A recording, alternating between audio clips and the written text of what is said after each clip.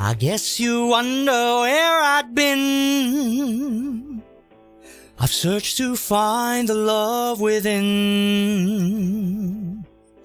I came back to let you know. Got a thing for you, and I can't let go. Ow! How's that for a mic test? Can you guys hear me? Check mic, 1 2 1 2. I realize that the countdown says 7 minutes, but it is already 7:30, and I just made it right on time. Just had a nice dinner, used the bathroom real quick, and we're here. All right, we might get started in a bit, but only if we've reached the minimum requirement of viewers, which if you are new here, is 69. So I need at least 69 people to be in chat, and I will get us started in a bit. I'm actually really looking forward to this particular stream, and I hope you guys are too. There's a lot of information to cover, and hopefully you guys have some good questions. But remember, there's no such thing as a good question. There's only... What is it? There's no... What the hell's the saying? There's no such thing as a stupid question? Only stupid people? Is that it? Anyway, feel free to ask anything about the topic at hand, and I'll do my best to answer as many as I can tonight. Alright, but before I check the viewer count and get started, I'm gonna hit you with that classic can ASMR, so let me go to my fridge real quick. Always gotta start the stream off right, you know? There we go. Oh my god, I'm already running low on this stuff. I love this stuff, man. That's something we could get into as well, just the diet soda. Goated, let me say. Goated when you're in the cut. Ah! Cheers, everybody. Thanks for tuning in. Regardless of how many of you are there, I'm thankful for each and every one of you, and I hope that the information that I present to you tonight will be helpful to you in some way. And hopefully it's been that way for the past few streams in the last 3 months or something. I've been talking about this shit ever since I started, basically. So, cheers. Ah, all right. Alright, how many people, oh, fuck! We are well beyond 69 people. We got 114 people watching tonight. Oh my goodness. Hopefully that means that you guys want to know how I did it. It ain't anything special. It might disappoint you by how unspecial it is. But that's what the stream is supposed to be for. So, we're gonna get started in a bit. I did see that Thirsty was in the chat, which is good. Which is also a good reason to start very soon. Okay, let me stop the countdown here. Stop the count. There we go. Alright then. Thanks for your patience, thanks for tuning in, and let's get started, huh? JobbytheStrong, Episode 1. Hey, my name is Jobby, and welcome to something a little bit different here. We're gonna do a Hangout stream, but with a very particular topic. As you see in the title and the thumbnail, I lost 40 pounds in 7 months, and I would like to open up the conversation to all of you guys in the chat to ask me anything about it. And I can't wait to share the information that I have in this noggin here. It's been an insane journey. As you can see, I think the progress speaks for itself, but if you don't know who I am, if you're brand new here, my name is Jobby, and I am primarily a toy reviewer on my main channel. Go ahead and subscribe to that if you want to see what I do for a living. And I have always been a little bit overweight. You could even see at the beginning of my channel in 2014 is when I started, so god damn, I've been doing this for almost 12 years. I've always been a little pudgy. You could even see it in the early videos when I started showing my face on camera, because it took a while for the face cam to come online. And even throughout my entire childhood as well, I've never been the skinny kid, right? So I am very happy and very proud to say that for the first time in my life, I am not overweight. I started the year, matter of fact, obese class 1. So class 1 obesity, which is the beginning stages of obesity. Things weren't looking good. Had some really bad information from the doctor when I last got checked out. And after decades of weight loss attempts, fat loss attempts, something about this year, something about the information that I applied this year, something inside me finally got me on the path that I've always wanted to be on, and I'm proud to say that I am no longer overweight. I am normal weight. I weighed in today at 156, I want to say, but the average of the week is probably going to be around 157. So that is 2 pounds below what is to be considered overweight, which for my height is 160. So my height is 5'7", and we could get into those topics as well, BMI and your height to weight ratio, all of that stuff. It's a lot to talk about, and I'm just giving you my qualifications here. I am no one special. To my knowledge, I don't have any sort of special genetics. I don't have any sort of special muscle building genetics. I'm just a dude. Listen, most of my life, the beginning of the year, long-time Jobby subscribers know this, I was a chop chud just like most of you. And don't lie to me. I was a chop chud like most of you. So if a chop chud can lose 40 pounds in 7 months, I really do sincerely believe that you guys can too. So before we get started with, honestly, it's going to be a bit of a lesson, right? I'm going to present the stream as if it is a sort of lecture. So if you guys are really serious about losing the fat, feel free to whip out a notebook or your notes app and take notes, because there's a lot of information I want to present to you. And of course, you guys can continue asking me questions, and I'll do my best to interact with you. However, due to the sheer volume of chats, I will not be able to get to all of your questions. So if you need me to see something, if you want a 100% guarantee that I see your comment or question, feel free to donate. There you go.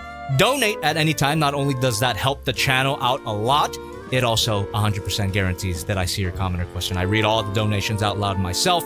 So there you go. Now, before we get started here, are there any beginning questions that you guys would want to ask me before I really get into the weeds of how exactly to lose as much weight as I did? And thank you very much. And here. Thank you so much. I also want to say, before I start checking chat, I have no financial reason to tell you any of this. I guess besides the super chats and the donations, but other than that, I'm not trying to sell you anything.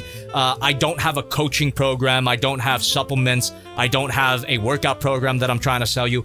I want to give you this information just because I believe, honestly, from the bottom of my heart, that the more people fix their bodies, the world will be a better place. I'm just saying. So I truly believe that, and I think what I have to say tonight is going to be valuable to you. So anyway, chat, what would you guys like to ask me before I get started with the first part of the lesson? Do you lift often? Shets, thank you very much for that question, and good to see you. I lift 3 times a week, and each lifting session is about an hour. So I actually don't do that much. And we can get into that a little bit later, but what my main goal tonight is to present you the idea that weight loss does not have to hurt that bad. Sure, it's going to be uncomfortable. Obviously, you're going to experience a little bit of hunger. That's just part of the process. Your joints might feel a little achy because of working out, but it doesn't have to hurt that bad. And I think it's necessary for it not to hurt that bad so that you can make it last forever. I've been doing this for 7 months, and I'm going to do it for 7 more months and 7 more years. So I found a system that works totally for me. So yeah, I don't work out that much. Anybody you watch for tips? Oh, absolutely.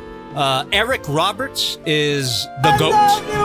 Thank you very much. I highly recommend everybody watch Eric Roberts, especially his videos about the calorie deficit, because I actually have him pulled up right here. So definitely check this guy out. He's got great information, and he also emphasizes how weight loss does not have to hurt that much, and you could still eat what you enjoy while on a diet, or the preferred term that I like to use is calorie deficit, because that's all a diet really is. You're eating less than you burn. And again, we're gonna get deep into that after a few more questions here from the chat. As someone who's always been on the lighter side, thank you very much. How do I actively build muscle without losing? Thank you so much.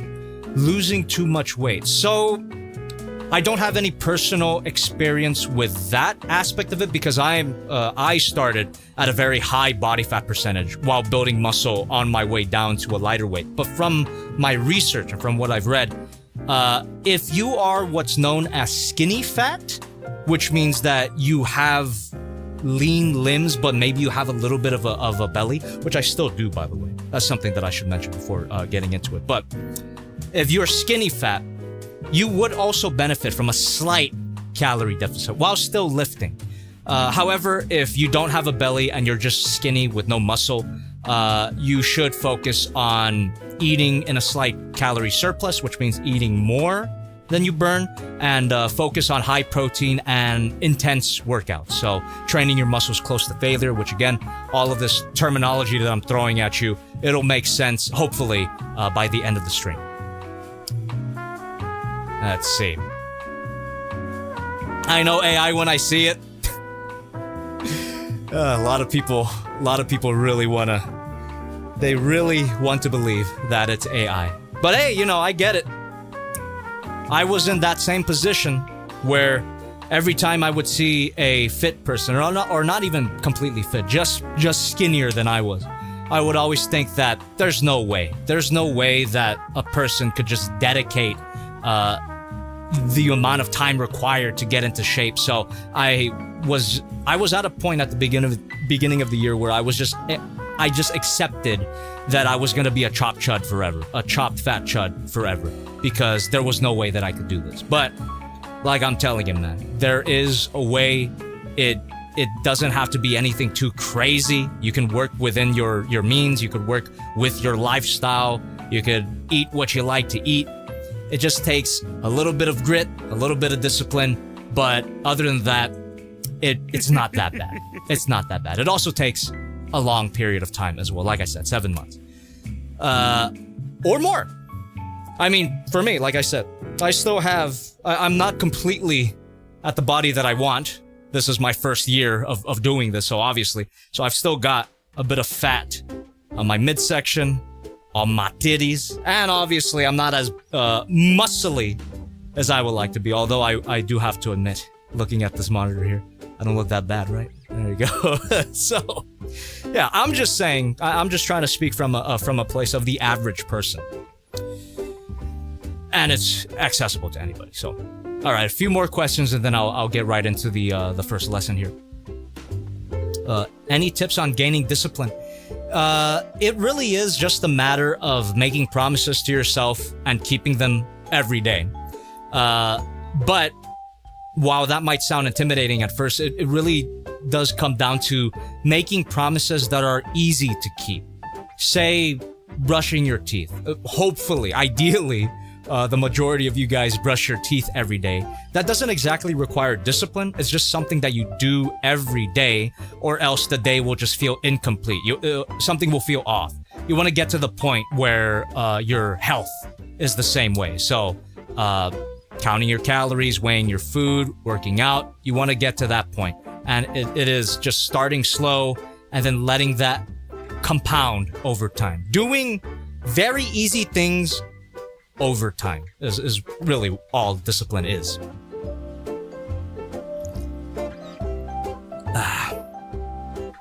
All right.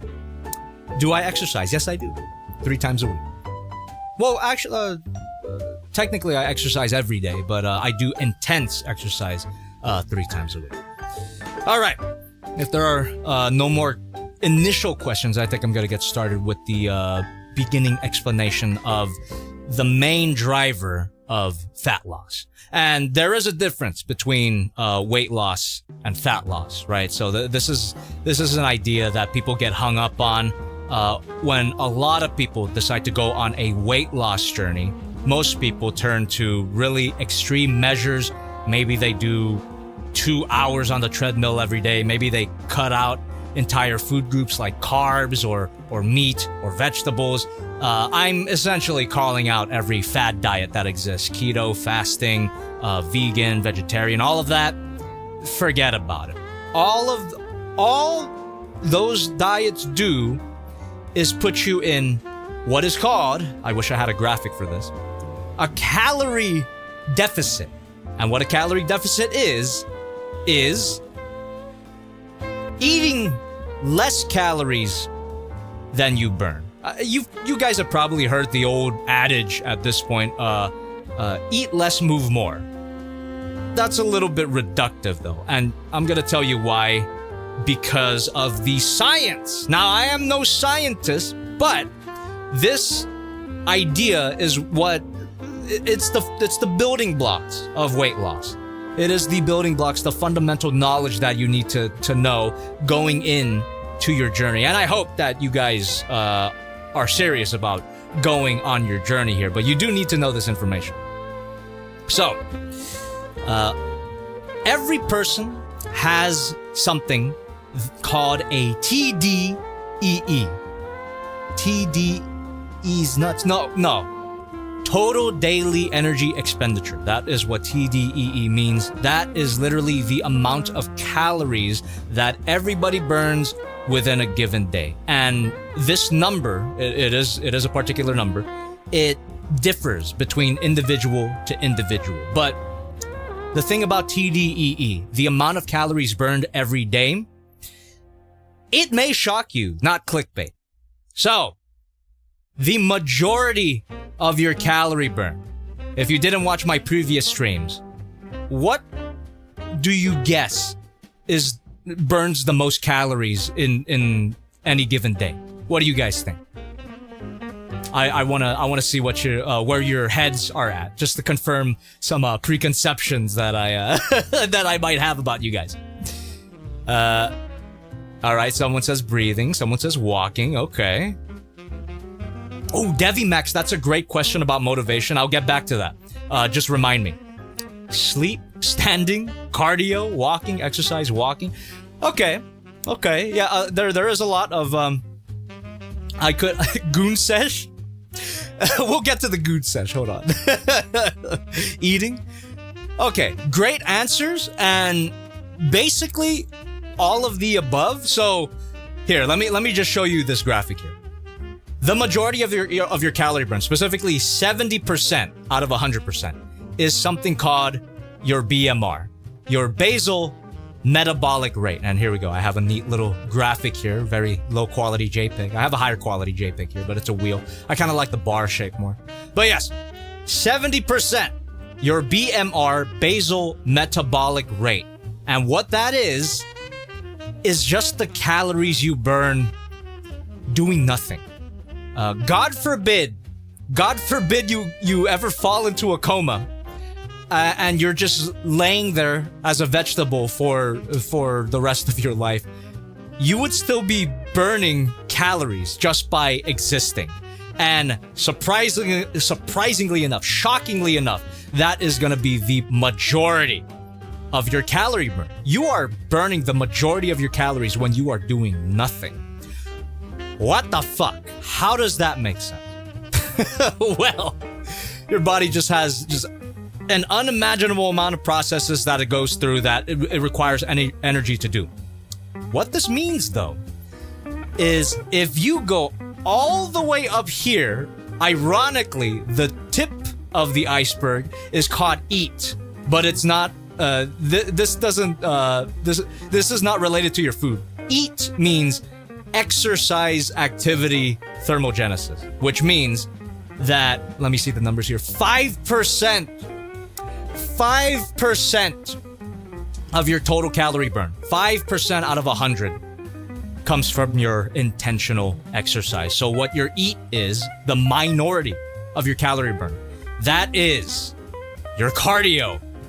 That is your lifting sessions, your swimming, your running, your boxing, your soccer practice, your hiking, like anything that involves intentional, intense movement. It's only 5% of your calorie burn. So all of that is to say, you cannot outrun a bad diet. Because this is the point that I was going to get to. BMR, digestion is part of that equation, BMR. So if you have a really bad diet, don't expect to outrun it. Don't expect to spend hours upon hours upon hours on the treadmill and think that you're burning enough calories to offset the amount of food that you're intaking. I need to point that out first thing, because that is what trips most people up. That is what tripped me up when I tried to lose a lot of weight in the past. Because my idea was always, hey, I'll just continue eating the same way that I was and just bomb the fucking treadmill, or clock in another hour on Beat Saber, or what have you, have an extra long goon session. I don't fucking know. Just any type of movement to offset my unintentionally shitty diet. So what I'm trying to say is, if your diet is fucked, then you're fucked.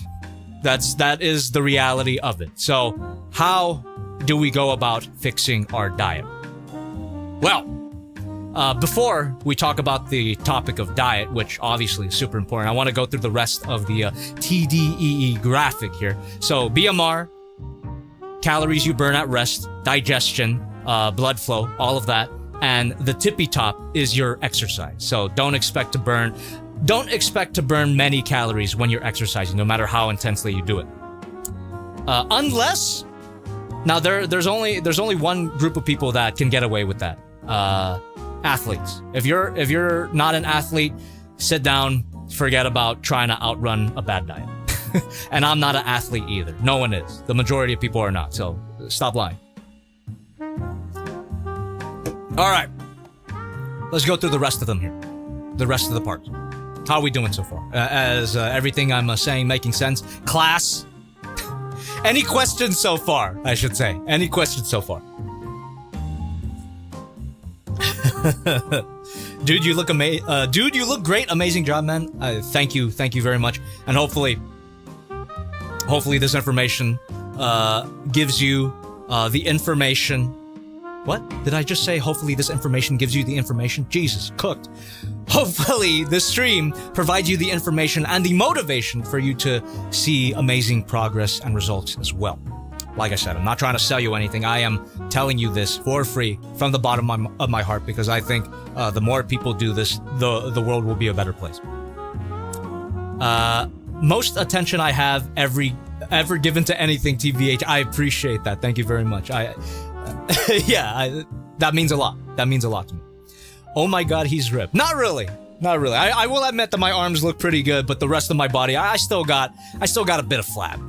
The shirt just does a good job at covering it, but tummy reveal. Anyway. Have you ever watched Filthy Frank? You remind me of him. I freaking love Filthy Frank. One of my major influences when I first started the channel. Body goals as well. Boy of Steel saying calorie deficit, weight training to keep muscle with proper protein. Simplest way to put it. So proud of you. Exactly. Perfect. We're going to get into the whole working out side of things. Jumping the gun a bit there, but that is exactly correct. Professor Jobby, can you explain how to be effective with your food while balancing it with sleep and working out? What that comes down to, and we can get deeper into that topic later, but what that comes down to is sorting your priorities and time allocation. So a common excuse that I hear all the time, that I've used as well, preventing people from seeing the results that they truly want, is I don't have enough time. But the reality is, every single person on this earth has 24 hours in a day. It just depends on how you allocate those hours in the day. So some things might have to go. Maybe you spend 10 hours playing video games after work. Maybe your commute is super long.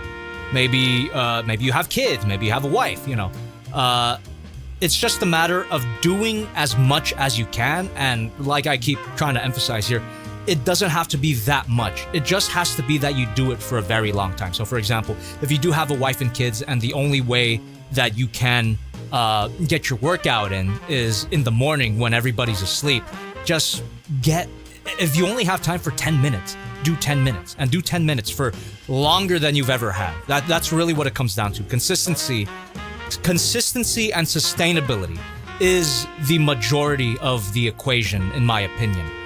You could start to like flip your entire life right out the gate, but all that's gonna do is feel too restrictive and take you back to square one because it's not sustainable. So little steps over a long period of time is what I'm trying to say. So again, we can get deeper into that, but before we do, let me go back to the TDEE breakdown. So BMR, exercise activity thermogenesis. We took a look at the majority and the minority of your calorie burn per day. But now we have what is called NEAT, which is 15%, which is still not as much as your BMR. None of these parts are, but it's a lot more than your EAT. So NEAT, as you can see here on the graphic, non-exercise activity thermogenesis. So this is movement within the entire day that is not exercise, simply put. So me wobbling my head, moving my hands, blinking, walking from bed to the bathroom, walking around the house, carrying your groceries, all of that is considered non-exercise activity thermogenesis. Or let me put it in a way that's more relatable to my audience. Gooning would be part of your NEAT, non-exercise activity thermogenesis. It is movement, but it is not exercise. It is not something you're doing for the purpose of exercising. So that would go into that category. But NEAT is actually very important. It's not the main driver of your calorie burn, but we can take advantage of it. We can use NEAT to our advantage as a supplement to help us burn more calories. So, this is where your steps come in. You've all heard it before. Get at least 10,000 steps a day, yada, yada, yada. People say that, but they never mention exactly why or what that means. It's not that if you walk 10,000 steps a day, you're automatically going to lose weight. That's not how that works. But it will help you lose weight. Think of it as a supplement that'll help you.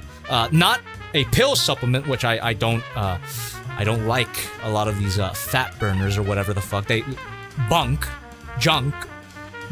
pseudoscience. But NEAT, walking, that is the real fat loss supplement. So that's going to help you burn extra calories, maybe 200, 300 extra calories a day. It's not a lot compared to the entire day, but you do that over the course of a long period of time, and trust me, it does build up. And I also want to emphasize that you do not have to walk 10,000 steps a day. For most people, that's just not feasible. Gotta be honest with ourselves, right? Even me, I have this Fitbit, which I've been wearing for so long, even when I was fat. Even when I was fat, I've been wearing this for a very long time. And I have my goal step count for every day to 6,000 steps. Minimum. If your daily steps right now, currently speaking, are 4,000 steps, just try not to go below that. Simple. And try to increase your steps, but don't aim for 10,000 right away. Again, little steps that are done over a long period of time that compound upon each other. That's what we're trying to, that is my main focus here. Sustainability, consistency, and taking it easy on yourself. You don't want to do too much too quickly. You're just going to burn out and get even fatter than you already are. It's a tale as old as time. So, NEAT will also make more sense once we get into the topic of calories and your calorie budget and all of that. I realize I haven't gotten to that yet, but it is important to know what TDEE is first, in my opinion. And then we have this last category here, the thermic effect of food, the TEF. So that just means the calories burned through digestion. I know that I said that BMR includes digestion, which it does. So technically you can combine this with BMR. But thermic effect of food, there's just certain types of food that actually burn more calories just by you digesting them. And the biggest example here is protein. So it's one reason to prioritize a high protein diet is that you actually are burning calories while digesting it. So it's got a lot of more benefits, but for now we'll keep it there. So that was a very rough breakdown of TDEE. Hopefully that clears this graphic up for you. Again, I kind of prefer the bar, but you know what? I'm growing to like the circle. Something about spinning. I don't know. I have a thing about it. But yeah, if you guys have any questions before we move on to the actual calorie side of things and food and diet side of things, before we jump into that, are there any questions from the chat? Do you stop eating after a certain time? Beautiful question. I love this question because it is something that's on a lot of potential dieters' heads, right? I do, but only because if I have food in my system when I sleep, it interrupts my sleep.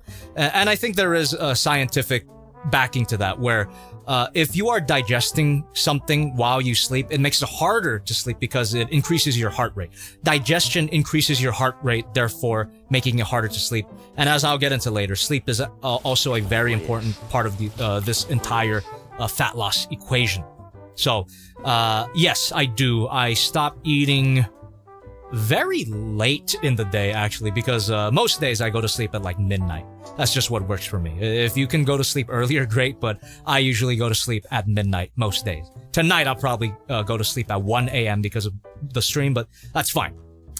But yeah, I will say, though, to add on to that answer, there is nothing wrong necessarily with eating after a certain time. So I don't want you guys to get the wrong idea about that, where your body doesn't actually react any differently to food or calories after a certain period of time. So if you have a night shift, for example, there is no shame in eating food before your shift. Your body is not going to store that food as fat any easier than it would earlier in the day. That's just not how your body works. Your body doesn't read necessarily daily calories. It just reads calories in, calories out. So I only do it for personal reasons because, again, it affects my sleep. But there is nothing inherently wrong with eating a midnight snack, for example. You're not going to gain any more calories than you would if you had that same snack earlier in the day. So just clearing that up. Just clearing that up. All right. I came to see Jobby the Hung, and instead I find Jobby the Hunk. And you could be hunky too if you take this information seriously. Use my knowledge. I beg of you. No way Jobby became a fitness channel. Fitness dig in this. Okay, I tried to steal the chat's joke, but I'm gonna leave it alone. Fitness, sure, man. If this stream goes well, which it seems to be going pretty well right now, I think we've got quite a bit of people watching. I am definitely considering doing more fitness content because this is a topic, hopefully you can tell, that is very near and dear to my heart, literally because of my cardiovascular system. But it's something that I'm very passionate about, and I'm so passionate about because, in my opinion, it is way easier to understand than most people portray it as. There's so much bad fitness content out there, which prevented me and a lot of you guys from seeing the progress that you want to see. So much noise, so much bullshit out there. And hopefully this stream will help you cut through a lot of that bullshit. So, weight loss, fat loss, TDEE. Any more questions before we get into our calorie calculator, which is a really fun topic here? What kind of exercises would you recommend for someone starting? I will have a dedicated exercise portion of the stream, but to give you a short answer, any type of resistance training. Lift.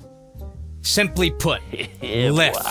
I know lifting might have a certain stereotype behind it or a certain body type associated with that you might not want, but trust me, you are not gonna accidentally look like Arnold.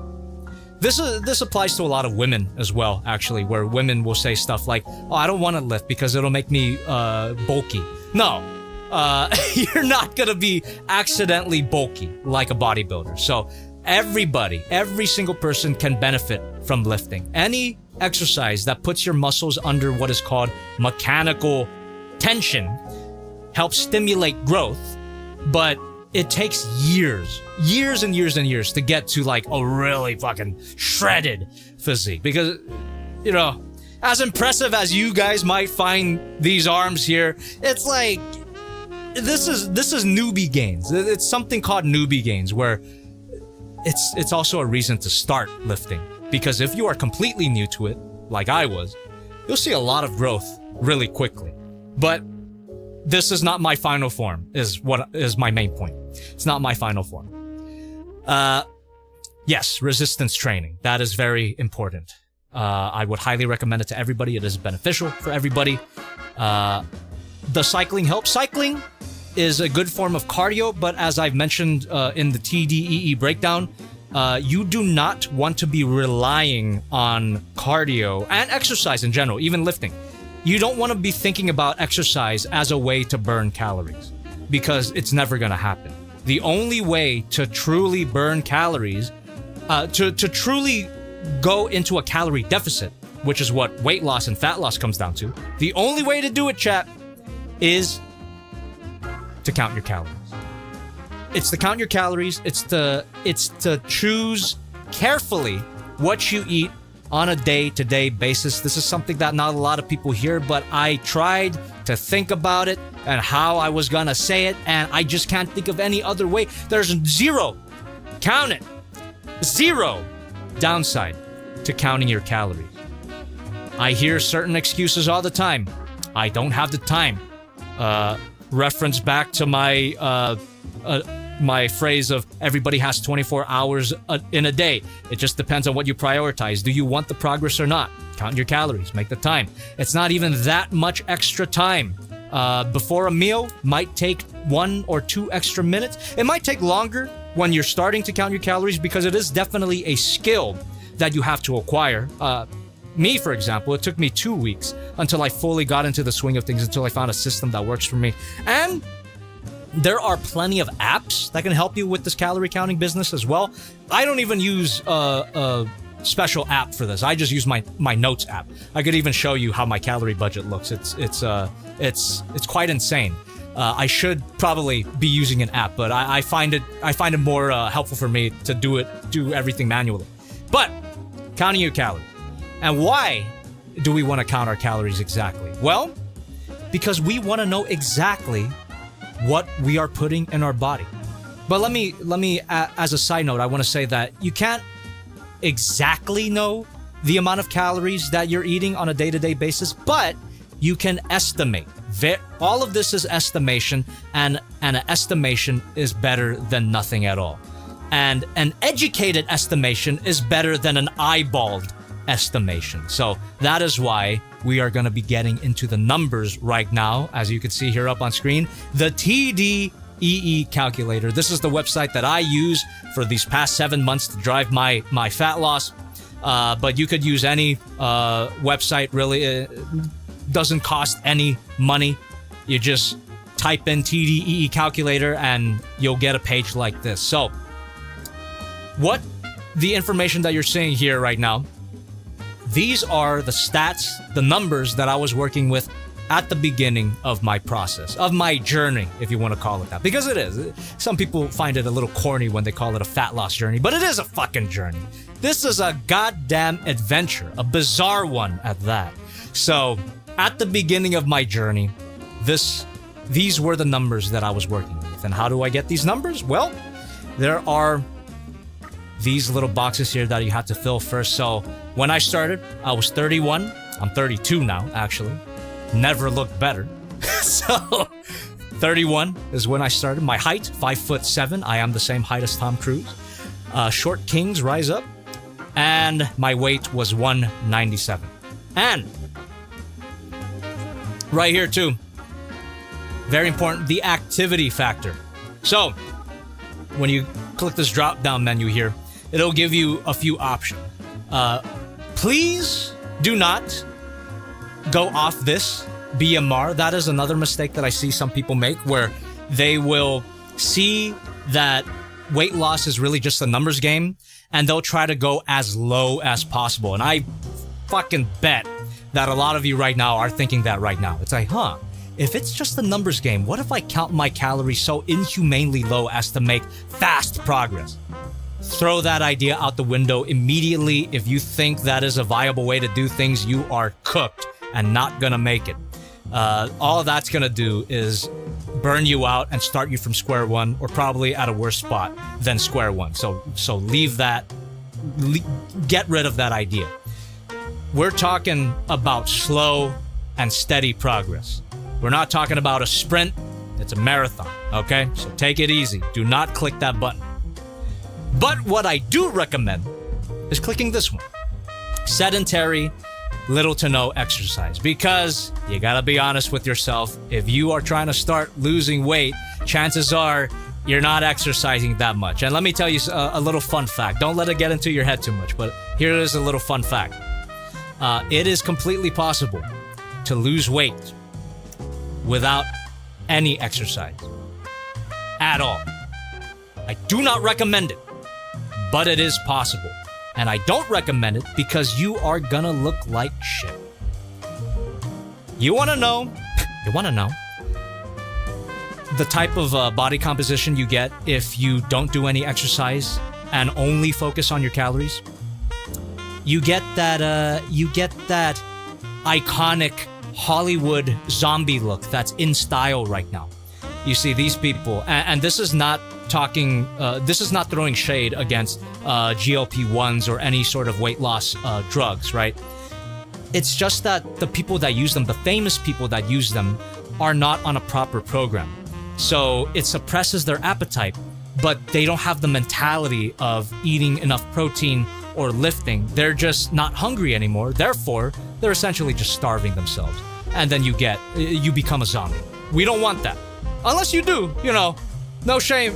Honestly, no shame. If you want that type of body, you go ahead and don't work out while losing weight. You go ahead and do that. But I think I'm willing to bet that most people do not want to look like a shrunken head at the end of their diet. So, stay.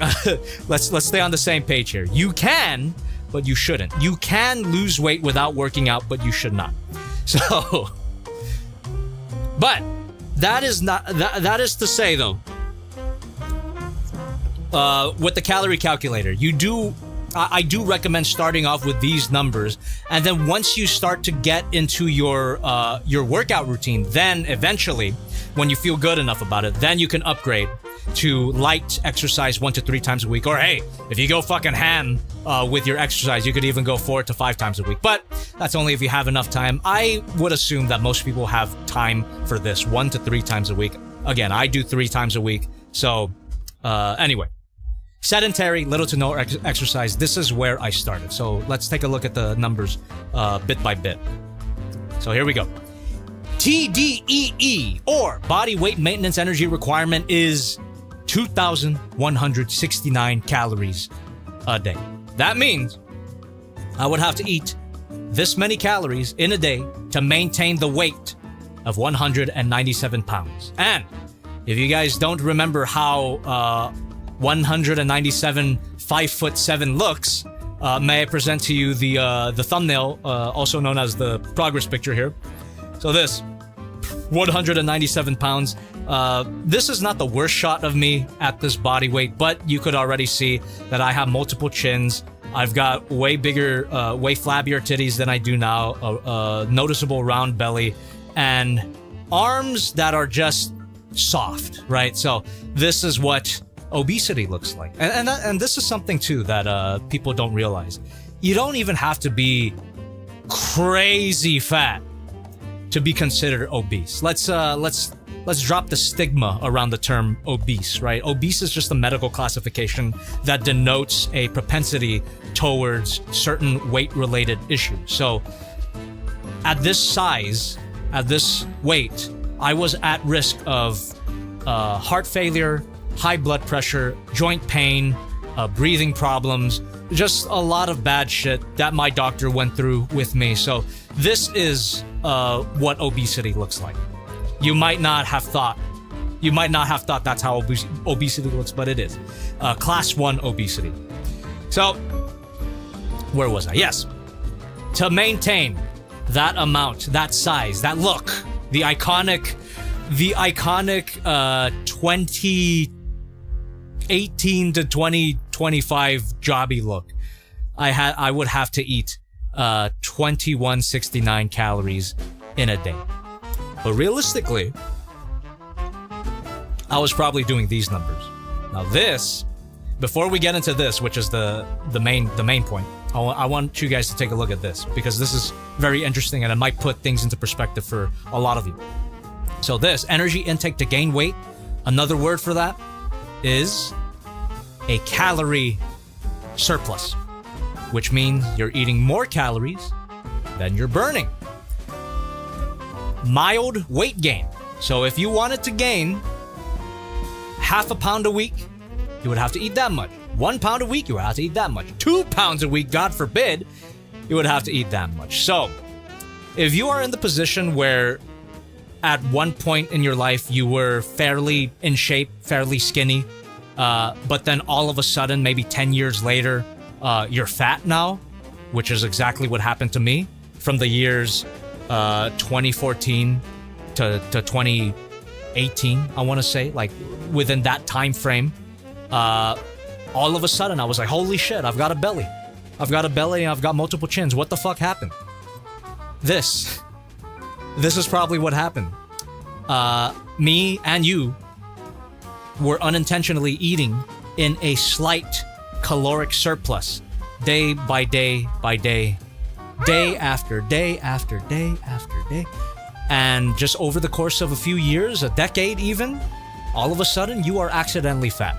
So that is what happens, which is why it is insane and amazing that you can undo a decade of fat gain in 7 months, in a few months. It's crazy. You can undo decades in a few months. So this idea that fat loss is slow, when you take into account the majority of your time, it actually isn't. It's actually a really fast process, even when you are intentionally taking it slow, which again, I do recommend you do. Yeah, you can undo a decade of fat gain in a few months. It's crazy. So, with that out of the way, let's get into the meat and potatoes of the equation. No pun intended, although meat and potatoes is a great meal. The energy intake to lose the weight. Now, this is the number. This is the most important number of the process of maybe of your life if you want to lose weight. Your calorie deficit is right here. If you wanted to lose half a pound a week, you would have to eat around this many calories. So in my case, my starting budget, actually that's not true. My starting budget was here because I was aiming for 1 pound a week of fat loss, which I think is a healthy number to aim for. If you do lose half a pound a week, that is also incredible. It's a slower process, obviously, but slow does not mean worse. Whatever, and again, thank you very much, Green Arrow Ace. Really appreciate that. Again, I need to emphasize, whatever is sustainable is what's going to get you success. Forget about a timeline. Forget about a deadline. Forget about, to quote one of my Fabletics promos that I did in the past few months, forget about locking in for the summer. What we're trying to do is not lose a bunch of weight for a set deadline. We are trying to live a healthy lifestyle. That's what it comes down to. And a calorie deficit is just a valuable skill that you are going to acquire over the course of a few months in order to help you live that healthy life. So after your calorie deficit is over, God forbid you gain all the weight back, you will know how to do it because you spent the past few months getting into a low weight. So this is what I'm trying to say. Like, if you can only lose half a pound a week, that's incredible. That's something that you should aim for if that's sustainable for you. If these calories, if you have the exact same starting point as I do, if this calorie budget seems a bit too low for you, go for the higher one. It's totally fine. It is totally fine to lose half a pound a week. Yeah, don't feel rushed. Don't compare yourself to other people. Compare yourself to who you were in the past. And if you're better, then you're making progress. But talking about my personal journey, this was my starting budget here at 1669. That's a good number. Calories in a day. And let me tell you, the first week that I started doing this, just counting my calories, Googling everything. So to answer a question that no doubt has been asked several times in the chat, and sorry if I'm, kind of getting lost in the sauce with talking. I haven't really been looking at the chat here. But to answer a question that no doubt has been asked, how do I go about counting my calories? What if I eat a certain thing and it doesn't have a nutrition label? All I gotta say is Google is free. And we live in the future. Say, for instance, you eat some ground beef. You eat 100 grams of ground beef. And this is something that I'm going to bring up too, that I do recommend that you weigh your food.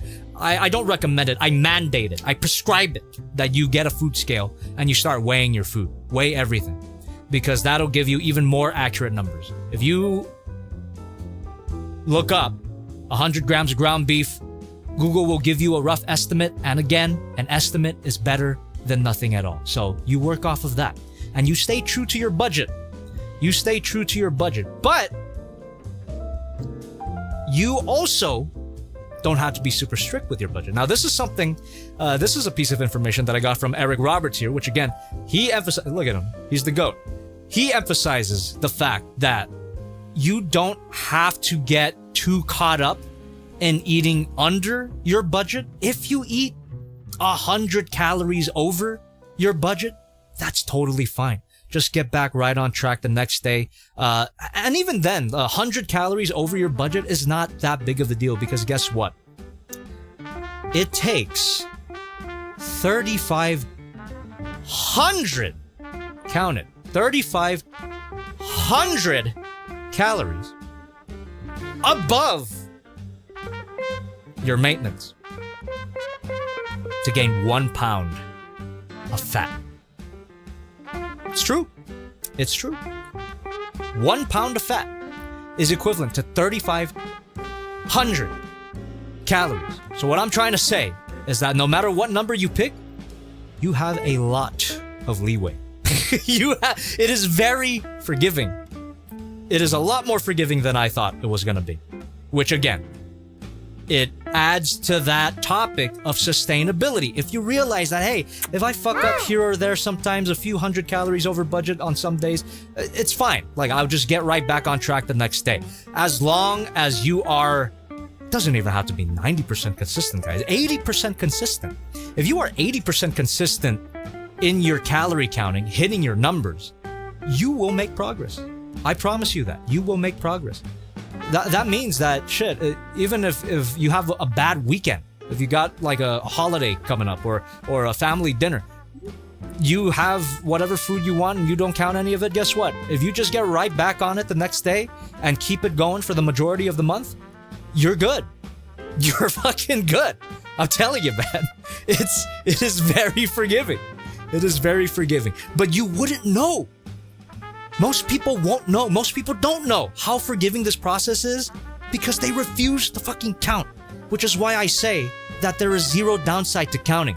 The idea that people have about counting calories is that, oh, it sounds so restrictive. It sounds like I'm gonna get too obsessive about it. First of all, good if you get obsessive about it. You should be fucking paranoid by everything that you put in your mouth. Second of all, when you see the boundaries, when you see the upper limit of what you're allowed to eat, you have a lot of room to play with. You have a lot of quite the number to play with here.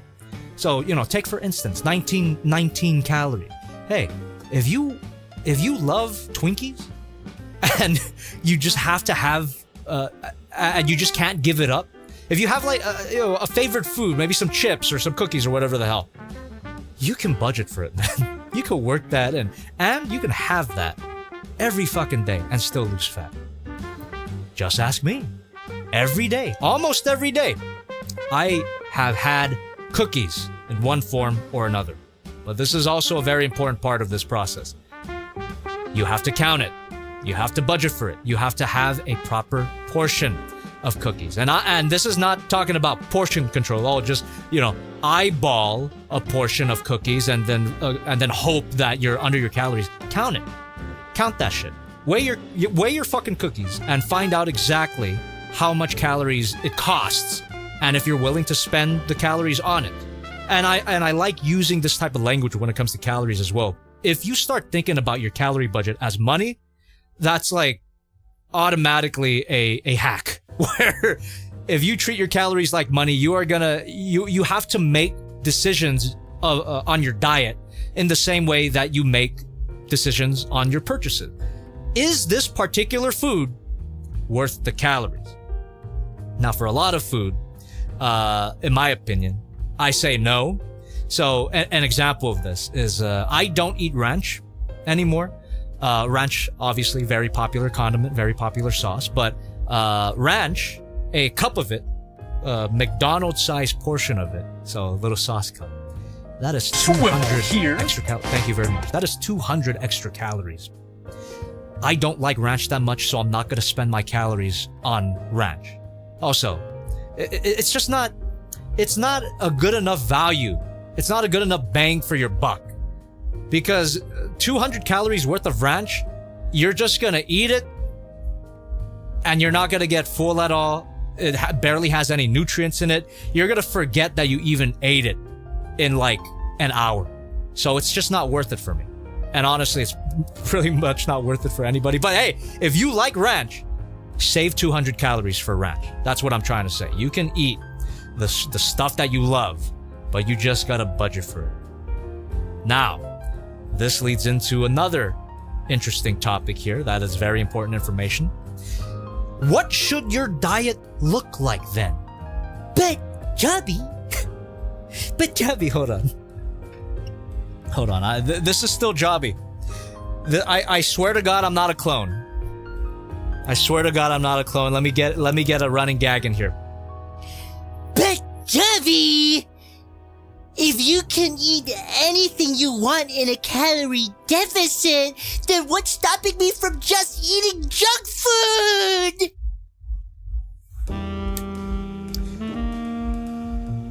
Technically speaking, you can fill up your diet with junk food. But should you? It's the same way that you can lose weight without exercise.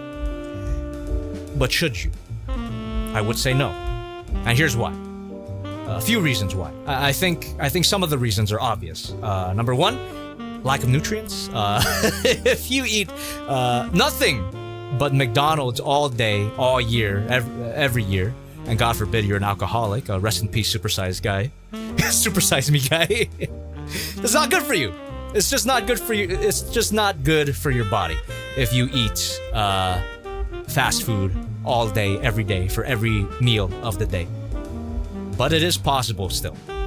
There was a whole study done about this, actually. I forget the guy's name, but it was called the Twinkie study, where a researcher ate nothing but Twinkies and Hostess cakes for an entire month.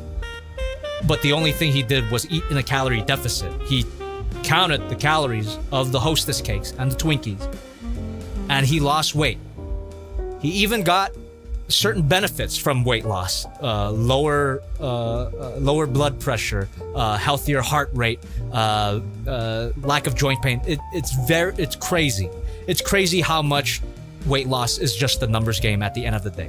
But here's why I don't recommend anyone do the Twinkie diet or the McDonald's diet or what have you. Some sacrifices do have to be made when it comes to your diet, and might not be for the reasons that you expect. I mean, part of it is because it's unhealthy, but a major part, the main reason why I don't recommend you fill up your diet with junk food is it's just not gonna get you full, man. Think about a Big Mac. And don't lie to me.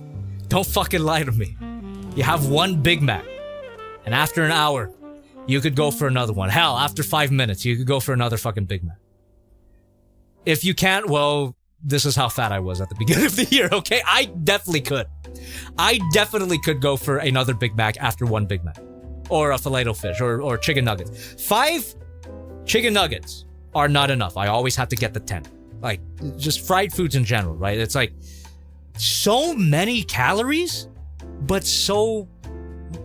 It's not filling. It's just not filling at all. You have to eat a lot of these foods to actually keep you satisfied, to keep you full.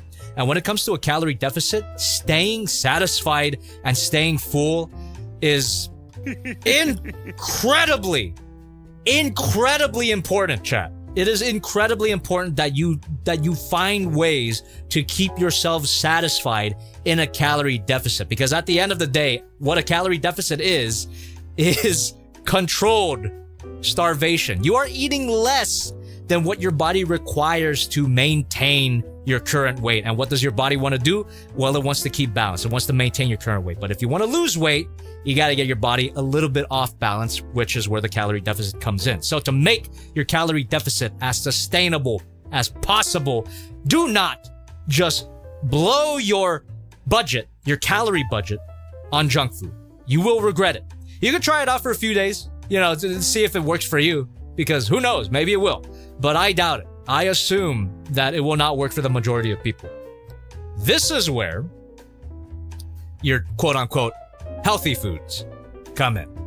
So, just as a side note here, I don't believe exactly that there are good or bad foods, just foods that don't work within your budget and foods that do work within your budget. So hey, if a Big Mac works within your budget, if you can work a Big Mac every day, hold on. If you love Big Macs and you can work it into your budget every day, you do that, man. More power to you, but stay in that deficit.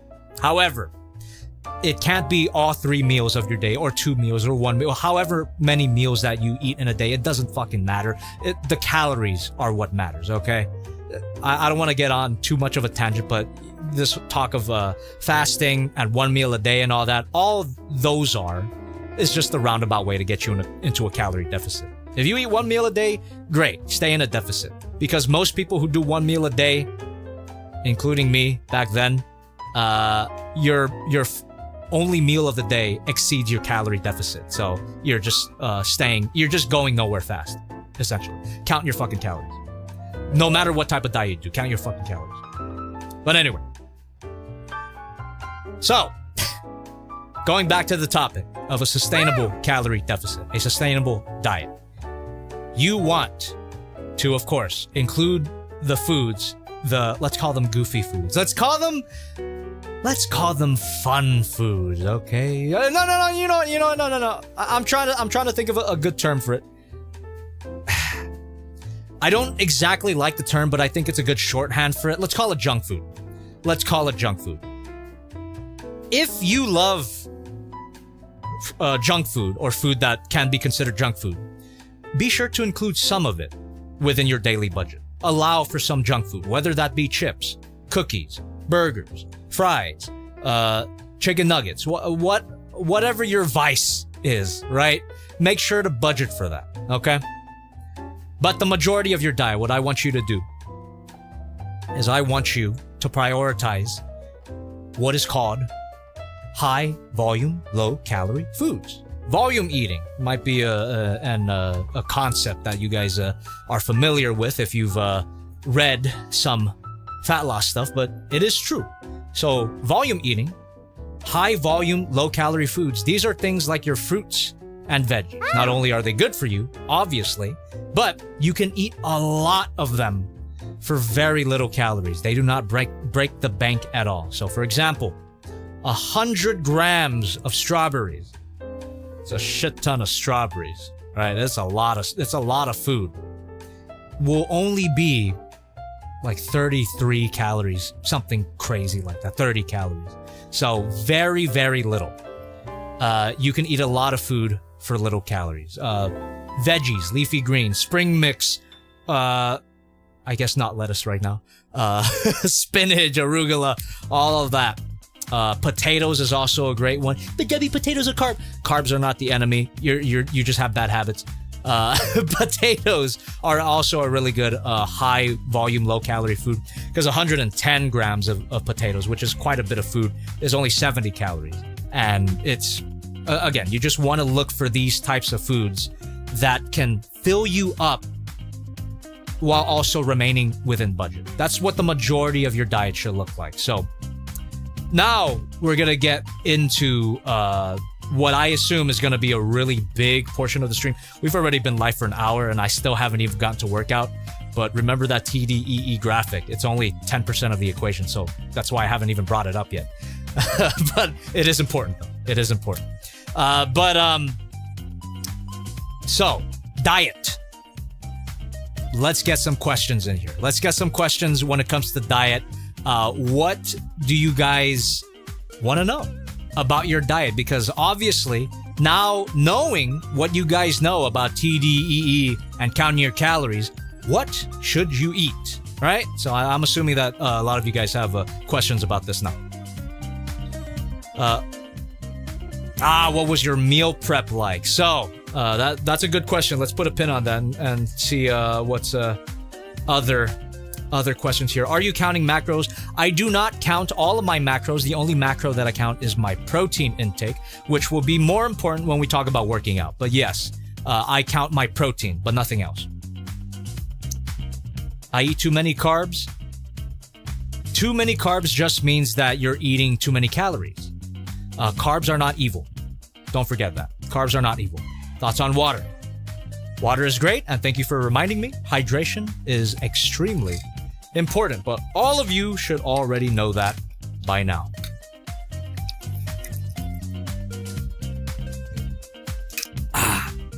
What if you don't know cooking? There's a lot of excuse me. There's a lot of options for you. You can buy pre-made meals. I mean, you know, not sponsored, but they have sponsored me before. Factor, HelloFresh, all of these meal kit services. Here. Fucking frozen food even. Thank you. Here. Thank you very much. You can eat. Options are available to you. But again, you just have to count. You just have to count for them. You just have to count for them and make sure they fit within your budget. Also, when it comes to cooking meals, you don't have to go too complex. I would argue against eating complicated meals because the more ingredients that your food has, the more that you're gonna have to fucking track. So the less ingredients the less components that a meal has, the easier it's gonna be to keep track of it all. And you could still make it all taste delicious. So on the topic of meal prepping, which is a great question, by the way. I don't exactly meal prep. I prep, or rather, my sister preps, the components of a potential meal. So all of my meals, and I have to emphasize, this is not a recommendation for everybody. If this doesn't sound appealing for you, find another system that works in terms of diet plan. But this is a plan that works for me. And honestly, fuck it, I do recommend it because it's easy. So all of my meals follow the same format. You have some sort of protein, you have veggies, and you have carbs. Oh, and most importantly, in my opinion, you have some type of low-calorie, zero-calorie sauce to make all of it taste good. So 4 components in all of my meals. So for instance, for dinner tonight, let me just look this up right now. Because again, I log all of my food. I even take pictures of it, which I also recommend that you guys do, just to keep track of what you guys are eating every day. So what I had for dinner before we went live here is I had some rotisserie chicken, 120 grams of rotisserie chicken, some spring mix, a whole serving of spring mix, so that's like 85 grams. I had a serving of boiled potatoes, which is 110 grams, so a handful of blackberries, and I drizzled all of that with some mustard and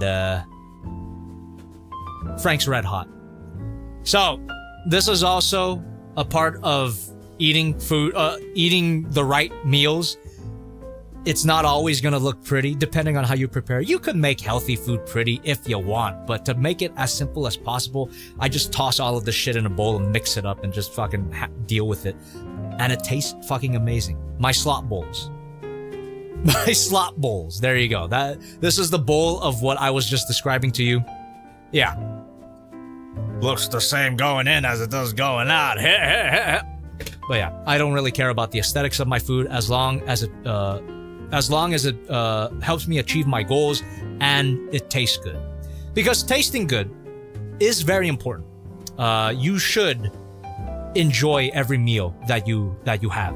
Because if you don't, well, it's not going to be sustainable. You won't be able to do it every day. So, going back to the topic of meal prep, our fridge has these components ready to go. And for the sake of variety, we have a few different items in each category of component. So for protein sources, we might have a box of rotisserie chicken, a box of ground beef, and a box of tuna. These are all great food sources, by the way, protein sources. For veggies, we have spring mix, cucumbers, tomatoes, bell peppers, lettuce. I guess not lettuce right now, but yeah, spinach, arugula, all of that. So, and carbs, rice, potatoes, fruits are also considered carbs as well. So there you go. Yeah. So we don't exactly prep meals. We keep it, we do leave room for variety, but each meal has the same format. So if that's a little too complicated for you, what you can do is do the classic meal prep where you just stick to one single meal and just repeat that every day. It gets a little bit boring for me, but it's, again, if it works, right?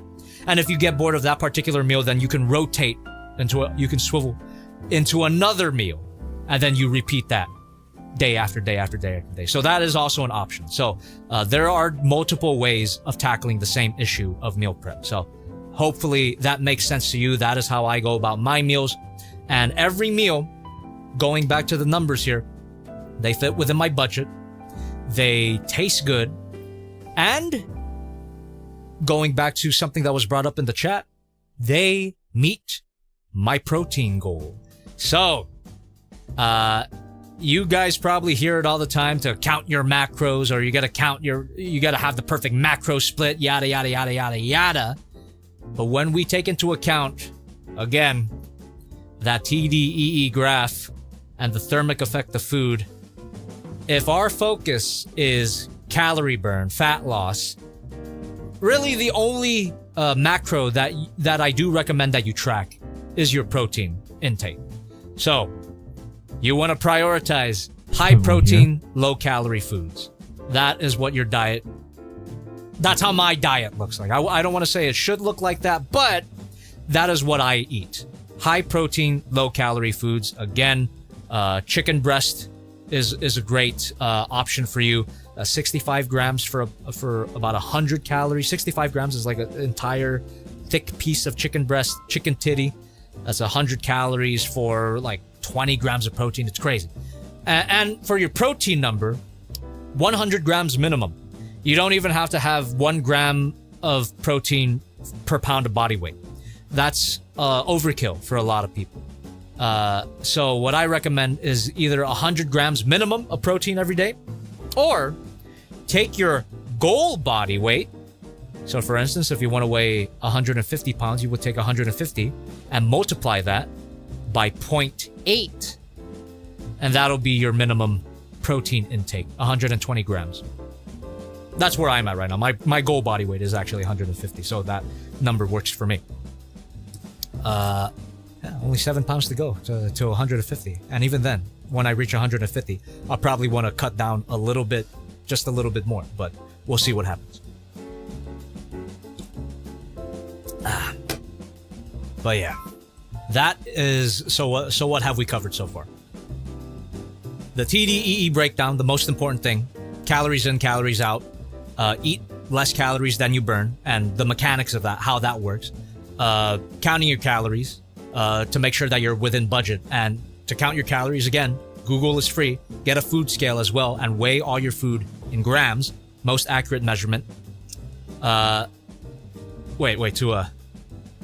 To stay on this topic here, the topic of weighing food. Like the most sobering red pill example of the importance of weighing your food is peanut butter. I like peanut butter. I haven't had it for these past 7 months because, as you'll find out, it's probably not worth the calories. But a serving of peanut butter, which is usually on the tub labeled as a tablespoon. According to the label, it might be like 200 calories a tablespoon, right? Which is still quite a lot. But most people's tablespoons are actually 5 tablespoons because no one is perfectly fitting the right amount of peanut butter on their tablespoon. They're overloading that shit. They're going elbow fucking deep into the peanut butter jar and scooping as much peanut butter as they can and spreading that over their bread. That is easily 500 fucking calories that you just accidentally ate. Because why? You didn't weigh it. If you were to weigh it rather than rely on the tablespoon measurement, you'd find that one serving of peanut butter is actually less peanut butter than most people put on their bread. So weigh your fucking food. Weigh your fucking food, because you will not, no matter how smart you think you are, you will not be able to accurately eyeball it, at least not at the beginning. So weigh your goddamn food. Weigh everything. Record everything. I even encourage you to get fucking obsessive. Like I said, good if you get obsessive. You should be. You should be paranoid by what you put in your mouth, because that is what is keeping you fat. Simple. So, what else was there? I was reviewing, because that's what I do. I review. Jobby the Hong reviews. TDEE, weigh your foods, count your calories, calorie deficit. Google is free. Weigh your food and then insert that weight into Google, and it'll give you an answer, and then you can log that in to your calories.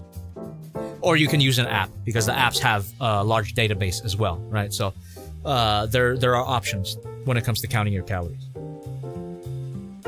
And then I talked about how a general idea of how your diet should look, and eating times do not matter. You know, before anybody asks, again, eating times do not matter. If you eat first thing in the morning, perfect. Go for it. If you only have the time to eat late at night, you do that as well. That's okay. Because what matters at the end of the day is your calories. Your calories don't, your body does not process daily calories. It just processes calories. So, yeah, that's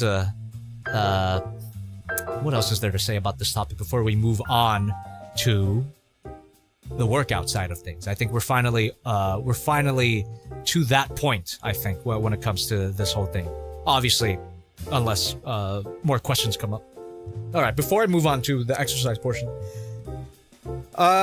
let me take a few more questions from the chat, and I think I will start reading donations before we get into our exercise. So, thank you for listening to me for this long. If you are still on the line, you have an insane amount of patience. And what the fuck? I have an antenna. I have a fucking antenna.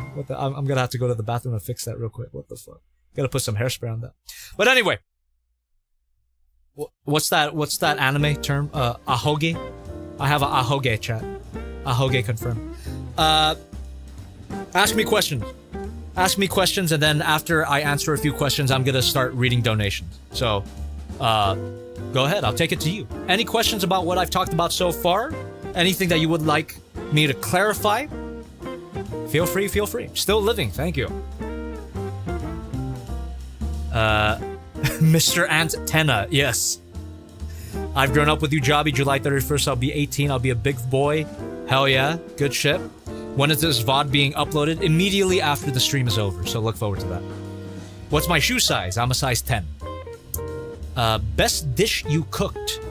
Best dish that I cooked. I gotta look through my meals. I will say, the deeper I get into my diet, the more sloppy and the more similar my meals begin to be. So I do get the appeal of just repeating your meals day after day after day after day, looping the meals, right? It just makes things easier to track.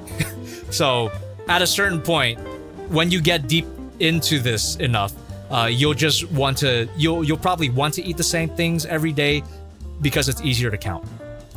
But yeah, I will say one of the most delicious things that I've had recently is this burger bowl that I've been assembling. So it's just what? Ground beef, some cheese, 2 slices of I think it's Velveeta cheese, Kraft Singles or whatever the fuck. They melt really well. So 2 slices of American cheese. It's 120 calories for 6 grams of protein. So not the best, but goddamn it, cheese is delicious. I take that. So ground beef, cheese, some veggies of your choice, some potatoes, some Taco Bell hot sauce. Bomb. Absolutely delicious. That burger bowl. That is one of the best things that I put in my mouth during the cut. And when I say the cut, I just realized that some people might not know what I mean when I refer to that. When I call it the cut, that's just the shorthand for calorie deficit in my mind. So if I refer to the cut sometimes, I'm talking about calorie deficit or diet if you prefer. What is your workout schedule a week? We'll get to that. So after I answer your questions here and read donations, we're going to get right into working out, why you should work out, and how you should work out as well. And we'll touch upon the topic of a workout split because, again, you need to keep in mind that when it comes to fat loss, it is only 5% of the equation. So don't get too hung up on working out to burn fat. Burning fat is everything that I just talked about previously. Your calories, your diet, the numbers. That is what's going to drive your fat loss. If you don't dial those in before working out, you're not going to make it. That's just the truth. So really, really dial in your calories. Really dial in your diet. And you'll see you'll be 80% of the way there. But that extra 20%, which is your working out, 80-20, right? The 80-20 split. It's 5% of your TDEE, but in terms of your fat loss process, it is 20% of the journey. So, 80-20. Anyway. Weight loss happens in the kitchen? Exactly. That is exactly correct. Yes. Dude, I just discovered a 0-calorie root beer, and I'm so happy. I will drink to that. Hell yeah. So we can get into the benefits of diet soda. I should actually, you know what? Little rant. Mini rant. Diet soda is one of the best inventions in the world.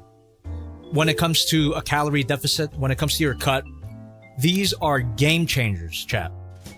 Not only are they, count them, 0 calories, but Debbie, technically they're 2 calories again. Whatever, 2 calories is nothing. 0 calories, okay? For all intents and purposes, they are 0 calories. They taste delicious depending on the brand you get. So a lot of these bigger brands, sorry, the camera's out of focus. the fuck? Come on. There you go. So, they're delicious. If you get the right brands, Coke Zero, Sprite Zero are really good. Chat, there is 0 calorie Baja Blast. And it tastes like Baja Blast. Come on. If you are a little health conscious and you're not drinking 0 calorie soda, you're cooked. You're not gonna, like, there is no reason anymore. There's 0 reason to drink normal full sugar soda. Like, there's no good reason. Oh, but it tastes better. Oh, I gotta have my Mexican Coke because it tastes better. Like, get off of it. You sound like a crackhead. You're a sugar addict. There is no reason to drink normal soda when 0 calorie soda exists. And honestly, that's also something that I should have brought up when it comes to your diet. Yes, you can have anything you want while in a calorie deficit, but just to make things easier for yourself, I would recommend just eliminating the majority of your liquid calories.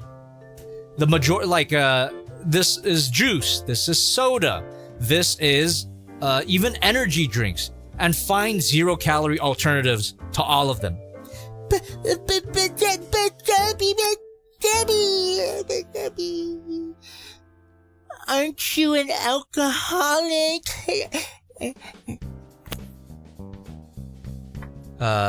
First of all, no. I thought I was. Let me tell you. I thought I was an alcoholic, but I am proud to say that I went a full month without drinking and suffered no ill side effects. But when I do drink alcohol, and I do, I'm not gonna make any, I'm not gonna lie to you about this. During my calorie deficit, during my diet, during these 7 months of weight loss, of fat loss, I have drank alcohol, and quite a bit of it. But guess what? Whenever I drink alcohol, I count it. Because alcohol has calories like anything else. You count the calories of the alcohol, and then you move on. And then you get back to it the next day. Obviously, you don't drink alcohol every day, but shit. I wouldn't recommend it, but again, you can. Technically. Should you? No. But technically, you can, because again, fat loss is all about calories in, calories out. It really is that simple. But please, do not drink alcohol every day. That will not be good for your liver. But calorie-wise, you could lose fat while drinking alcohol every day. But I don't recommend it. I do not recommend it. But yeah, just count your calories. Anyway, and moderation, exactly. Yeah. I didn't even bring up that word, but that is a great word to bring up here. You can have anything that you want within a calorie deficit in moderation. But let's define moderation. Moderation, in this context, in the context of fat loss and TDEE and calorie deficit and all of that, moderation just means whatever comfortably fits in your budget. So, I have a moderate amount of cookies every night because it fits within my budget. I save, actually. I set aside a particular amount of calories for my cookies. Actually, the number's 300. I save 300 calories for a dessert at the end of the night. Every night. Almost every night. Not tonight because after the stream, I'm probably going to go straight to bed. Won't have time to have my cookies. God damn it. But I have 300 calories saved every day for that. For a treat. And I lost 40 pounds. Come on. Proof is right here. Okay, talking about this. We're going to get into the workout soon, but a few more questions, then I'll do donations, and then we'll talk about working out. All right. Here we go. Well, exactly. Thirsty. Daily spinach, kale, pineapple, and ginger smoothie stays. If you like it, you keep it. That's what I'm trying to say. If you like it, you keep it. Would you consider milk fine to drink? Again, as long as you count it, as long as you're having a proper portion of it, which, in order to find out what a proper portion of milk is, you weigh it. And you look at the nutrition labels, all of that. Yeah, milk is totally fine to drink in a calorie deficit. Just account for it. Keep track of it. opinions as energy drinks. Again, count the calories of the energy drink, and if it fits within your budget, you're good. You're good. Sally is dead. Sorry. Oat milk is the superior milk. In terms of calories, yes, oat milk is very, very low calorie. So if you really do like milk, but you want a low calorie alternative, oat milk is a good way to go. But at some point, you should just drink normal milk because nothing could beat normal milk. Just count it. Just fucking count it. I also don't want you guys to get hung up on healthy alternatives either, because that will just, again, I don't want your diet to be overly restrictive because that is gonna make it unsustainable. You want to enjoy everything that you put in your body. Okay, Vladislav is asking about TDEE. How exactly should I include loss of calories, BMR, and NEAT in calorie balance? Like I currently count calories of food I eat, and that's it, trying to keep below 2,000. Don't. Do not even worry about counting your BMR or your NEAT. Those are just going to be background processes. Don't worry about them. Worry about your calorie budget. That's it. If your budget is 2,000, stick to that budget, and everything will work itself out. There you go. But make sure that you're using that calorie calculator that I mentioned. Don't just pick an arbitrary number and work from there.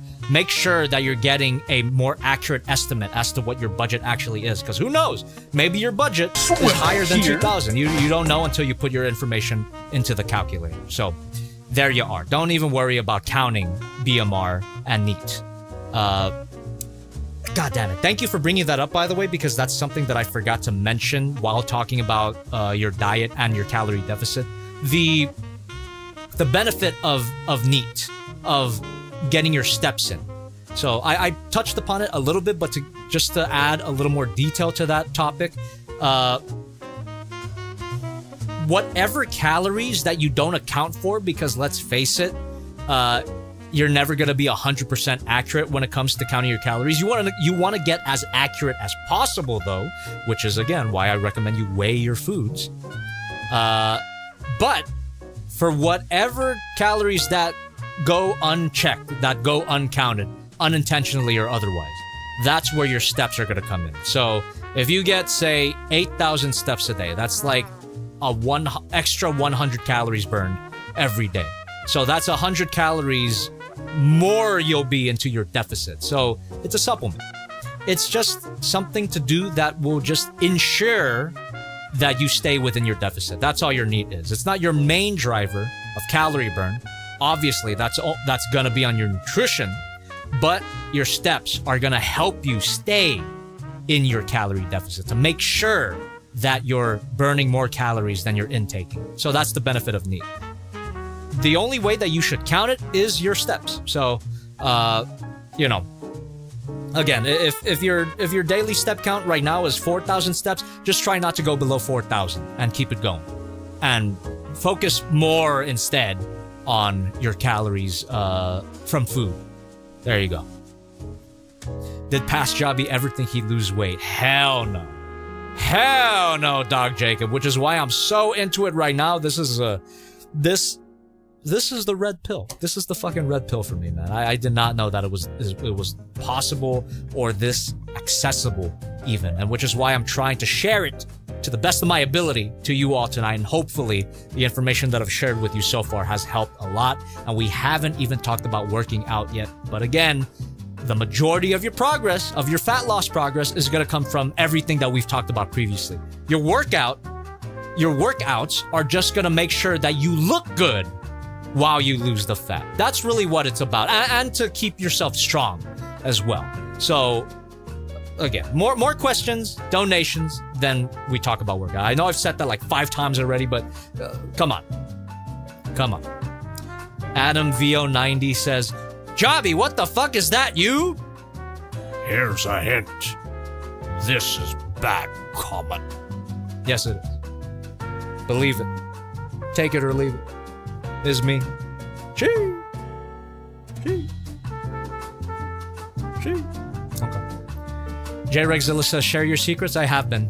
Sorry that you're not paying attention, J-Rex. No shade on you, but this entire stream I have been sharing my secrets. The secret is that there are no secrets. It's all just basic science. and anybody can do it.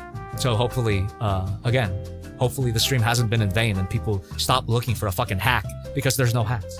It is just this. It is calories in, calories out, TDEE, calorie deficit, yada yada. It's not sexy, but it fucking works.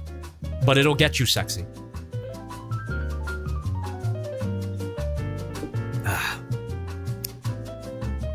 Thank you for mentioning me. I've been going through so much depression. You don't know how much that means to me. It's 12 in the morning. I'm crying because of it. What? Well, sorry that you're going through that, and hopefully you get better. But I will say, as someone who also was suffering from depression at the beginning of the year, a major reason why I'm not depressed anymore is because of all this. So it might sound insane to some of you, but I think that for people who are in a rut, feeling blue, in an emotionally bad place, I would highly recommend that you focus on this stuff first. Your physicality, your health, your fitness. I don't guarantee that it'll solve all of your mental problems, but it is a place to start.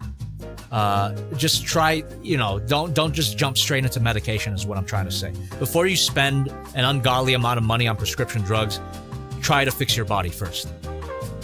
I'm telling you, for me, it did wonders. I am the happiest that I've ever been. I'm the most confident that I've ever felt.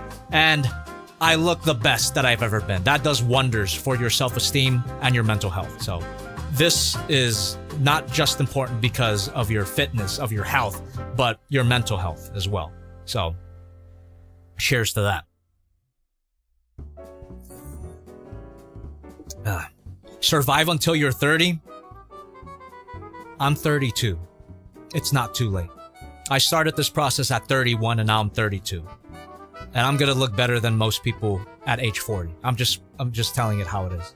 So your fitness, man, it fucking matters. It fucking matters. Maybe even more than you think. There's this idea that, it's just for looks, you're just vain or egotistical or whatever. But dude, you fix the body, you fix your mind.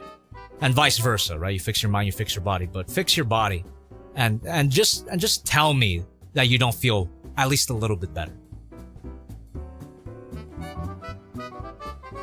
What's your skincare routine? Shit's glowing genuinely. Thank you. I actually don't have the best skin. I haven't got officially diagnosed, but I'm pretty sure I have rosacea, which is the redness on my face and my nose, which is incurable, by the way. I am gonna go visit a dermatologist at some point, but it has improved. I will say thank you. My potential rosacea has improved after I lost fat, because that's something about fat. It's not just a static entity that is on your body. It is actively pumping hormones and toxins and whatever the fuck. And that was probably what was making my face super bumpy and pimply and red as hell at the beginning of the year. Go back and look at my older videos. Go back and look at some videos even from last year. My face was on its way out. So essentially what I have right now is the scars from all of that. You want to know how I got these scars? Because I was fat. So there you go. In terms of my skincare routine, it's nothing special. I mean, I have fairly sensitive skin, so I don't do I don't put water on my face in the morning. I just I work out in the morning, and again, we're gonna get into our workouts. But I work out in the morning, and after I work out, then I will splash my face with a little bit of water, and then on top of the water, while it's still slick, I just moisturize. And it's a little bit of moisturizer too. I just put like a pea-sized drop of moisturizer. I use Vanny cream, and that helps. And then I let that dry out a little bit, and then I put sunscreen on my face. CeraVe sunscreen. CeraVe is a great skincare brand. Not sponsored, but they've helped me a lot throughout this entire process. So yeah, CeraVe. And then at night, aka what I'm gonna do after the stream, I'm gonna go to the bathroom. I'm gonna rinse my face and use CeraVe facial cleanser. Again, a little bit of it, wipe off the sunscreen, and then just not dry my face while it's still wet. I moisturize again. And that's it. That's all. That's my skincare routine. Use sunscreen every day. Yes, I agree. Sunscreen is very important. All right. If that is all, because I see the same few questions getting repeated, we're going to move on to our donations. And then after that, we're going to answer the question that has been asked a lot in the chat, which is the topic of working out. This is what, again, I know this is the exciting part for a lot of people, but it is not going to be the thing that makes you lose fat. I'm just saying how it is. But I will talk about my workout split because it is important. All right. Donation time then. Let's go. Donation time. I hope you guys are enjoying this. I hope you're taking notes as well, because I have been yapping and not keeping track of what I'm saying. So if I repeat information, apologies for that. Let us go ahead and check out our donations. Thank you so much for your generosity and your patience. My God, I can yap about this topic for a very long time. This stream was overdue, honestly. Last few streams for these past couple of months, the live Q&A portions have just been nothing but this, so why not dedicate a whole stream to it? Anyway, I found my spot. We have Slavic with $10 through the Stream Elements. Thank you so much for donating through that link in the description. Appreciate that. Jobby, seeing you one day in a video with so much progress on your body's health really just lifted my mood up and gave me hope. You are amazing, and this transformation, pun intended, is phenomenal. God bless you. Hey, thank you so much, man. And I hope, if you want it, of course, I hope that you can see the same progress as well with the information that I provided. You know, don't just look at me from afar and perceive me as this unattainable unicorn. The point of this stream that I'm trying to communicate with as much people as I can is that this is accessible to everybody. If a chopped chud like me, a chopped fat chud like me could do this, then anybody can do it. Thank you very much. I'm nothing special. I don't have any special genetics. I am a chopped chud like the majority of the population. Or I was a chopped chud. Anyway, thank you. Anonymous with $1 through the Stream Elements says, do you have less energy when you're in a calorie deficit? Oh, that is a great question, because what calories are, chat, are units of energy. So technically speaking, yes, you are actually consuming less energy than is required to maintain your current body weight. So there will be some days when I do feel maybe a little less lively.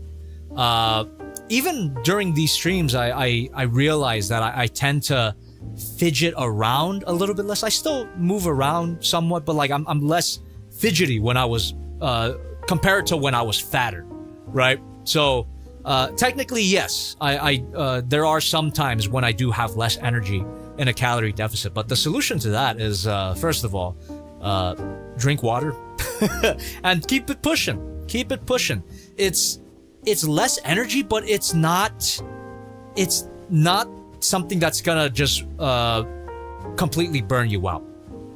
And I will say, the majority of the days, I feel great. I actually feel really, really good. There are some mornings when I do feel like I feel kind of like I feel tired, but on the majority of the days, I feel great. I've actually been getting up out of bed earlier than I usually do because my body has just gotten better at recovering. And recovery is something that I should really talk about. I'll talk about it when we get into our workouts. But yeah, that's a great question. Thank you so much for that. J Rexzilla was 16 months of membership. Appreciate that. Ready to learn all your secrets, JobbytheStrong? Hell yeah. The flex of solidarity. Let's fucking go. Thank you so much. Anonymous with $1 through the Stream Elements. Hey Jobby, thanks for doing this stream. I'm also obese for my height and want to change things. What's your food shopping list typically look like, and how do you spice it up so you're not getting bored with what you eat? I did address that topic when I was talking about my diet earlier, but to quickly recap that portion, thank you for the donation and the question, by the way. I buy several components of food, and all of my meals have a particular format. So I don't have to technically eat the same thing every day, but all my meals have the same format. And that format is going to be a source of protein, a source of carbs, and some veggies. That's the format. And I keep forgetting some sort of sauce or dressing to make it all taste good. There you go. And that honestly keeps cost really low. You know, there's this backwards idea that buying healthy is very expensive, but no, it just makes your grocery list smaller and more focused. So if you know exactly the type of food that you want to have, when you think of these 4 categories, right? If you want for your protein some chicken, some fish, some ground turkey, some ground beef, you know, get that. Some veggies, some carbs. It just refines your shopping list so much. And you end up spending less on groceries than if you go into the grocery store with no plan and you're just looking at the candy aisle and the cookie aisle and be like, oh, that looks good, I'll get some of that. Oh, that looks good, I'll get some of that. None of that anymore. Everything has to be done and bought with intention. If you want to have cookies every day, you are going to go to the store and get one type of cookie and only as much cookies as you need, right? Just like 1 pack of cookies. All right, good. And then when you run out of that, you go back to the store, you grab. There is a method that I've seen some influencers recommend, and this seems like a good idea. I don't do it personally, but look into ordering your groceries. Look into even ordering your groceries in advance and then go pick them up, because what that will do is that will force you to avoid window shopping, because that's how a lot of people fall off, is that they go into the grocery aisle and then they get fucking tempted by every good-looking thing. God damn, there's a new flavor of Ruffles or something. I gotta get some of that. There's a new flavor of cookies. I guess to avoid all of that, just order your groceries online, either for delivery or for pickup. I think that'll help some of you guys if you have a particularly toxic relationship with food. So consider that. It might cost a little bit more, but hey, it might be worth it to lose some fat, right? Okay. We got Exploding Donkey Productions says, with $5, thank you, says, have you ever watched Filthy Frank? Your jokes remind me of him. Yes, I have, and like I mentioned, he was one of my major influences when I started my YouTube channel. I love Filthy Frank, I still do, and I love Joji as well. His music's great. We got Anonymous with $1 through the stream element, says, how much does the eat proportion vary for someone sedentary versus someone highly active? Well, a lot is the short answer. But for the majority of people, when you think of intense exercise, so for instance, burn an hour on the treadmill, 2 hours on the treadmill, people get too hung up on how many calories they're burning while working out. But I'm gonna tell you, unless you're doing it for hours, like 5+, 10+ hours on end, the calories that you burn from your workouts are not even worth counting, because it's not going to be enough to justify the amount of calories that you think you'll be able to eat after a workout. So thank you for bringing this up, because this is a very important piece of information that I need to get out there. Stop looking at the calories burned from your workouts. Please, I beg you, stop trying to factor that in when you're trying to lose weight, because all the devices that count your calories burned when you work out, they're all junk, bunk. Even the fucking one that I'm wearing right now, like what? My watch says I burned 2,500 calories. That's probably complete horse shit. Who gives a fuck? Because here's the thing. When you see this number, right? Here's my watch. That will fuck whatever, you can't see it. But it says I burned 2,500 calories. For most people, when they see a number of calories burned, they automatically think, well, shit, if I burn 2,500 calories today, that means I get to eat 2,500 calories, and that's why they stay fat. Because these devices, when it comes to calories burned, when it comes to counting calories burned, they're up to 80% inaccurate. I think that's what the study said. I forget exactly what study it was, but there was a study done, and they are just completely accurate. Manufacturers only put this metric because that is what people want to see. That is what people like to compare each other with. It's like, oh, I burned 500 calories on this workout. That means I get to eat 500 calories. Oh, what? You only burned 300 calories in your workout? Get good. It's like, and they're all fat. And they're all fat. Like, ignore that number. Just pretend that number doesn't even fucking exist, because it basically doesn't. Best case scenario, you hit the treadmill for an hour and you're fucking dying. You're sweating. You're fucking, oh my God. Whoo, what a good workout. This is me, by the way. This is an impression of me at the beginning of the year and in my attempts to lose weight. Oh my God, what a good workout. I hit the treadmill for an hour and I'm fucking sweating. Wow, I should reward myself. The treadmill said I burned 500 calories. I'm gonna go eat fucking 500 calories worth of Panda Express. That's why I stayed fat. Like, stop thinking about working out as burning calories, because the amount of calories burned, it's never gonna be as much as you think it is. 1 hour on the treadmill, 1 hour running, maybe you burn like 200 extra calories tops, right? Which is why instead you should consider it as a supplement that helps you stay within your calorie deficit, but don't use it as an excuse to eat more. That's the problem that people have. Food is great, but grow up. But fucking grow up. Stop being a crackhead for food is what I'm trying to say. Don't use exercise as an excuse to eat more calories, especially when it comes to that number. Ignore that number. Fucking, I'm done with it. Like, just that is what's keeping a lot of people fat. Honestly, just so. I guess to answer this question, it doesn't matter.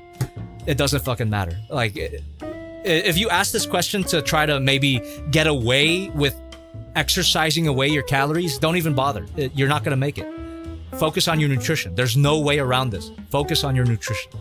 Literally no way around this. Unless you sign up for the NBA or the fucking football, the World Cup or whatever. Like, then maybe you have a case of eating 5,000 calories a day. But for most of us, no. Most of us are not professional athletes. We don't move for a living. So just stop. I'm not saying that you are asking that question with that intention, but I'm sure a lot of people would ask the same question with the intention of trying to exercise their way around nutrition. You just can't do it. There's no way. You're not going to make it. Anyway, thank you for that question. I love it. Shashamga 2465. Thank you very much for 1142 through the super chat. Appreciate you.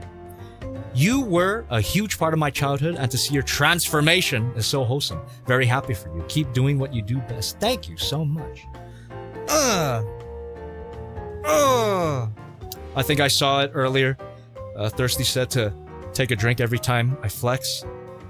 Sounds like a fun time. But if you are, make sure to count those calories. One shot is approximately 100 calories, so keep that in mind. A vodka or whiskey and tequila. Yeah. Those are like about 100 calories per shot. Anyway, Dungeon with $2 says, can we also ask questions through Stream Elements? Yes, you can. Thank you very much.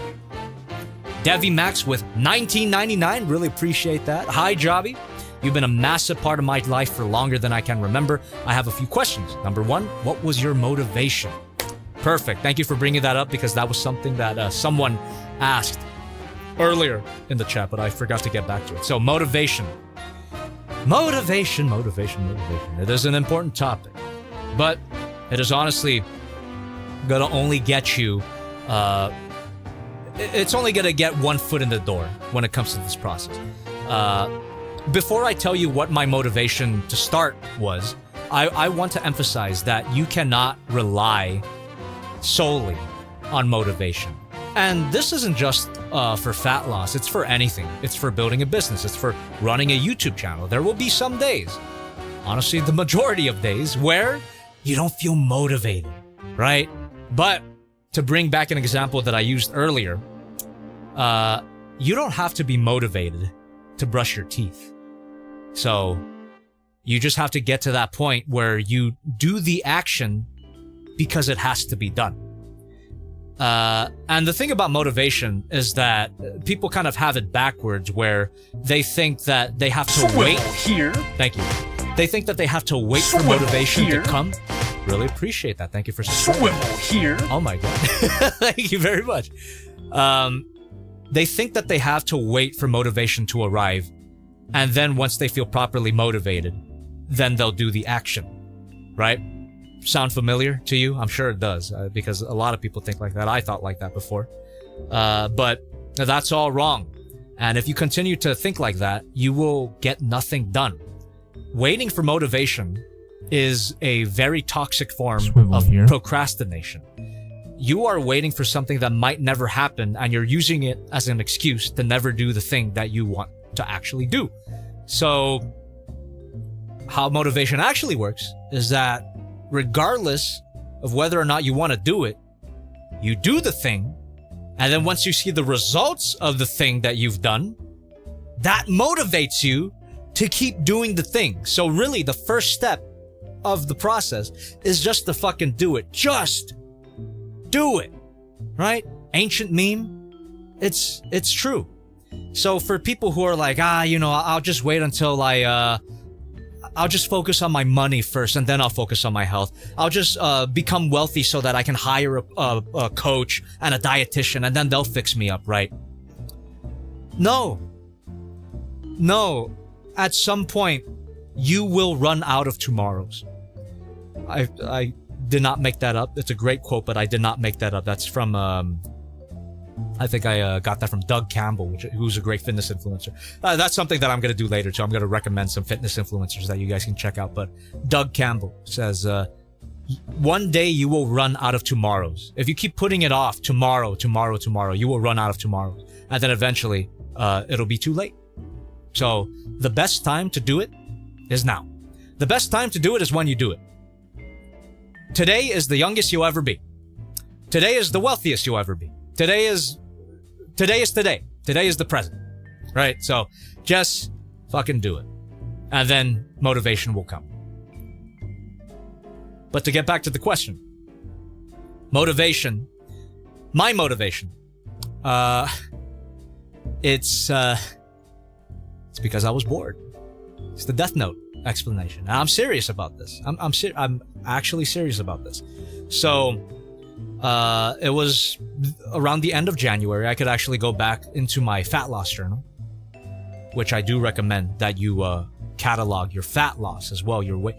Fuck. That's a whole nother aspect that's important. I'll get to it after we talk about our workouts. But the topic of tracking your weight and weighing yourself on the scale, and the scale itself, that's a whole nother can of worms that we should talk about, because that's very important. People get hung up on the scale. But anyway, going through my fat loss journal here just to see where I started, when I started. So around the end of January, so January the 18th, I weighed in for the first time. I was 197 pounds, 5'7", obese. Thank you very much. And one day, thank you very much. One day, my sister talks to me, because I live with my sister and she runs the kitchen. So she is in control of the food. So my sister was actually the one that brought up the idea of counting my calories for the first time. And she was telling me not to get me on board. Thank you very much for that. Jay Mansion for renewing your membership. Appreciate that. Member for 1 month. She told me about counting my calories not to get me on board, but to let me know that because she's in charge of the kitchen, the foods that she was going to cook are going to change a bit, and she's going to be counting her calories going forward. And then I was like, what do you mean by that? You know, how does this work? How are you going about it? And she sat me down and she basically told me everything that I told you at the beginning here about the TDEE and the calculator, putting your information in there and, you know, looking up everything that you should. So she basically told me everything that I told you earlier in the stream. And I was like, that sounds like something to do. That sounds fun. Treat my calories like my money. Hey, I'm pretty good with my money. You know, I buy a lot of stupidly expensive toys. By the way, new toy review tomorrow. Not this one, but the Gong Gypsy Danger review tomorrow.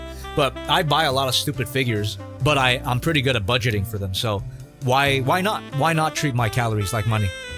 And the first week that I tried it, I wasn't even properly working out yet. I was still doing my Beat Saber. I still beat my saber, by the way, every other day. I love Beat Saber. It's a fun form of cardio, and I'll get to the topic of cardio in a bit when we get to our donations.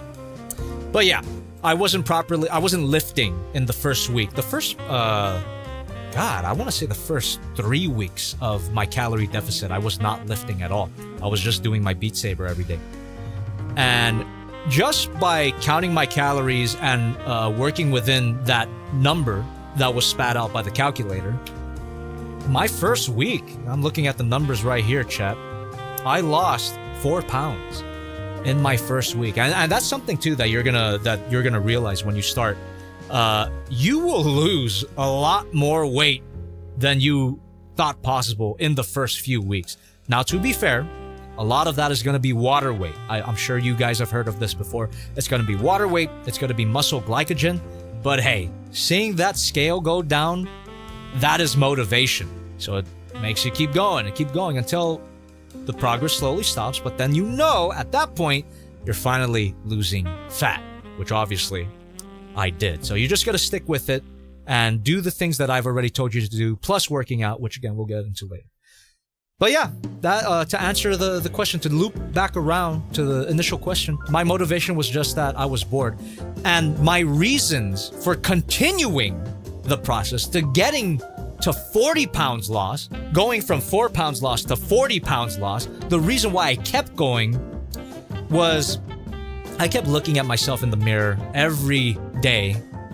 And then once I noticed that I had biceps, I was like, what the fuck? My arms have never looked like this, chat. In my life, this was the first year that my arms, that my body has looked like this. And seeing that was incredibly motivating. And it just showed me that, holy fuck, the things that I'm doing every day, it's possible, it's achievable. It is actually doing something. So it kept me going. And then from there, I just reflected back on my old habits and my old life. Even to this day, Chad, I catch myself watching my old videos and just looking at myself and being like, damn, that's a different dude. That guy fucking doesn't exist anymore. His eating habits, his daily habits, even his gooning habits. I don't goon as much anymore. I still goon, but I don't goon as much anymore. And let me tell you, it's been a great benefit. I'm not a no-fap guy, but once you start getting a control of your gluttony, you can control your lust. And it's been fucking awesome. Anyway, it's, yeah, just seeing the consistent progress. And because I was enjoying my meals, everything that I ate was so good. And you know, some people might use the excuse of, oh, I don't have someone to cook for me. The things that my sister is cooking is something anything could cook. God forbid my sister stops cooking. It's stuff that I could do. It's just, you get ground beef, you put it in the fucking pan, and you heat it up for a period of time, and there you have ground beef. You have cooked ground beef. Same thing with the potatoes. You boil potatoes, and you have that ready to go. You marinate chicken breast, and you season it, you drop into the air fryer. Also, get an air fryer. Bro looks like he doesn't have an air fryer. Get an air fryer. It's such a great invention. It makes things so simple. Keep it simple as well. So, yeah, just because you don't have someone to cook for you does not give you an excuse to not do this. I'm just saying. So, and I will also mention, because I brought up my sister, God bless her, I love her, and a lot of my progress would also not be possible without her, not just because of the food, but because of the conversations that we have. So this is something that I do recommend. If you can't, that's fine. You'll just kind of have to brute force your way through the process, which is possible. But it is good to check in with someone once in a while. So for me, my sister is that person. I talk to her every other day about our progress, about even the mindset that it takes to get to this point. It's if you don't have someone to talk to about this process, curate your feed. Curate the content that you watch. You know, maybe instead of watching cooking videos at 4 a.m., maybe watch some fitness influencers. You know, there's some pretty popular ones like Sean Nalawani, Jeff Nippard. All of them are, or a lot of them are great. Just find the ones that you vibe with and watch those. Subscribe to them and make sure that it gets recommended on your feed. Yeah, like it's not just about your food diet. Your mental diet is very important as well. So curate your feed. Find someone to talk to about this if you can. But I also realize that a lot of times this is also very unfortunate, that a lot of times you might get a bit of pushback when you start to make progress. You might get some pushback from people that you're friends with, or your family, right? They might be saying like, "Oh, you don't have to do this. You look good the way you are." But then you know yourself that no, I don't look as good as I want to look. So you might start getting some pushback. From there, you just gotta stay true to yourself, man. You just gotta stay true to yourself. You gotta keep pushing, even when people are like, "Oh, you're too skinny. Oh, you're doing way too much." You know, just keep doing it. Do you want it? Are you doing it for you? Or are you doing it for someone else's approval? You do this shit for yourself. So, wow. That was only one part of one donation. Excuse me. Let me get back to it. We have question number 2. Most filling, healthy meals. I mentioned before, low calorie, high volume food. So your veggies, your fruits. Strawberry is a really good option because 100 grams of strawberries is about 30 calories. Watermelon is a really great option as well. You can eat a lot of food for little calories.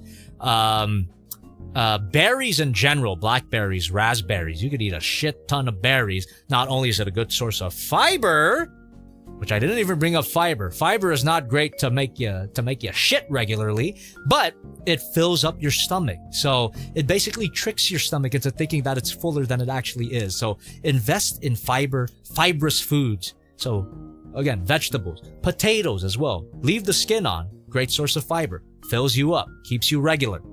Yeah. There you go. Hopefully that answers that question. And number 3. Favorite Goji film. Mine is Ndosatoya. You look great. Thank you. -1 is my favorite Godzilla movie. Final Wars is a close second. By the way, shout out to the Don Fry shirt. 2 things you need to know about the Earth. Me. Godzilla. Alright, anyway. Anonymous. With $5 through the stream elements. Hey, Jobby. What's your calorie deficit and what is your current regimen? Could you also humble me with your PRs? Okay. So, my calorie deficit currently. Here. Thank you. I am doing hold on. I am doing let me look at my number here. What the fuck? What the fuck? I'm doing 500. I'm doing approximately a 500 calorie deficit right now. So my maintenance calories right now are 2,240. So my deficit right now is about 1,740. So 500 calorie deficit, which is what I recommend for most people. But again, the calculator basically takes care of that. The number that the calculator provides when it says to lose 1 pound a week, that's already a 500 calorie deficit. But hey, as long as you're under maintenance, you are still in a deficit. It might not go as fast, but it's still a deficit. So any deficit works. Just some of them are faster than others. So 500, I think, is a good number to aim for. So 500 below your maintenance. So my regimen, well, if you're talking about my daily routine, I mean, shit, yeah, I guess I could walk you through briefly. So in the morning, I use the bathroom. I weigh myself every morning, which is something that I'm going to bring up later. That might come as a surprise or it might sound insane, but I do weigh myself every morning. And I'll let you guys know why later. But I weigh myself every morning after I take a shit, because shit affects your weight. And then after that, I work out in here. I got my dumbbells in the background here. Do my workout. I'll talk about my workout split in a bit. Well, actually, before I work out, I have breakfast. So I have a very slight breakfast. I have my protein shake, which is a Pure Protein brand. Really good stuff. It's in my fridge right now. I'll have to go to my fridge soon for another soda. I got Pure Protein shake. That's the brand Pure Protein. It's 140 calories for 30 grams of protein. Really good stuff. It's delicious as well. And I have it with a Rice Krispies bar. Okay, you can't see it on the camera, but I do have a whole box of Rice Krispies bars in the back. And what that does, it fuels my workout. And it also tastes really good. Help put some pep in my step every morning. 90 calories a bar. I only have one. So I dip that with my protein shake. It's delicious. It's like milk and cereal. I do take creatine as well. I saw some people asking about creatine, and it's not necessary, but I take it. Supposedly, it makes your muscles look better. So maybe what you're looking at right now is a creatine influenced muscles. I have no way of knowing, but I do take creatine. 5 grams of creatine every morning. Then I do my workout. Then shortly after that, I get on the treadmill for about 15 minutes, get my steps in, because I work from home, so I don't have any reason to walk around, so I have to intentionally make time to walk on my treadmill. So I do that 15 minutes after I walk on the treadmill for 15 minutes after my workout. And I walk, not run. This whole 7-month process, I have never ran once. Never. I do not like running. I probably could if I wanted to, but I do not, because I don't enjoy it. If you enjoy running, you go ahead and run, but I do not run. And then after that, I have my lunch. After lunch, I get on the treadmill again for 15 minutes because it helps with digestion. And I watch YouTube videos while doing that. And then after that, finally, I do some YouTube work, whether that be filming, editing, script writing, all the stuff that helps me, achieve my YouTube goals. That's my work hours. And then for that, until 6 p.m., I have 6 p.m. I have dinner. Then after dinner, guess what? I walk on the treadmill again. You don't have to get on the treadmill this much, but for me, because I would be sedentary without it, I have to get it in. I have to make the time to get on the treadmill after every meal, basically. So another 15 minutes after dinner, I do the treadmill. And then I have my late night snack, which currently has been yogurt and cookies and some fruit. Delicious stuff. Great source of protein as well. And then at night, I wind down, maybe get some last minute work done on my video, edit, upload, metadata, all of that stuff. Send out some sponsor drafts, whatever the fuck. And if I have time, and if I didn't the previous day, I will goon, and then I will go to sleep. There you go. That's my whole routine. And I usually go to bed at midnight. When midnight hits, I turn off my computer. Even if I'm like mid-fap, I turn it off. That's it. Then I go to bed. And then I get up at around 8 or 9. And then I do it all over again. That's my routine. I most of my days look like that. All of my days actually look like that, even the weekend. The only difference between a weekday and a weekend for me now would be maybe on the weekend I wake up a little bit later because I sleep a little bit later. Like tonight, I'm probably going to sleep at like 1 tonight. So I'll get up, rather than get up at 9, I'll probably get up at 10. But it'll be the same thing. I'll do everything. I'll go in here. I'll work out. I'll go on the treadmill and do that whole process all over again. there you go. Sometimes lunch will be replaced with going out to lunch. Tomorrow I'm actually going out to have Korean barbecue. I'm very excited about that. So, yeah, that's my routine. I am, thank you for that question. And don't think that my routine has to look exactly like yours. This is the routine that works for me. You have to find the routine that works for you. I work from home, and most of the day I'm in this goddamn chair. So that's why I have to get on the treadmill as much as I do. And again, I don't run. I walk. All right, well, thank you. Oh, could you also humble me with my PRs? So here's the thing about PRs. I don't care about them. Not because well, objectively, I don't lift as heavy as a lot of other people do. But my focus isn't on hitting new PRs. I hit new PRs because that helps me track my muscle building, if that makes sense. So if you must know, like, again, I don't have emotional attachment to my PRs. So I have to actually look at my logbook to see what is the heaviest that I lift. Let me see. Yeah, that's a mistake. I think it's a mistake that people make, that they will identify so hard with their PRs and just neglect everything the other end of the equation. I was gonna say something really mean. I'm gonna say it. Some people will be proud of squatting 300 pounds, and yet they still weigh 300 pounds for the past 10 years. It's not impressive. It's not impressive to me. Anyway, let me find the heaviest that I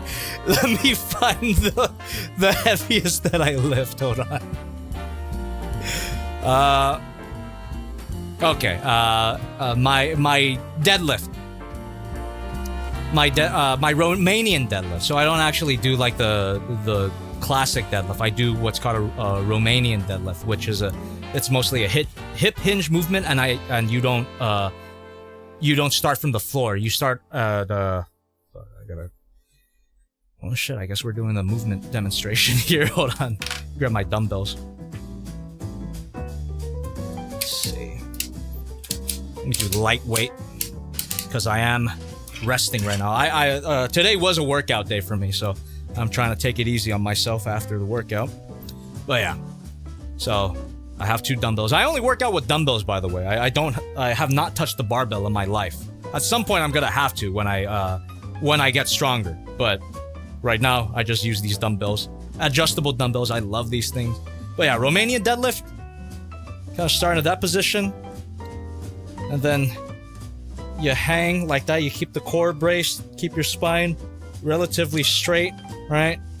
And then from this position, I pinch my butt cheeks and I lift up. This is what's called a Romanian deadlift. There you go. My form's not perfect. Actually, I think I have better form when I use heavier weight, but I'm not gonna do that. So yeah, it's a compound exercise, so it works basically everything. It works your core. It's mostly focused on my ass and my hamstrings though. So for that exercise, the Romanian deadlift, I can do 2 70s. So 70 pound, total 140 pounds. There you go. So that is the heaviest that I can lift. But honestly, the next time I do a Romanian deadlift, which is going to be next week, according to my logbook here, I think I'm good to increase weight. So it'll be a 75 and 75. So what would that be? 150. So there you go. That would be the heaviest that I can lift.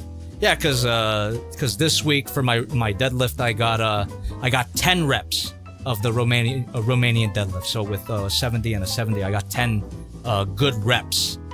Yeah, so that I definitely could up weight next week. There you go. That's the heaviest.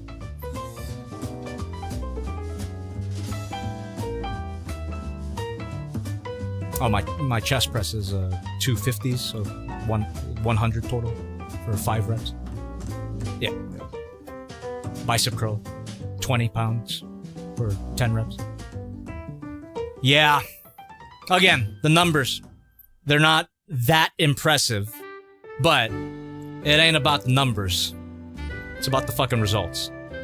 So it's about the results, and it's about if you're keeping true to the fundamental principles of muscle building, which we'll get into in a bit after I read more donations, because we're still in the donations. I love the fact that you guys are engaging, though. I love the fact that you're asking me all these questions. You are all great.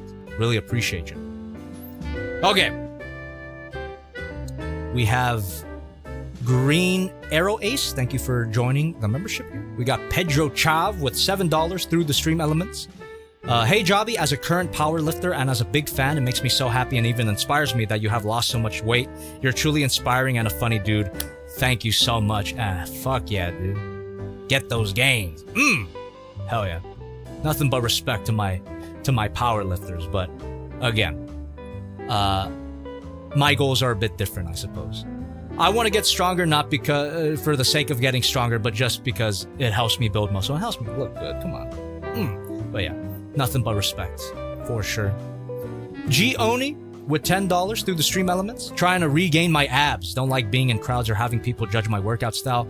I stretch before lifting weights or running, and people find it odd for some reason. Forget about it, man. So here's the thing. First of all, that's awesome that you used to have abs. I've never had abs in my life. I still don't.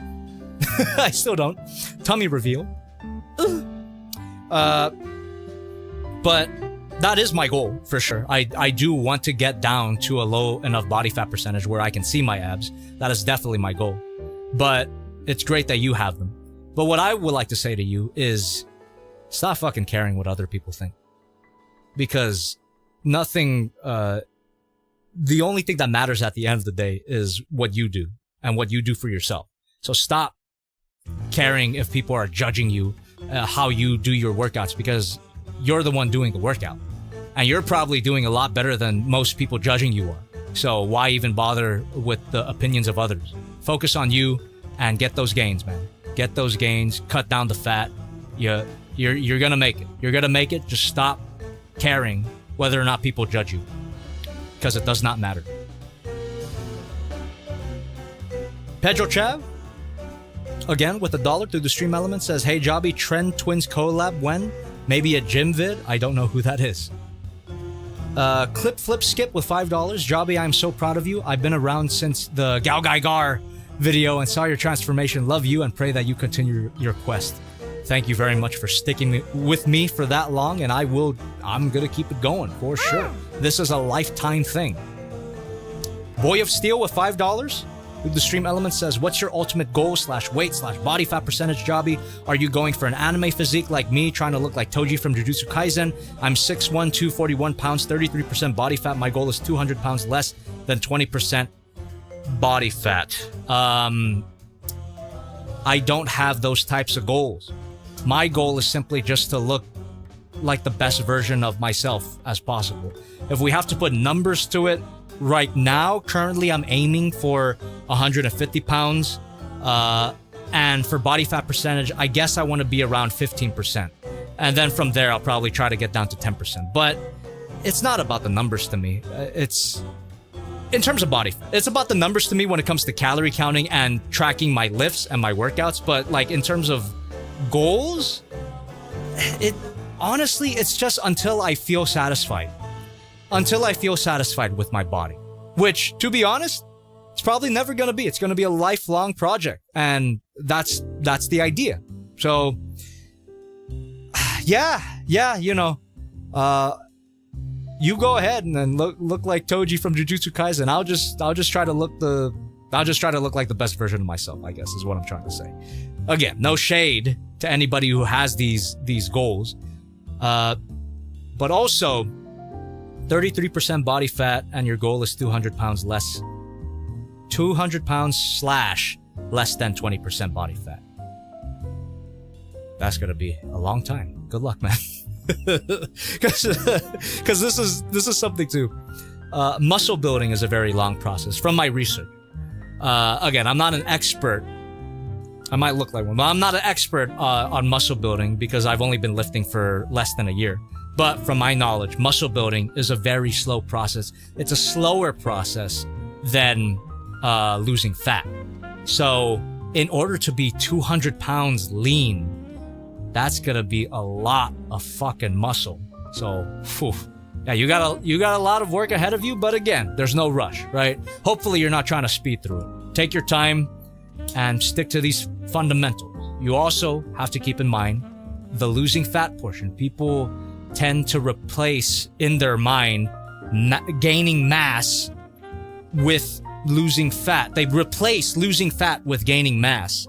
So, like I said, I don't find it very impressive if it's like a really big fat dude who's really strong. It's like, I don't know, you still got a lot of body fat. You still have all of the health problems associated with high body fat. It's impressive, sure, that you are very strong, but you still don't look the best. I'm sorry. I'm just gonna say it. You know, like, and again, like I would say the same criticism to myself if I went that route, right? If I went the bulking route, because when looking into fitness content, a lot of content recommends just bulking, in my opinion, way too early.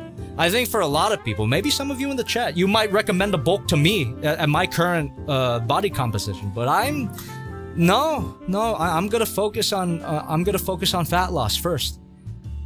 Not until I get to a lean enough body fat percentage, I'm not gonna bulk. I just don't see the need for it. Why would I regain all of the fat that I just lost for an extra 2 pounds of muscle? Because that's the type of timeline we're working on.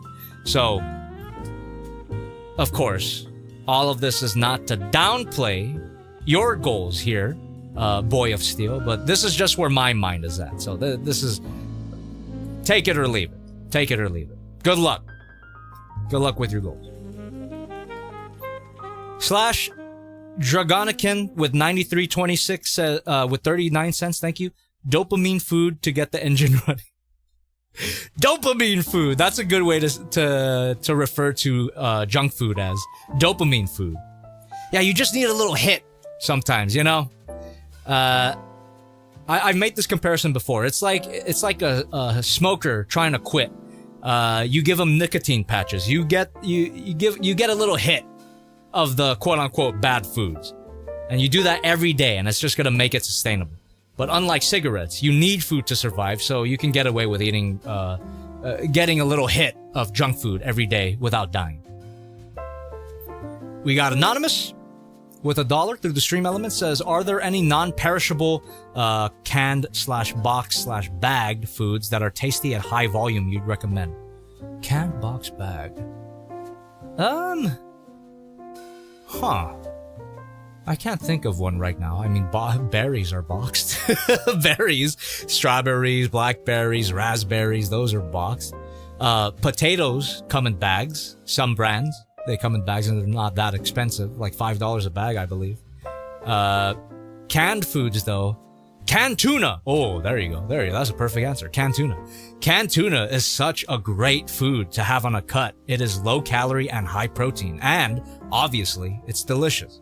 Just be aware of mayonnaise if you're going to make a tuna salad, a classic tuna salad, because mayonnaise is one of those sauces that can really rack up in calories, but all you have to do is count for it.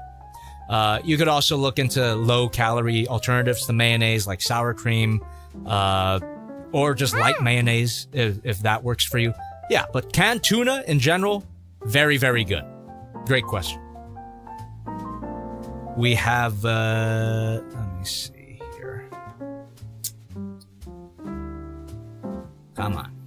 Where the hell was I? Here we go. I might get a heart attack at 50 with $1 through the stream elements. Hey, Jobby, thank you for doing this stream. I'm overweight and my family has a history of heart attacks, so I want to change. Quick question for protein. 0.8 of my body weight, 200, is 160 grams, and it seems like a huge amount. Any advice to achieve it?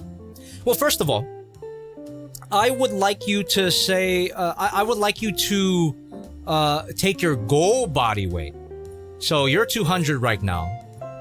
and say you want to weigh 190, right? 10 pounds lost. That would be impressive. So you could take 190 and multiply that by 0.8. And that'll be 152 grams. And it is a huge amount. Don't get me wrong. But once you start tracking your foods and looking at your options, you'll realize that it's actually not super complicated to get your protein in. Again, tuna is an excellent option because it's low calories and high protein. Let me get the numbers for you here. So if we have a protein goal, a daily protein goal of like 150, right? Just keep that in mind while I go through these numbers here. So canned tuna, 85 grams, 70 calories for 16 grams of protein. 70 grams of canned tuna is not even that much. So you could get away with 100 grams of canned tuna. Let me calculate that real quick. Times 7. Wait, fuck. Hold on. Got my math wrong. Yeah, there's got to be a lot of math that you gotta deal with. You're gonna be whipping out your calculator a lot during this process. Oh, God, I'm done. Even with the calculator. There you go. Yeah, 100 grams of canned tuna would be around 82 calories, which is still under 100 calories, and with 19 grams of protein. Holy moly. That is an insane rate. That's also how you have to look at foods now, is if the rate is good, right? So a good rule of thumb is to find out what a good protein source is. Let me see if I can give you a visual example. Let me open up a document just to give you an idea of how to judge if a source of protein is good or not. Hold on. Yeah, because this changed my perspective on a lot of things. So here, I got a Word document out, a Google Drive document. So say, let's take Quest chips, for example. I absolutely love Quest. They're a great brand. I actually know someone who works for them as well, and he recently gave me a huge care package of Quest products. I fucking love Quest. Not sponsored, but I wish I was. Quest is great. So, and my favorite product from Quest is their chips. They have tortilla-style chips. Not only are they delicious, they are actually an excellent source of protein, and this is how I judge what is or not an excellent source of protein. So, Quest chips. Per bag, it is about 140 calories and 19 grams of protein. That is an excellent rate, but this is how you're going to figure out if it's an excellent rate or not. If you take the grams of protein and multiply that by 10, which just means adding a 0, if that number is higher than the number of calories, then you got yourself a great source of protein. So here's another example. This one might blow your mind a little bit because it's one of those foods that people hype up as a good source of protein. Eggs. Eggs. Don't get me wrong, I love eggs. But when it comes to them being a source of protein, check this out. One boiled egg, 70 calories for 6 grams of protein. So if you were, let me get rid of that 0. If you were to add a 0 to that protein number, it is less than the calories. So it's not a bad source of protein. It's just not the super protein source that people hype it up to be. Eggs are great for other reasons, though. They're a great source of fat, great source of other nutrients. But protein, you could do better than eggs when it comes to that. So yeah, go ahead and eat eggs. They're healthy in other ways, but don't rely on them for protein. So another example here, just to keep it going, right? Shrimp. I absolutely love shrimp. Sorry if you have a shrimp allergy, but you are missing out on a great protein source. So for 100 grams of shrimp, the fuck? There you go. For 100 grams of shrimp, it is about 100 calories. That's also something too. you'll know that it's a low calorie source when the gram amount is equal when the calorie amount is equal or less than the gram amount. That's how you know that it's a low calorie source. But look at the protein on this. 24 grams of protein for 100 grams of shrimp. For 100 calories of shrimp. Add a 0 to that. Holy shit. That is a excellent source of protein. Highly invest in shrimp. I tell you, man. Sorry if you have a shrimp allergy, but god damn, that is a great source of protein. So there you go. Now you see, hopefully that gives you an idea of how easy it actually is to hit 150 calories in a day. 150 grams of protein in a day. So hopefully that gives you an idea. Do your own research, of course. These are just the numbers that I've accumulated over these 7 months. Google is constantly giving estimates, but yeah, again, estimates are better than nothing. And these are pretty accurate from what I've heard because I weighed everything and then fed it through Google. So there you go.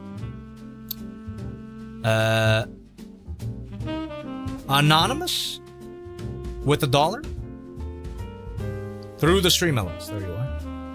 Before you lost weight, have you ever tried thinking about taking those so-called fat burner drinks? All right. Love this question.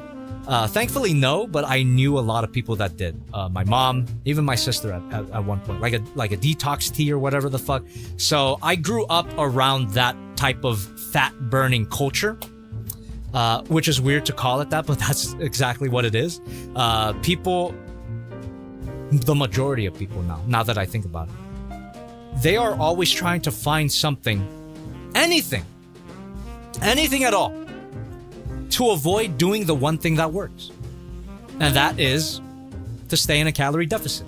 People want to take these fat burner drinks or these waist trainers or sweat in the sauna for 2 hours to lose weight, when in reality, all they had to do was fix their nutrition and get in a calorie deficit. So it's really funny to me when people swear by a particular fad diet like keto or something. Someone would be like, keto worked for me, therefore keto should work for everybody. Well, it's because it's the first time you've ever been in a calorie deficit. Simple. Keto is just another way to get yourself in a calorie deficit. And mind you, a very unenjoyable way to get into a calorie deficit because carbs are really delicious. So why cut out an entire food group? Also, you need carbs. Your brain runs on glucose. I don't know what movie that's from, but Ryan Gosling. Your brain runs on glucose. Carbs are important. But fasting works for me. It's the first time you've been in a calorie deficit. That's why. Swivel here. Thank you very much. Yeah. Adian the Drawer with $1 through the stream elements. I don't have a lot to say, but congrats on losing 40 pounds. Also, when is the fail box? I missed out on last time, so I should be back on the fail box next week on Friday. Thank you very much for the question, and thank you, as always, for donating. Appreciate that. Slash Wyvern says, review more ramen motto kits. More? I've never reviewed one, but thank you. Bornana 2 with 81 cents. You look younger. Congrats on your achievement. Well, thank you very much. That is unintentional side effect of losing weight, I suppose, is that I am older, but look way better than I was at age 20. I'm 32. There you go. I am 32 years old, and I look younger than I did when I was 25. Crazy. All right.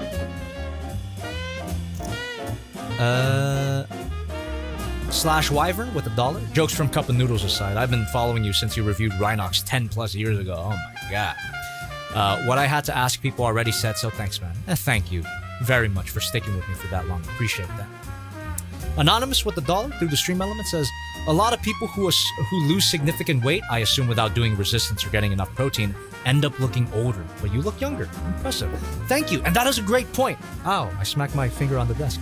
That is a great point, which we'll get into. Yes, that is another reason to work out while on the cut so that you avoid shrinking too much, dehydrating too much, right? Yeah, appreciate that. Sad Boy Requiem with 169 through the stream element says, sorry if someone else asked, did you ever pre-order the new Beast Wars Galvatron?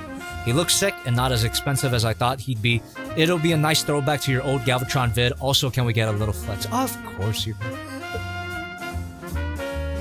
You got your drinks ready? Oh, yes. It is Friday after all. Oh, yes. There you go. Wait. We gotta get the chat window out of the way. We need to make room for the flex.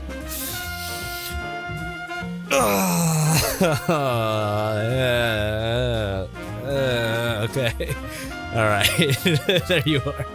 Always glad to oblige. Thank you very much.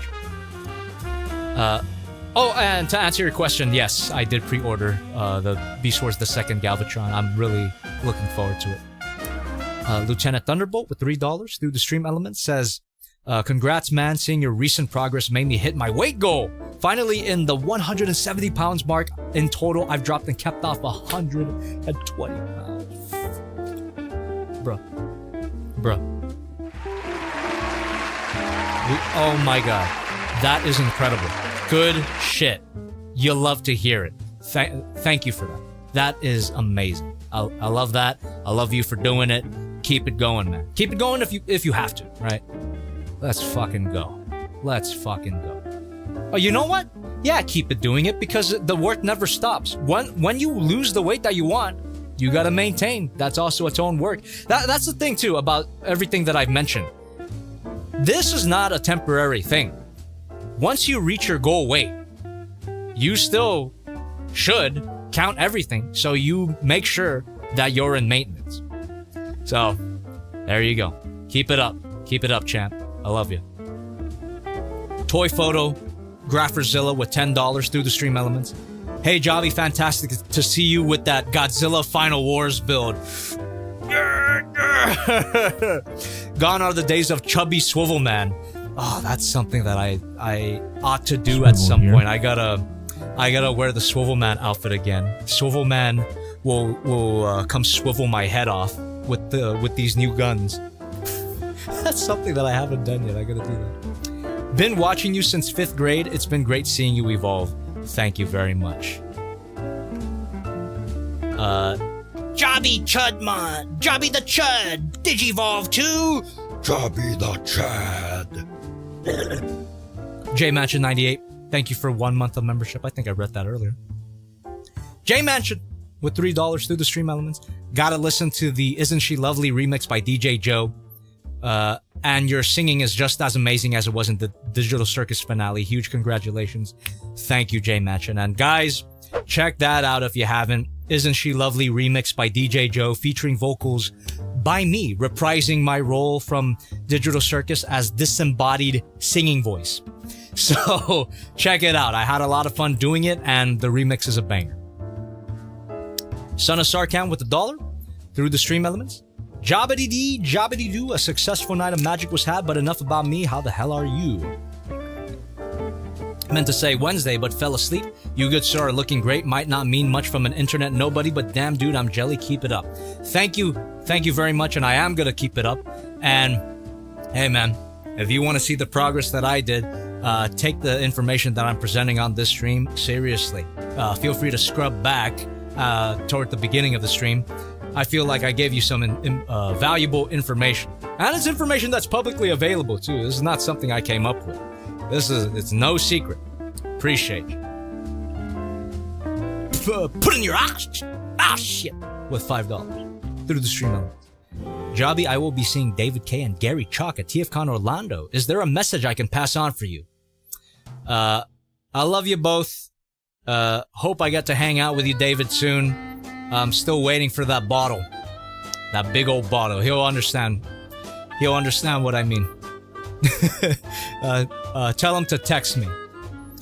There you go. Jaden Novoa with $5 through the stream element says, congrats on your journey, Job. I've been watching you since the Revenge of the Fallen Megatron review. My question is, would you ever consider making a music video to Red Dress? We've been thinking about it for a long time, and it's funny that I'm doing this now, because if we did decide to do a red dress video, I could come out as Tommy Wiseau.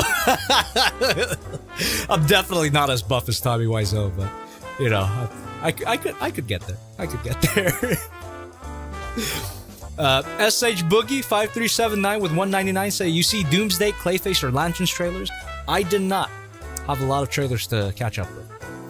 And we got Anonymous with $1 through the stream elements. Do calorie counting apps make it easier to calculate or find calories for different foods? Like you search for the food and put it in the amount and it tells you the calories. Yes! From my knowledge, I've never really used any of the modern calorie counting apps, but theoretically they should, right? They set up your budget for you and they have a database built in that allows you to search up particular foods. Hopefully, they also allow you to search up by weight. So it encourages you to weigh your food and input it into the calorie counting app. Hopefully. I don't know exactly. I would assume. Thank you very much. Swivel here. Thank you very much. Thank you. Swivel here. Oh my goodness. Thank you so much.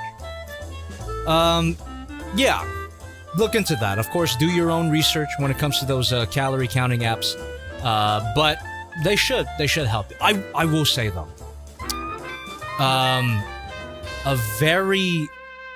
This is actually really important when you're looking up a calorie counting app. Recently, my sister tried out an app. I forget what it's called, but it was bullshit. It was actually bullshit because it did everything that a calorie counting app should do. It provides your calorie budget. You know, it essentially acts as a calorie calculator, right? You input your information like I showed you earlier in the stream, and it'll give your calorie deficit and you stick to that budget. But what this particular app did is it kept adjusting the fucking deficit according to the calories burned from your workouts, because it's an app that connects to your Apple Watch. And as I mentioned before, you need to abandon that number. You need to abandon the idea that you could eat more food by working out more. Stop. Get some help. If an app has that feature built in, it's a junk app. I'm just gonna say it. It's garbage. Like, don't even bother using it. Yeah, this app would literally just, because my sister was looking at her app and looking at the budget for the day. She's like, the fuck? Why is it so high? Like, I had a full day of eating and it's still super high. And it was because it was counting the calories that she supposedly burned from all of her workouts. Don't do that. That'll just promote overeating. And again, when a device claims to count the calories that you burn from a workout, it is most likely 80% inaccurate. So just forget about it. Stop. Yeah. So make sure the calorie counting app doesn't do that, and it's a static number. There you go. Like, don't even bother with counting the calories burned from your workouts. It just doesn't matter. Because the purpose of your workouts is not to burn calories. We'll be right back, chat. I'm gonna go take a bathroom break, and then when we come back, we will finally talk about the importance of working out. Stay tuned. We'll be right back. You like that cliffhanger, huh? All right, here you go. Ah, shit, not again. Not another banger. When you hear that super hot fire, it means I'm coming. Little gunner coming at you with some real great rhymes, while I make that bank and some high grade ties. Motherfucker, I'm as hard as a master grade kid. I'm a perfect grade, but you don't mean shit. You say that you don't got the time, but man, why the fuck are you lying? I see you with nippers in hand.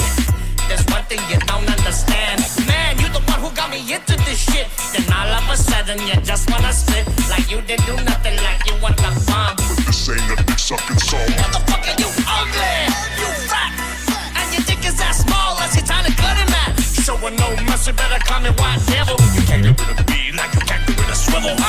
G-U-N to the D-A-M. Coast, the co-host that you love the most. Here to serve a roast from coast to coast. The sidekick you need, but I ain't got a boast. I'm a menace, I'm a pimp, and you ain't nothing but a motherfucking little simp. Playing with your dolls, think you got a lot of money. I hate to tell you, Jobby, but you just ain't funny. Raining out destruction like we out of our coup. Cause I ain't no Zaku, boy, no Zaku. Gotta reload, take my piece and I cock it. Buckle up, I'm waging war in the pocket. You keep saying you wanna upload consistently, but the best you got is intermittently. Time to check your brain, accept reality, and lay back while I do a fatality. Wait, I'm referencing the wrong thing, but I got more rhymes than your mama can sing. You work really hard, but you don't get far. Well, I'm the red comet zipping around like Sean. G-U-N to the D-A-M. Coast, the co-host that you love the most. Here to serve a roast from coast to coast. The sidekick you need, but I ain't got a boast. You keep trying to send down your past like the months that don't seem to last. But no, I'm not going away. Persistent like Amber Ray. I'm a new type of foe, I'm a space toy. Don't give a fuck about your issues in that little boy. Can't even break away up on my principality. Cause you're a bitch and I'm a beast of possibility. I don't give a fuck about you. I don't give a fuck what you do. What? All I want's a little time to speckle of the past. And for you to get your shit together, build one last. Goddamn. Review more Gundam. Review more Gundam.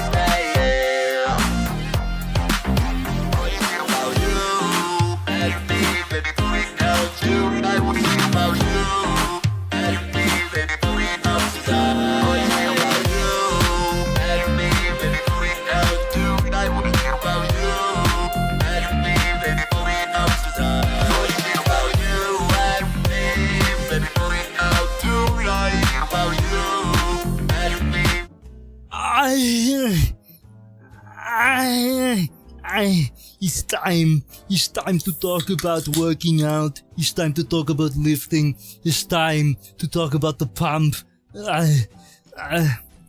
Whenever I get the pump, it feels like I'm coming. It feels like I'm coming. Lois, holy fuck, I'm blending memes together. Meme blending. Alright then, chat. We are gonna move on to the next phase of the stream here, and this probably will be a little bit brief compared to the eating portion, because again, it's 20% of the equation. We already took care of the majority. But I want to say, before I start showing you visual aid, working out is important, but not for the reasons you might expect. So what the idea that people have is you should work out because it burns calories. It's a way of burning fat, more fat. And people get caught up on that idea and use it as an excuse to eat more. Honestly, a lot of here. Thank you. A lot of fitness misconceptions really comes down to excuses to eat more. Here. Thank you very much. Because people are just so addicted to food. And you know, I get it. Food is delicious. I love food. Obviously, we need food to survive. But there are some people, a lot of people, that they just can't think of the idea of maybe eating a little bit less. So, yeah. What I'm trying to say is that exercise should not be looked at as a way to burn extra calories. So don't even think about it. Exercise, the main purpose of it is to make you stronger. Whether that be lifting, and in terms of lifting and resistance training, chat, it's very important when you're in a calorie deficit so that your body does not burn your muscle for fuel. This is the reason why people who focus on losing weight but not lift, this is why they turn into shrunken heads. This is why they get that skeletonized look, because their body is using their muscles as a resource. Because again, a calorie deficit, all it is controlled starvation. So if your body is starving and you're not using your muscle, it's going to burn through both your fat and your muscle. So if you want that type of body composition, you go ahead and not lift. But for the majority of you, I'm sure that you don't just want to lose fat. You don't just want to lose weight. You want to lose fat specifically. And the way to do that is to tell your body to keep the muscle. So then your body would be like, oh shit, okay, we're still using muscle. Let's get rid of the fat. That's how it works. So now, how to work out and on the topic of workout split, because this is the one that's been, that people have been asking about like nonstop, which it's a good question and it's an important question too. So we're finally gonna get to it. For me personally, I've already said that I work out 3 times a week. And honestly, for most people, that's all you really need. As long as you're training hard enough, and we'll get into what training hard enough means in a minute. As long as you're training hard enough, as long as your exercise selection is good, you will make progress 3 times a week. To be fair, I started with 4 times a week at the beginning, but that was just me experimenting with the particular moments. And then I realized that, oh fuck, I can do less? I can get away with doing less? Hell yeah, I'm gonna do that. Gives me more time to focus on the YouTube stuff as well. So 3 times a week works perfectly for me, because it just allows me to balance everything out. And within those sessions, it takes about an hour. So I get up in the morning and I do that first thing in the morning. It's just an hour and a bit. And after that, I don't have to worry about it. It's great. It's such a great, I think it's such a great routine. So, what does it mean? So if the purpose of exercise is to make yourself stronger and to preserve and grow muscle while you lose fat, what exercises should we be doing and how hard should we be training? So, focus on your compounds. You've heard this before. I'm telling you, all of this information that I'm telling you right now is nothing new. You've probably heard it 1,000 times before if you were ever interested in fitness. But yes, people say to do your compound movements, to get your compound movements in because they fucking work, okay? And they work a bunch of things at once. That's why they're called compound movements. So that would be your squats, your deadlifts, your bench, your rows, your presses, right? That's really all you need. And you could do some isolation work for particular muscle groups that you want to prioritize. That's another thing too. I think for beginners, and I am a beginner as well, and I did run into this particular problem at the beginning. But they get caught up in the idea of doing way too much movements in a given workout. And their sessions last for like over an hour, 2 hours maybe. And you don't even have to be doing that much to be seeing incredible progress. And I think a big part of that is focusing too much on isolation movements. In reality, if you have a lot of fat covering your muscles, you don't even know how your actual physique looks. Maybe your physique is already good and all you have to do is just develop it, right? But people kind of get caught up in these isolation movements like 15 different bicep curl variations, 15 different tricep extensions, 3,000 chest press variations to work the upper chest, the middle chest, and the lower chest, 1 billion shoulder workouts to work the different heads of the shoulders. Just let's calm it down, all right? Especially for beginning lifters.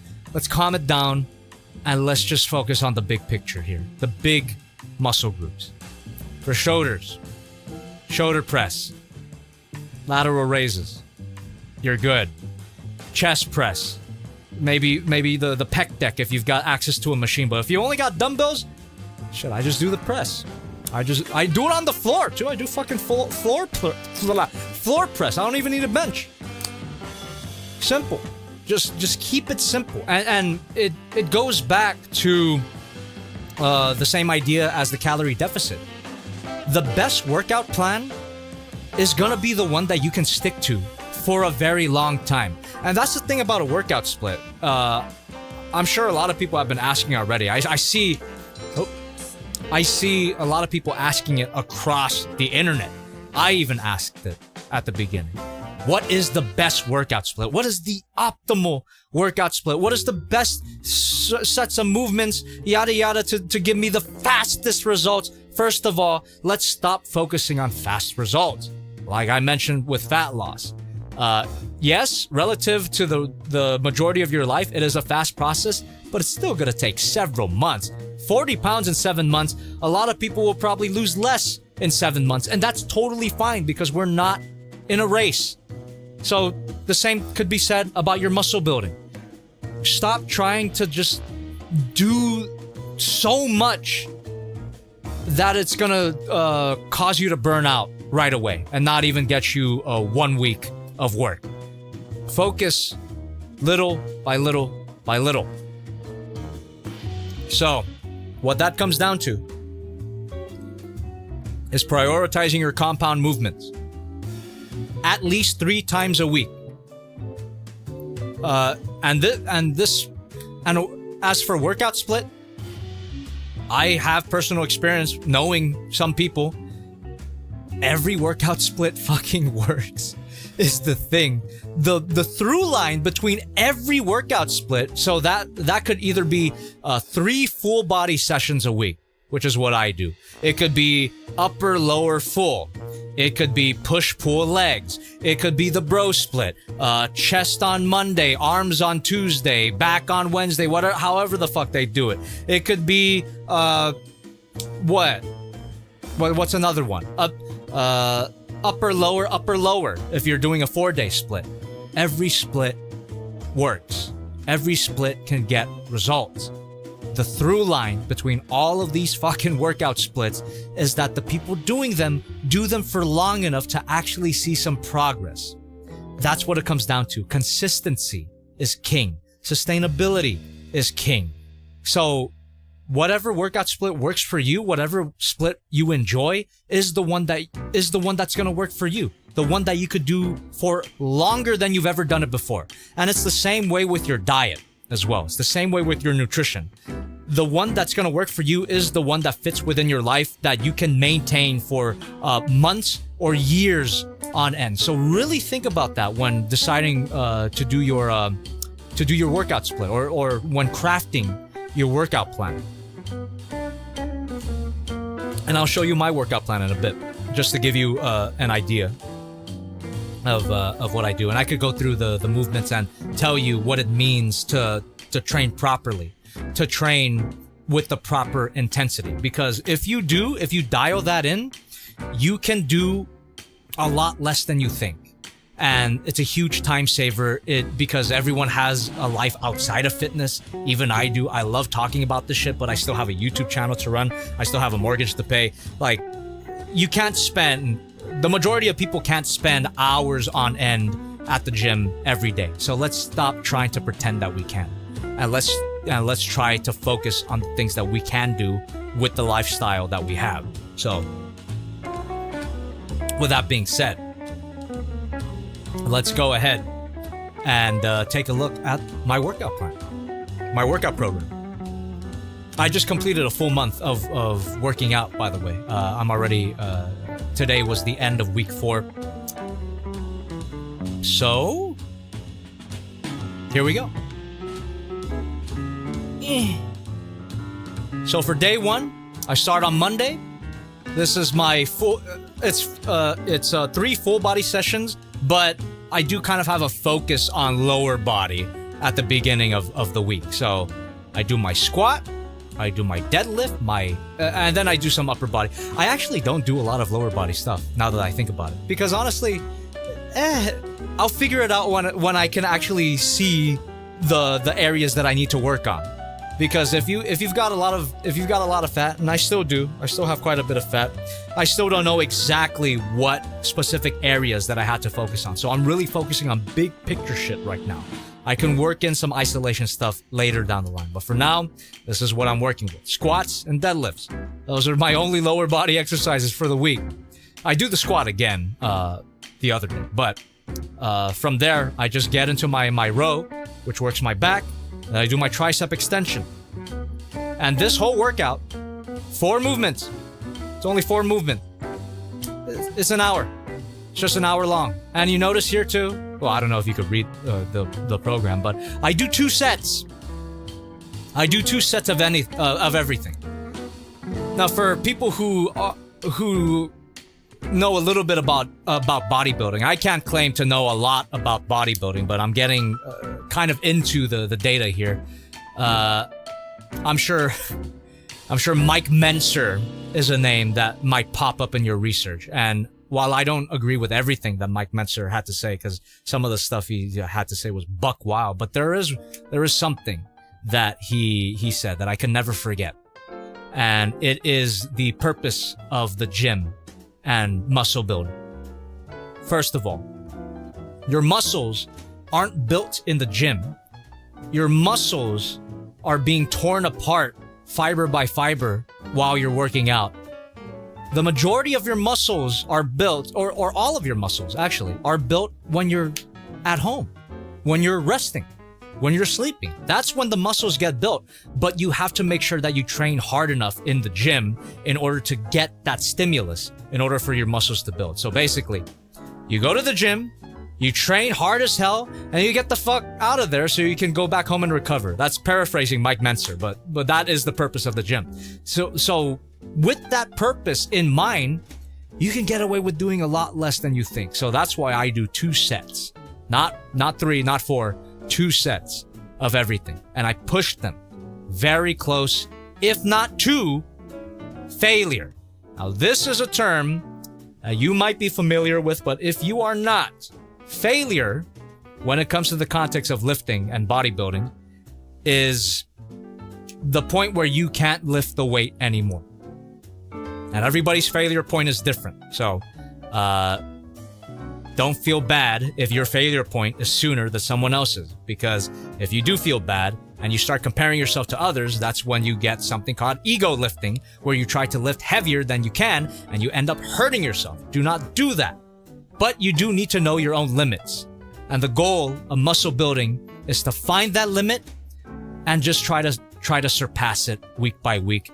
The idea of progressive overload. This is another key term, another keyword. I hope you're writing this down. There will be a test. There's not going to be a test. But progressive overload. So that just means that you're getting stronger week by week. You're getting 1 more rep in, or you're upping the weight that you're lifting week by week. Sometimes even day by day, depending on how fast you progress. It depends on the person.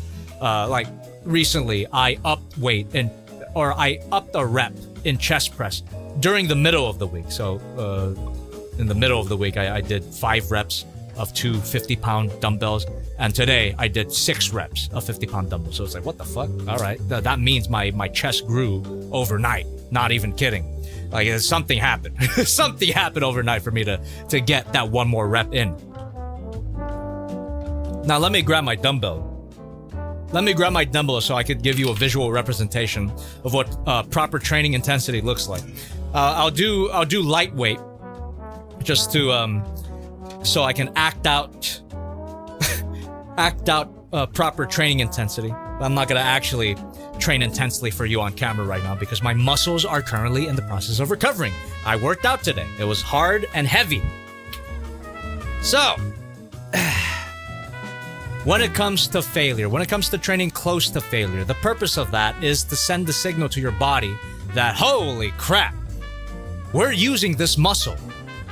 Therefore, we have to recover. If you feed it with enough protein, which is, this is the reason why we have a protein requirement, because it fuels the muscle building process. If you're properly proteined up, if you train with the proper intensity, you're gonna build muscle, like I did. I just constantly need to flex so you believe me, right? Like, I know a lot of this might sound unbelievable to you, but look at the fucking results, and I swear to you, I am not doing anything else other than this. 2 sets per movement with the proper intensity, but that intensity part is very important, no matter how light of weight you start with. So say that the lightest you can lift is 5 pounds. Like, maybe for you, lifting this as a complete beginner is already fucking heavy, right? And let's do bicep curls, because it's such an easy one to demonstrate. Also, it flexes the guns. If you could, so when you're training, bicep curls, right? Elbow movement, bicep curls, you wanna make sure that you're not using momentum and you're actually using the elbow. Also, you don't want to be resting your arm like that. Actually, let me get into proper bicep curling form. There you go. I do it standing. So like that, right? So, what it means to train with the proper intensity, regardless of the amount of weight that you're lifting. Say you want to do 10 reps. Your final 2 reps, so 9th and 10th rep, you want to be the majority of your reps before your final 2 reps are to get you to the point where your muscle is struggling to lift the weight up. And it's not as complicated as it sounds, because you will know, your body will let you know when you can't go on anymore. So, again, I'm just bullshitting you right here. Like, this is 5 pounds. I could do probably 50 reps of this. But for someone who's an absolute beginner, your 10th rep might look like that. And you want to push. You want to fucking push as much as possible. You might even be making these fucking faces. You might even scream. Dude, this is a benefit of working out at home. You can scream as loud as you want. I scream loud as fuck, boy. When I'm doing my squats sometimes, man. Yeah, let me bring my other dumbbell just to simulate squats. When I did my squats today, fuck, man. So 70 pound. These are not actual 70 pounds. I'm using 5 pounds as an example, but this is all for the sake of demonstrating what proper intensity looks like. So, how I do my dumbbell squats, I hang them off to the sides right there. It kind of works my traps too, now that I think about it. Then, I look forward. Then I just go down like that. And from this bottom position, I like to kind of hold it for a second so I know that I'm not using any momentum to bounce back up. And that final rep that I did, it was like my 6th rep. It was like that.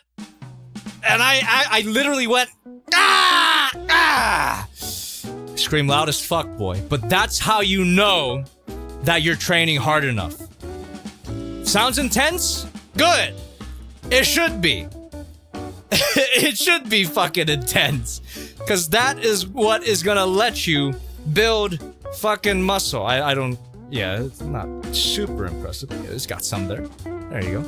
But yeah, that's what's gonna let you build muscle. Ugh. And you can apply that principle to any muscle group. Like I said, like your bicep curls. Last few reps should be fucking grinders. Ugh. And as long as you're training proper intensity and making sure that you're not, overstressing your joints, you want to do this within reason. Which is why, I recommend that you train to absolute failure at least once, so you know what your failure point is. But for the majority of the time, if you're close to failure, that's good enough too. That's what the second set is for, just to compensate for whatever lack of volume that you might have missed out on the previous set. So, oh god, I just realized that maybe some of you don't even know what reps and sets are. Show of hands, does anybody know what the fuck a rep and a set is? Am I getting too ahead of myself here?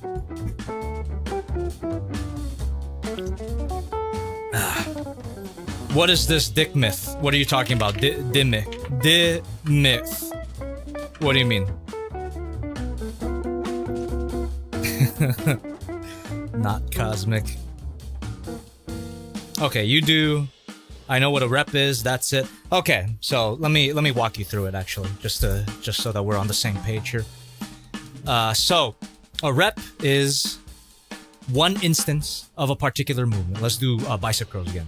So obviously that would be one rep of a bicep curl. Now, if you did 10 bicep curls, that would be considered a full set. And in between your sets, you want to rest. And you want to get proper rest. At least what Eric Roberts recommends, and I agree with. You want to rest in between your sets at least 90 seconds.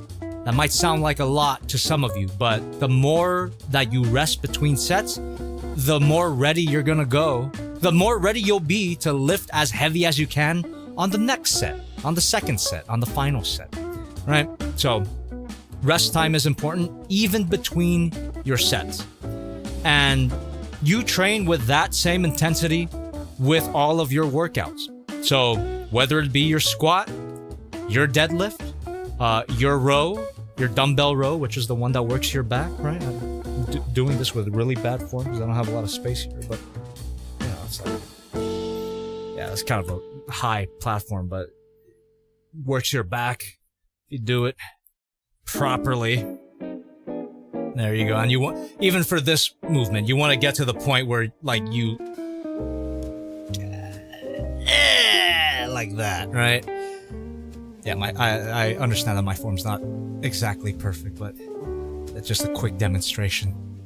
There you go.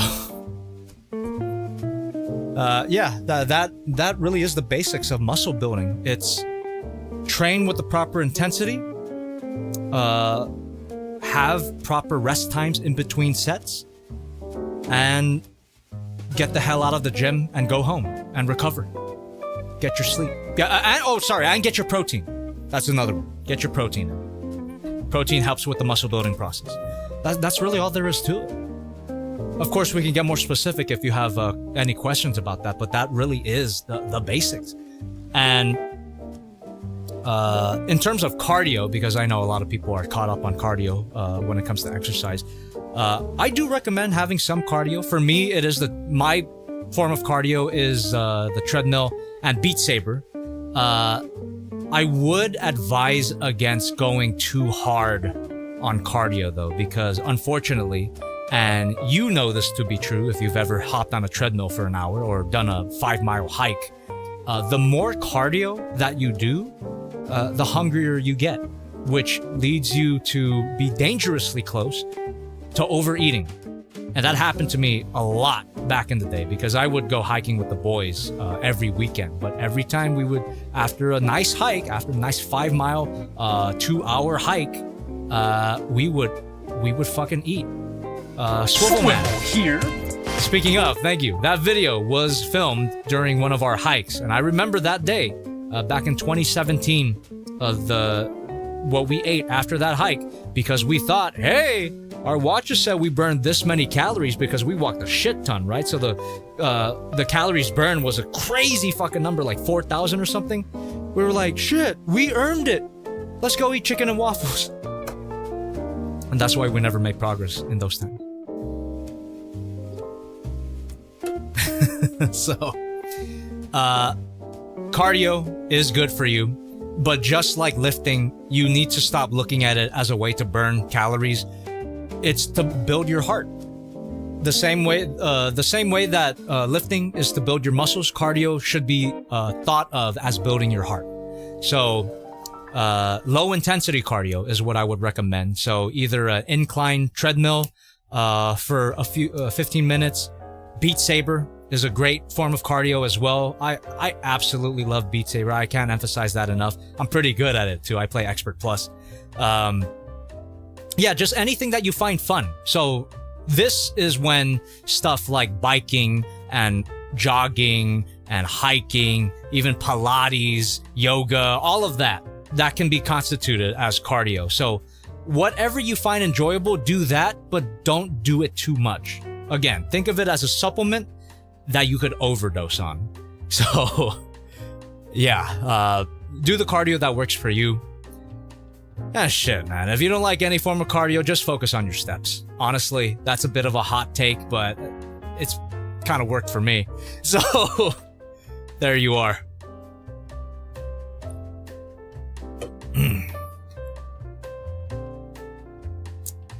All right. Would you recommend jump roping? If you enjoy it, man. If you enjoy jump roping. Ransack Knight says, Jobby the Chud. You spelled Chad wrong. There you go. Jobby the Chud has unfortunately passed away.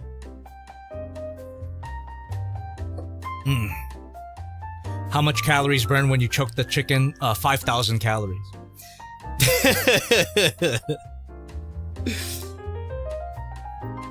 Yeah, I'm trying to think of more things to say about working out.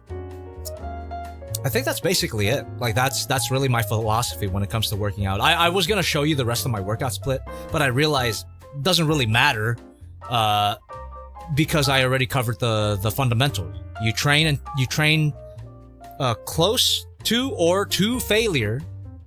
You have proper rest times. You eat enough protein, and you go home and rest up. There you go. That's the fundamental principle. Well, I guess I could show you the rest of my program just to give you an idea of my exercise selection. So, yeah, squat, deadlift, dumbbell row. I even have links to videos that detail how to perform the movement, which I would recommend everybody do, just so you get good form. Form is very important, obviously. So my upper body focused full body workout. That's a weird way to put it, but yes. My dumbbell chest press, which I do on the floor. My kneeling arm press, which is just my shoulder press that I do one-handed. I do this on the floor and kneeling. A good shoulder workout, like that. And I do, again, some rows. My tricep overhead extension. Boom. Working your triceps is actually really important. People kind of pay too much attention to the biceps because, you know, it is the showy muscle. But if you think about it, your tricep takes up more real estate on your arm. So definitely train your triceps, chat. And, of course, got the bicep curl, obviously. And then on my final full body day, which was actually today, my squat, my chest press, my shoulder press, and my bicep curl. So yeah, not that much. They take an hour each because before every working set, I do 2 warm-up sets. Okay, I actually can say more things about working out.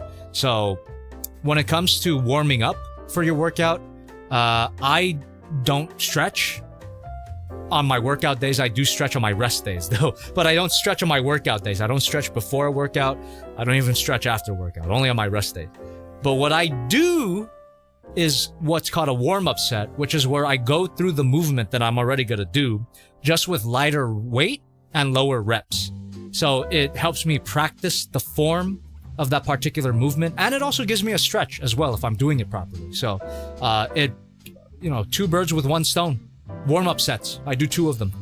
And then I go into my 2 working sets, which is where I push very hard, very close to failure, and combine that with 4 movements, and that adds up to be about an hour and a bit. So there you are. That's how my program works. And in terms of the days that I work out, I do Monday, rest, Wednesday, rest, Friday. And then I rest the entire weekend. And on those rest days, that's when I do my dedicated cardio sessions. So on my rest day on Tuesday, I do Beat Saber and treadmill. My rest day on Thursday, I do Beat Saber and treadmill. And then on Saturday, I do, again, Beat Saber and treadmill. And then on Sunday, I take a full rest. I just do treadmill, no Beat Saber. And that's about that. Rest is very important. And the treadmill that I do is not intense at all. Like I said, I just walk and watch a YouTube video. That's just to get my steps in. So, yeah, I try, I push as hard as I fucking can while lifting, but everything else, I try to take it easy.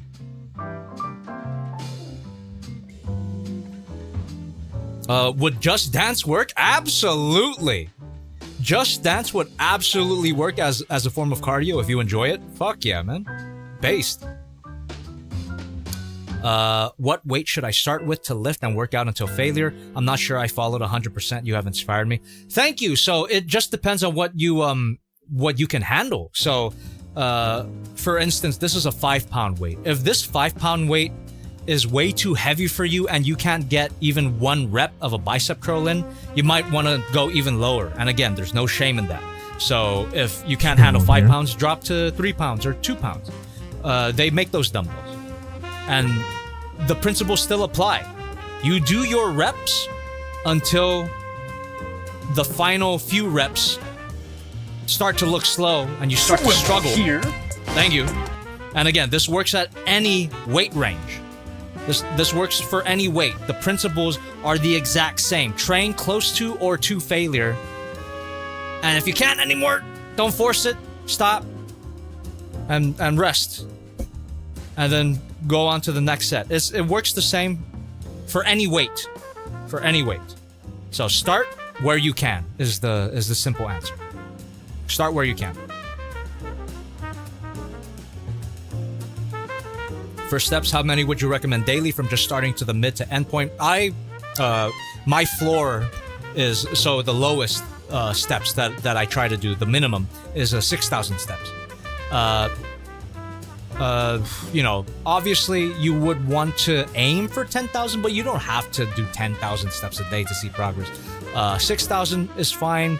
Shit, even 4,000. If you could only rack up 4,000 steps in a day, just don't try to go below that. That's it. Do you stretch a lot? I should stretch more, honestly. And I do my stretches on my rest days. So tomorrow will be a good stretching day, and you should definitely stretch for sure. Stretch more than I do because it does prevent injury.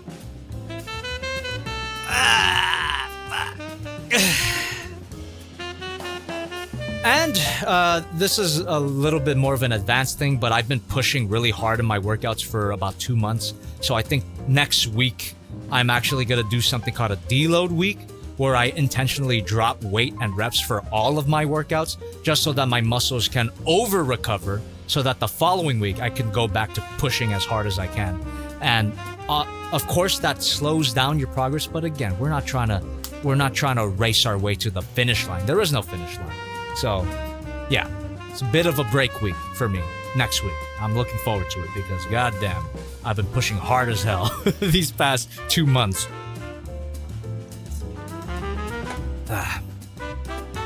See. Bro is getting jacked to do more large Transformers reviews. We're building up to the divorce class. Bro's gonna get the divorce class and not even be married once. Oh, yeah. Let's see. Okay. Yeah, I think I've said what I wanted to for working out in particular. If you guys have any more questions, feel free to ask me. But I think to wrap up this first fitness dedicated stream, because you bet I'm going to do more of these. I love talking about this shit, and I hope that it's helped you out at least a little bit. But I think a final topic to lightly hit on before we do a dedicated live Q&A portion for the rest of the night is the topic of tracking your progress, because this is super important. You got a brief glimpse of it here with my workout log. I track the weight that I carry and the amount of reps that I do per set. And if you notice, between sets, I accept a little bit of weight drop off, a bit of rep drop off. So my sets are not equal. They're not made equally. The first set of exercise, get 9 reps. Second set, I get 7 reps. That just confirms to me that I was training hard enough if I see rep drop off. But yeah. And then on week 2, I upped weight. Got less reps though. Oh, this is something that I should have mentioned too. When it comes to tracking your workouts in particular, I highly recommend that you work within a rep range. So 5 to 8 reps. Okay, I actually love explaining this topic because it's a lot of fun and I get to bring up something that everyone loves, video games. When it comes to progressively overloading on your workouts, I want you to think about it like leveling up in a video game. So for the majority of my exercises, I have a target rep range of 5 to 8 reps. Or you know what? Let's do bicep curls because that's my favorite exercise to demonstrate. So 5 to 10 reps. That's my rep range, right? So wait, hold on. God damn. Oh, okay. Problem. All right. So, when you work within a rep range rather than try to work for a target rep count, this is how I want you to think about it. Say that you're starting off at 5 pounds. You're lifting 5 pounds, dumbbell curls. And your rep range is 5 to 10. So 5 is the low end of that rep range and 10 is the high end. At the beginning, most likely, your 5th rep is gonna be a fucking grinder. And that'll probably be your stopping point. You'll try to get a 6th rep, but you can't do it. And that's totally fine. You hit the low end of your rep range. Think about that as filling up a little bit of your XP bar. Right? Well, talking about leveling up in a video game. When you hit 5 reps, when you hit that low end of your rep range, you are filling up that experience bar a little bit. And then maybe next week, you aim for 6. And that 6th rep, you actually could get it. But goddamn, is it a struggle? Oh! Boom! You got your 6th rep. Guess what? That XP bar just went up a little bit more. Right? So you want to keep doing that for as long as it takes, maybe 2 more weeks, 3 more weeks, 4 more weeks, 10 more weeks, until you get that 10th rep. And it'll happen if you're doing this properly. It'll surprise you how it happens. But yeah, eventually you will get that 10th rep in and it'll be a fucking grinder. But guess what? Boom! You're at the high end of your rep range and you leveled up. Now, at that point, you could up your weight 5 to maybe 10 pounds or 6 pounds. It just depends on what weight you can do while still hitting that low end of the rep range. So when you level up, when you hit that high end of your rep range, you up the weight. And that's the equivalent of leveling up. So that's how I want you to think about your workouts. Same with your bench, your chest press, right? Imagine I'm doing this on the floor. The low end of my chest press is 5 reps. So maybe when you first start, the 5th rep is gonna be a fucking grinder. Oh, you bring it back down. Then you try going for another one. You can't do it. That's fine. Next week, after you've properly recovered, had your protein, your chest muscles might have grown over the course of that recovery period. So then you can get that 6 rep in. You leveled up a little, you filled up that XP bar a little bit. And then eventually, week after week after week, you finally get that 8th rep. Yeah! And then at that point, you can up the weight and you start that process again. 5 reps, to 6 reps, to 7 reps, to 8 reps. You get the idea. That's how that's how I recommend that you progress in your lifting. So don't aim for a target rep number. Aim for a rep range. So for me, it's 5 to 8 reps. I've heard people recommend 5 to 12 reps. It just depends. It just depends on what works for you. There's going to be a lot of micro adjusting during the process as well. Whatever works for you, man. But yeah, think of it as leveling up in a video game.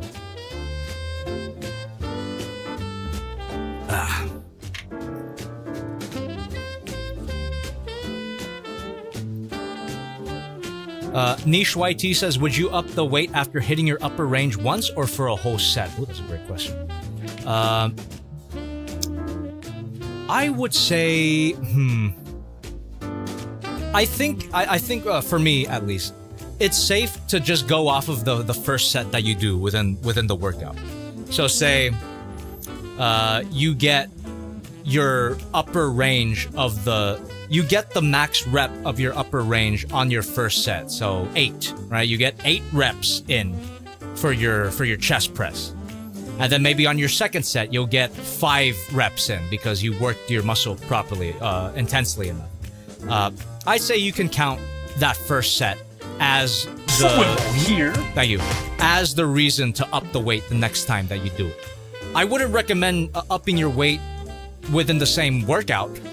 I don't think that's a good idea. That might be an injury risk. I say do it at least a day after. At least a day after a proper recovery period. So don't do it between sets, but do it between days, if that makes sense. Over the course of days, over the course of weeks. It is funny because I never thought I would watch a fitness stream from Jobby, but you look very good. Keep it up. Thank you. Thank you, I appreciate it. The flex of gratitude. Okay. All right. So, of course, in order to know how much you lifted and how much reps that you did, I recommend that you log all of your numbers, all of your progress here. You don't have to format it like I do. This is actually from a program made by Eric Roberts, my GOAT. But you can look up different templates online. Maybe other content creators have more clean-looking logbooks. Yeah, just look up weight tracking logbook format, and it'll give you something, whatever works for your case. But of course, when it comes to your fitness journey, your lifts are not the only thing that you want to track. Obviously, you're going to want to track your weight. Because what are we doing this for if not to lose a bit of weight? But, again, I have to emphasize, it's not weight that you want to lose, it's fat. Because if your goal is to lose weight, that could include muscle as well. And we do not, I repeat, we do not want to lose this precious, precious muscle because it takes so long and a lot of effort to build. We don't want to lose it. So, in order to properly track your weight or your fat loss, I would recommend, and again, this is a bit of a hot take, but it's been working for me. Weigh yourself every day. I know that's not usually recommended because some people feel a certain way about the scale, but to that, I just say, grow up. Grow up. Stop letting this piece of plastic with a screen on it dictate the entirety of your mood and how you feel. At the end of the day, chat, the number on the scale is just the point of data. And if you're doing weekly weigh-ins because you're afraid of weighing yourself every day, you're working with very limited data, and you're not going to see the progress that you want to see. The only way you see progress, rather than the visual change of your body, the way you see progress before you see the visual changes are the numbers, are the data. So, the more times you weigh yourself, the more data that you will have to work off of. So let me give you an example of the downsides to only weighing yourself one time a week. Let me look up my fat loss journal right here.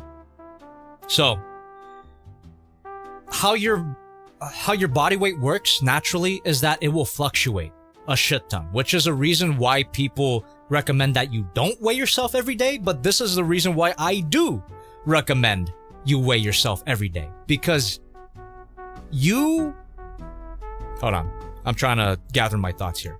You weigh yourself every day and you take the weekly average, and then you can take those weekly averages and compare them. And I promise you, if you're doing everything correctly, that weekly average will keep going down and down and down and down. Sometimes it will not move at all, and that's totally fine. You didn't plateau. Just keep it going. Just do what you have to do. The next week, you're going to see it go down 2 pounds. The weekly average. That's what I want you to see, and not just one weigh-in. Because our body weight fluctuates so much day to day, and if you only do one weigh-in a week, there's a high chance that on your weigh-in day, you will catch yourself on a heavy day.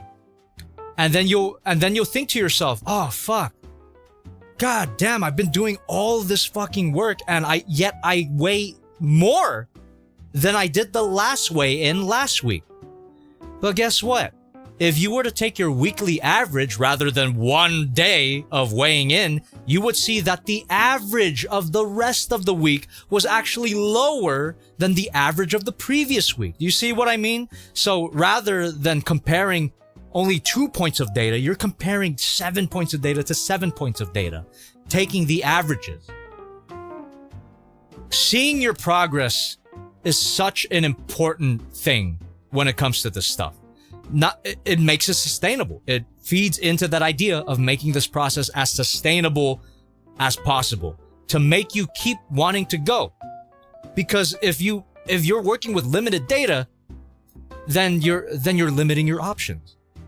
And shit, if you do weigh yourself every day and you get your weekly averages and you see that you're not going down, well, guess what? You have the data to work off of that you can adjust your plan properly. Like, all right, if I'm tracking my calories properly every day, then I can go back and be like, oh, maybe I ate too much this week, so I'm going to cut my calories a little bit. It just gives you more room to play, more points of data to work with. Yeah, stop looking at the scale as the end all be all of your progress. Just look at it as a point of data, because that's what it comes down to. It's a numbers game. It's data. You're comparing data with data. In addition to that, I would recommend that you take weekly waist measurements as well. Because as I mentioned, even if you do weigh yourself daily and take the weekly average at the end of the week, sometimes week by week, you might not see the scale go down. But if you measure your waist every week, you'll see your waist go down.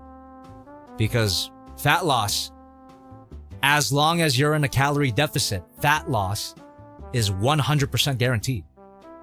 And you will not be able to see it if you're not tracking everything. So measure your waist every week. The scale might not go down, but your waist will go down by 1 centimeter. And that's cause for celebration. That means it's working. And keep it going. That's the thing. That's why I say, like, don't let the scale dictate your entire mood or dictate whether or not your plan fails or succeeds. Because it's not the only point of data that you have to work with. Your waist measurement. There you go. Measure your waist every week. Weigh yourself every day and take the weekly average at the end of the week. Compare those numbers. See if it's moving. If it's going down, you're doing great. Don't stop. Even if the scale stalls or plateaus. Oh, that's a word that everyone likes to use as an excuse to give up. Even if you plateau for like 2 weeks, your waist might still be going down. Keep it going. Keep it fucking going. Keep doing the same thing. Don't adjust yet. Stick to the plan. If the waist is moving, you're moving. You keep it going. And guess what? You stick in there for long enough, your body will just drop a shit ton of weight in 1 week. It's happened to me several times during this process. And every fucking time I gotta remind myself that the plan is working. The plan is working. The scale's not moving. Even if I weigh myself daily, the scale's not moving, but the plan is working. I gotta keep doing it. And guess what? At the end of the week, or maybe at the end of 2 weeks, 7 pounds down from the scale. I hit a new low. Just keep it going. Believe, trust the process. Make sure that all the inputs are correct. And you'll see the progress that you want to see. You just gotta make sure that you track everything, and you gotta make sure that everything that you're doing is correct. And how you know it's correct? Well, shit, you gotta look at the numbers. There you go. So stop letting the scale ruin your mood. Let me give you an example for me. So, like I said, oh shit. I forgot how much I weighed in today. I think at the beginning of the stream I said I weighed in at 156. No, I weighed in at 155. But at the beginning of the week, I weighed in at 157. And it was 157 for 2 whole days. And then finally, you go to 156. Stuck there for a while, and then now I'm at 155. So the average of the week is probably going to be 157. Next week, I predict this already, because I'm going to have a pretty big Korean barbecue meal tomorrow. I'm probably going to weigh in the day after on Sunday, pretty heavy, maybe 157, 158 even. And then the day after, it'll still stick around 158, 157. And then if I keep just sticking with my plan, it'll go down, and it'll probably average out to 156. I'll probably hit a new low on the scale next week, at the end of next week. That's just how it's been working for me. So you just have to stick with the plan. Stick with the plan and keep track of the numbers, and don't let the numbers get to your emotions. Stop thinking about this emotionally. Think about it logically. It's only data. It's only numbers. The numbers don't dictate if you're a good or bad person. It's just data. So, there you go. All right. I feel like there's more that I want to say about that topic, but I think we're good to just get into our dedicated live Q&A. Before that, though, I do want to take a look at donations. So, all right. Let me see.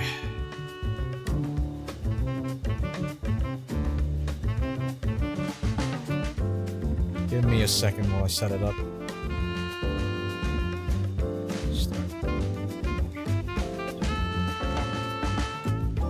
Okay, so while I wait for the donations to be set up here, are there any questions about anything at all? This fitness stuff that I may not have touched upon. If I explained it improperly or unclearly, please ask me again. I want to help as many people as possible. Hopefully I got at least 1 or 2 of you to look into this. And that's something that I would recommend as well. Do your own research, because there are plenty of people out there that explain all of this way better than I do. I guess now I can start recommending creators. Eric Roberts, The Nutrition Narc on Instagram, The Fitness Chef. I absolutely love The Fitness Chef on Instagram, because he emphasizes the fact that you can eat what you want, but still make progress. So definitely check him out. Like, just really positive fitness content from all of these guys. And all of these guys are mostly on the nutrition end of things. When it comes to working out, though, I highly recommend checking out Sean Nalawani. Love Sean Nalawani. He emphasizes low volume, high intensity workouts, which is what I've been doing, 2 sets to failure or close to failure. Sean Nalawani, another one of my goats. There you go. Check him out. It's Nalawani with a silent J. I don't know why, but there it is. Look him up. Yeah. So, do your own research. Look up all these topics. They do a way better job at explaining everything than I do. However, while you have me right now for the time, feel free to ask me any questions and I'll do my best to answer them.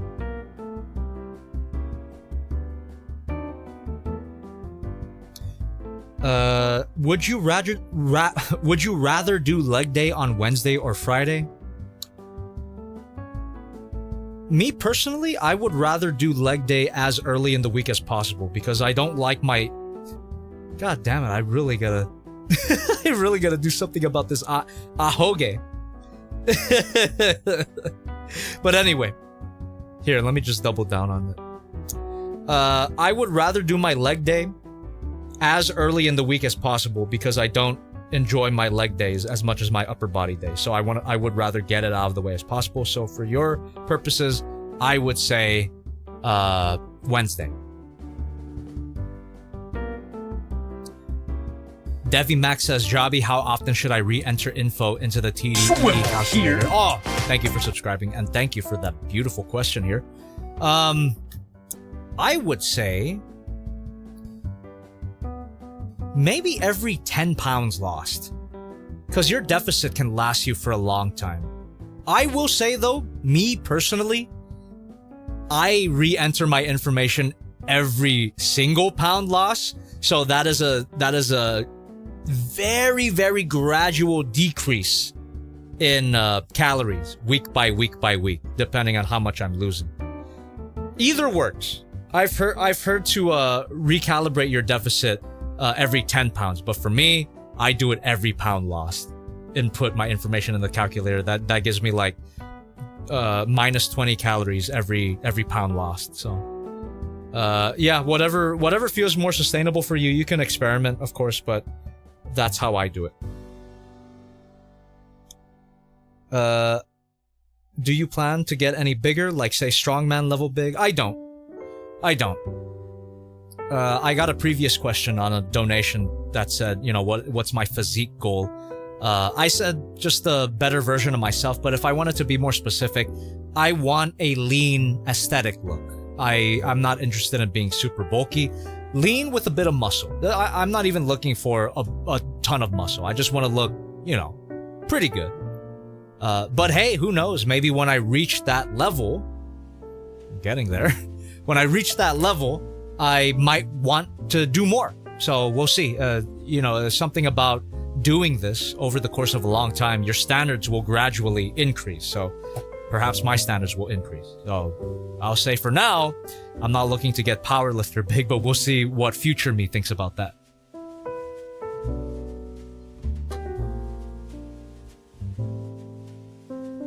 Oh. All right. I'm gonna get into donations now.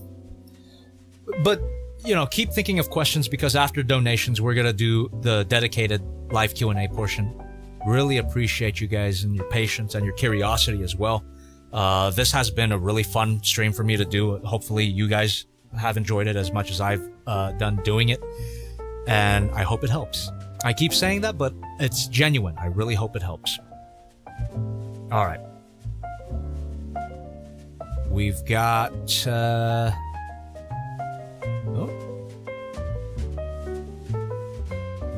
Hold on a bit. Ah, here we go. It's not that much more. Sonasar count with $1 through the stream element says perhaps one day I'll get into a workout regimen of my own. As it stands, my lumberyard job keeps me pretty physically active and I try to eat relatively healthy for lunch. My one weakness being the drug addiction of Mountain Dew. Even with Mountain Dew, there is Mountain Dew Zero and Baja Blast Zero. So you can make that change and you will automatically see progress. I promise.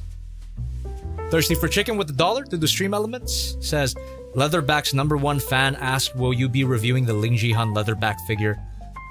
Not anytime soon, I don't think. I'm more focused on the mechanical side of things for now. But eventually. $2 from T-Man the Cool, thank you. Says, you ain't Jobby, you Jobby bricked. Bricked up. Ugh.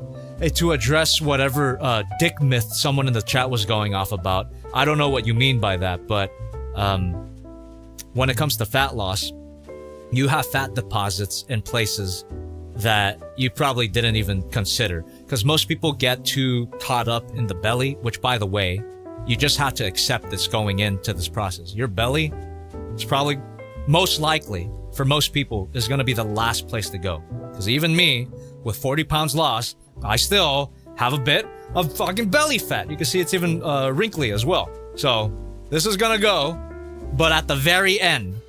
And at some point, my shoulders, my arms, my face even, they're going to be super lean. Fucking my legs are probably going to be crazy lean, but the belly will still be there. And the only fix for that is just to be in a calorie deficit for long enough. That's it. That's the only trick. There's no such thing as targeting specific areas for fat loss. Waist trainers don't work. Fat burners don't work for targeting belly fat. No matter how many crunches you fucking do, you cannot target belly fat. It's gonna be the last to go. So just accept it and do the calorie deficit. That's all there is. So, yeah, just accept that. Accept that going in. Did you stop drinking alcohol? I did not. I still drink. I drink less. I drink significantly less than I did before, for sure. Before, it used to be that I would drink every week, but now it's sometimes it's 2 weeks in a row. Sometimes I can go on for a whole month without drinking. Yeah, I still drink though. I still enjoy the occasional drink. And when I do drink, I drink less than I did. Not just because it's better for my calories, but because I'm lighter, because I have less body fat, I'm literally a lighter weight when it comes to my alcohol. It doesn't take as much alcohol as it did in the past to get me fucked up. So back then when I was fat, I used to have, or fatter, I still have belly fat, but I used to be able to handle maybe 2 shots, 4 beers, and maybe another shot after that, and I'd be good. But now, after 1 drink, I'm fucked up. So 3 drinks max for me every time I do drink now. Yeah. So I haven't stopped drinking, but I drink a lot less, for sure.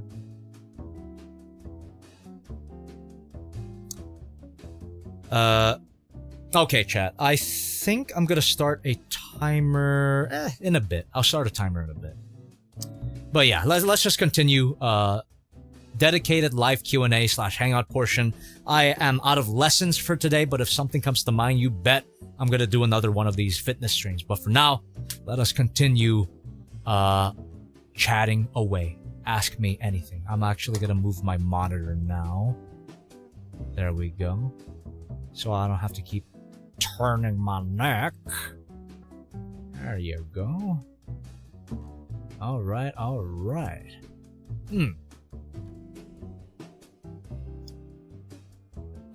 What drinks would you recommend for weight loss? Jobby the Chad. Protein shakes.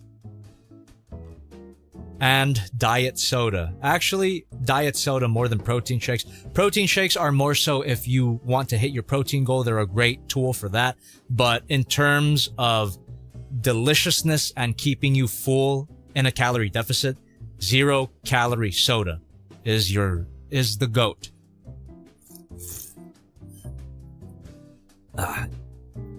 Drinks themselves, though, I don't know if you meant it this way, but drinks themselves are not going to help you lose weight. The only way to lose fat, as I mentioned many times, is a calorie deficit. If you're not in a calorie deficit, nothing is going to help you lose fat. So, 0 calorie drinks, though, will help you stay in your calorie deficit. In that sense, they help you lose fat. Have you downsized any clothes? Yes, I have. Absolutely. I used to wear a pair of size 34 jeans. And now I'm at a size 32. Probably gonna have to go down to size 31 or 30 soon because the size 32s are getting a lot looser now too. Like I can put my whole hand in there, get a quick goon in. Also my shirt. I'm wearing a size small right now. Actually, this shirt is extra small. So yeah, small to extra small. I've definitely downsized clothes. I started at extra large at the beginning of the year.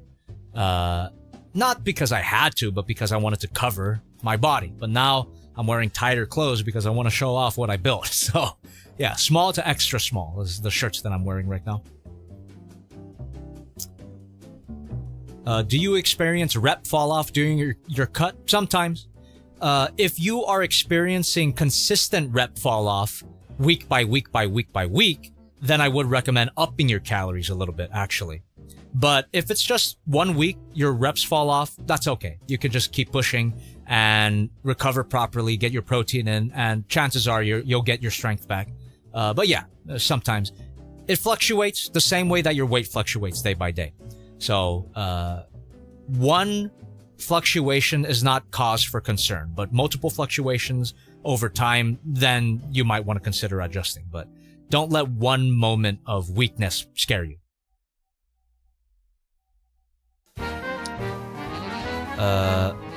Bro, who is this? It's me! It's me! It's the Swivel Man! It's me! It's me, I swear. I swear, it's me. It's the funny toy man. Don't you believe me? Come on. I just came back with extra goodies.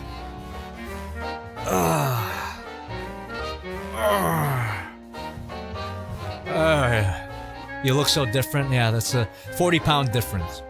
40-pound difference with muscle as well. So I probably lost 40, something like, what? What the hell was I gonna say? Probably lost 40 pounds of fat, gained, maybe 5 pounds of muscle. I don't know. Do the put in your ass? Oh, just to prove that I'm him? Put it in your ass. It's me. Come on. You know me. Maybe the glasses will help. Come on, it's me. Hey, it's me. It's Jobby the Hawk. Hey, my name is Jobby, and today we're talking about weight loss and fat loss. Swivel here. It's me. Come on. It's me.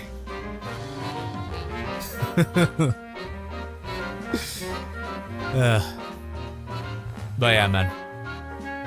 You need those muscles to handle tight posability joints. Dude, I think I'd be able to handle 01 Studio Cell a lot easier than before. Because before, I wasn't like super fat, but I definitely did not have muscle. That's the thing. I think right now, I'm at the weight that I probably was in early YouTube, right? In my early YouTube career. But the difference between now and then is that I have muscle now. I never had muscle before. So that definitely makes a difference. Okay, Devil Savior Split with $3. Hey, Jobby just turned 20. Been watching you since I was a kid. I just want to say that my 14-year-old son and I love watching your videos together. That's really nice. Wait a minute. Wait a minute. You son of a bitch. That's so stupid. That's good though. That's good. It's a good joke. All right, yeah. So I'm gonna start a timer now for. Let's see. Yeah, about 30 minutes. I'm down. I was gonna end it around now, but yeah, I've what? I feel like I'm on a roll. So you know what? 27 minutes. I'll end the stream at midnight. 3, 2, 1. Boom. Hell yeah. Alright, so for the last 27 minutes of the stream, feel free to continue chatting away. And I'm definitely not trying to flex on you, I'm just stretching. But yeah. What the fuck? What the fuck? Anyway, I'm just geeking. I'm tweaking right now, man. I'm tweaking right now. I'm not even drinking tonight. Well, the only thing I'm drinking is more diet soda. Let's get some. crack one more open for the last stretch of the stream. Also, you guys noticed the new disappearing guy merch that I got right here. So the chair's blocking it. So for my birthday, a few friends gave me some custom-made disappearing guys, and I think they came out really, really nice. And then, of course, you got the plush. So, hell yeah. Dude, that's a fitness goal for me. By October, I want to be so fucking... I want to have, like, little to no more body fat so that I can rock a red morph suit. I'll do disappearing guy again. Fuck yeah, dude. Disappearing Prime, yeah. In the back with the hat. That hat is a treasure. I'm never wearing it in public again because it's got everyone's signature. I don't know if you could see it, but right there on the like the largest signature is a Goose's signature, Gooseworks. You've gone sober now? No, I haven't. I feel like a few people have continued to ask me that. No, I still drink alcohol. It's possible to continue making fat loss progress while still being able to enjoy alcohol. I just don't drink as much as I used to. I didn't fully quit, but I still drink alcohol. And when I do drink alcohol, I don't drink as much as I used to as well, because I'm literally a lighter weight, so I can't handle my liquor as much anymore. One drink and I'm gone. So, one or two drinks and I'm already like, oh fuck, I gotta stop. So yeah, I drink less. I didn't stop, but I drink less, for sure. We need more disappearing guy in these times. I had to do it. Anyway. It feels so surreal, like seeing your cousin after years. Cheers to that. Man, looking better it seems. Nice job overall. Thank you. Thank you very much. If you are playing the take a shot every time I flex, you're dead by now. I have flexed so many times during the stream, but I can't help it, man. I can't help it. I look at the camera monitor, I'm like, damn, I look pretty good. Shit. Like even if I do have like some love handle action going on here, like my shoulders look pretty good. Like shoulder to waist ratio, not bad. Not bad at all. I gotta give myself credit for that, man. When will you regrow your hair to bring back emo Jobby? I'm sad to say that probably never. Not because I don't want to, although I don't want to, but no matter how hard I train, no matter how fit I get, hair loss will catch up with me eventually. So I'm just enjoying what hair I have before it goes. So I will drink to that.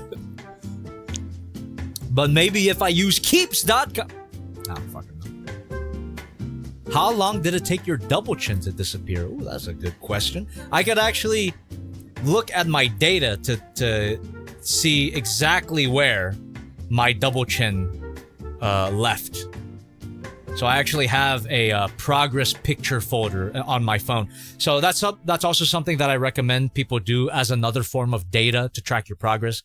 Because even if your scale doesn't move and your waist measurement doesn't go down, your progress pictures might look insanely different. So definitely take a progress picture every month, I want to say.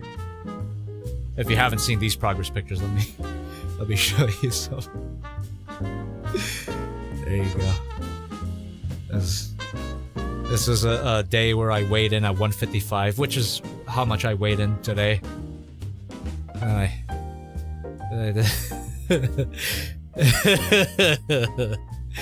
you go. But I'm trying to look for when my double chin disappeared. And compare it to this. So this is when I went to go watch Transformers 1 with Kian. This was all the way back in 2024. July 23rd, 2024, when we went to the premiere, the screening of Transformers 1. Look at how I looked then. So double chin on display. Probably was around 197 to 200 pounds there. Which, you know, I gotta give myself credit. It's not like the worst, but definitely not how I look right now. So, yeah, double chin for sure. There's some more old pictures from that Transformers 1 screening. This is the Jobby that you guys are used to. This was the Jobby that was from 7 months ago. There's a picture of me, Omar, and Oscar at the screening. And again, you can see the chin on display. So I'm trying to pinpoint the moment that my double chin disappeared. Oh, this is me. This is from 2024 Halloween. Me and Omar went to go watch Creepcast. Big shout out to Creepcast. I love them. I still love them. But yeah, this is me and Omar. Chin on display. So, I think where I would say my double chin started to fully disappear was maybe, I would say around the red carpet, honestly, because I still had it before. Yeah, I still kind of had the double chin going on at the beginning of May, but toward the end of May, I think that's when it melted off. And that's my red carpet fit for the Digital Circus last act. Yeah, I think that's around the time when I could say my double chin just fucking disappeared. Like my character. So that means it took me 5 months for my double chin to disappear. 5 months of consistent calorie deficit, consistent working out. That's how long it took for the double chin to go. 5 months. So I'm telling you, it's a long process, but compared to the rest of your life, it's not long at all.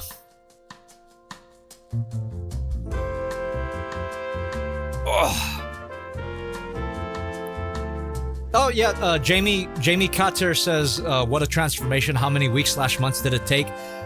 Read the title. 40 pounds in 7 months. There you go. What is my new goal after this? So currently my weight goal is 150. I'm currently at around 157. But honestly, I'm not really attached to any particular number. Fuck, I'm losing my ability to speak. I am not attached to any particular number.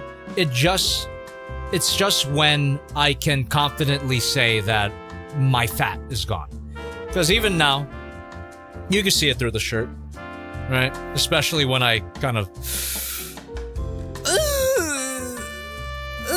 yeah, you can still see I got some pudge left here on my belly, on my titties a little bit, right? But my arms are looking good. My arms are looking pretty good. You got the veins. Got the veins, but... But yeah. Until this and this are gone. That's my next goal. However, like I mentioned before, I've already accepted that this, especially, and probably this, honestly, is most likely going to be the last.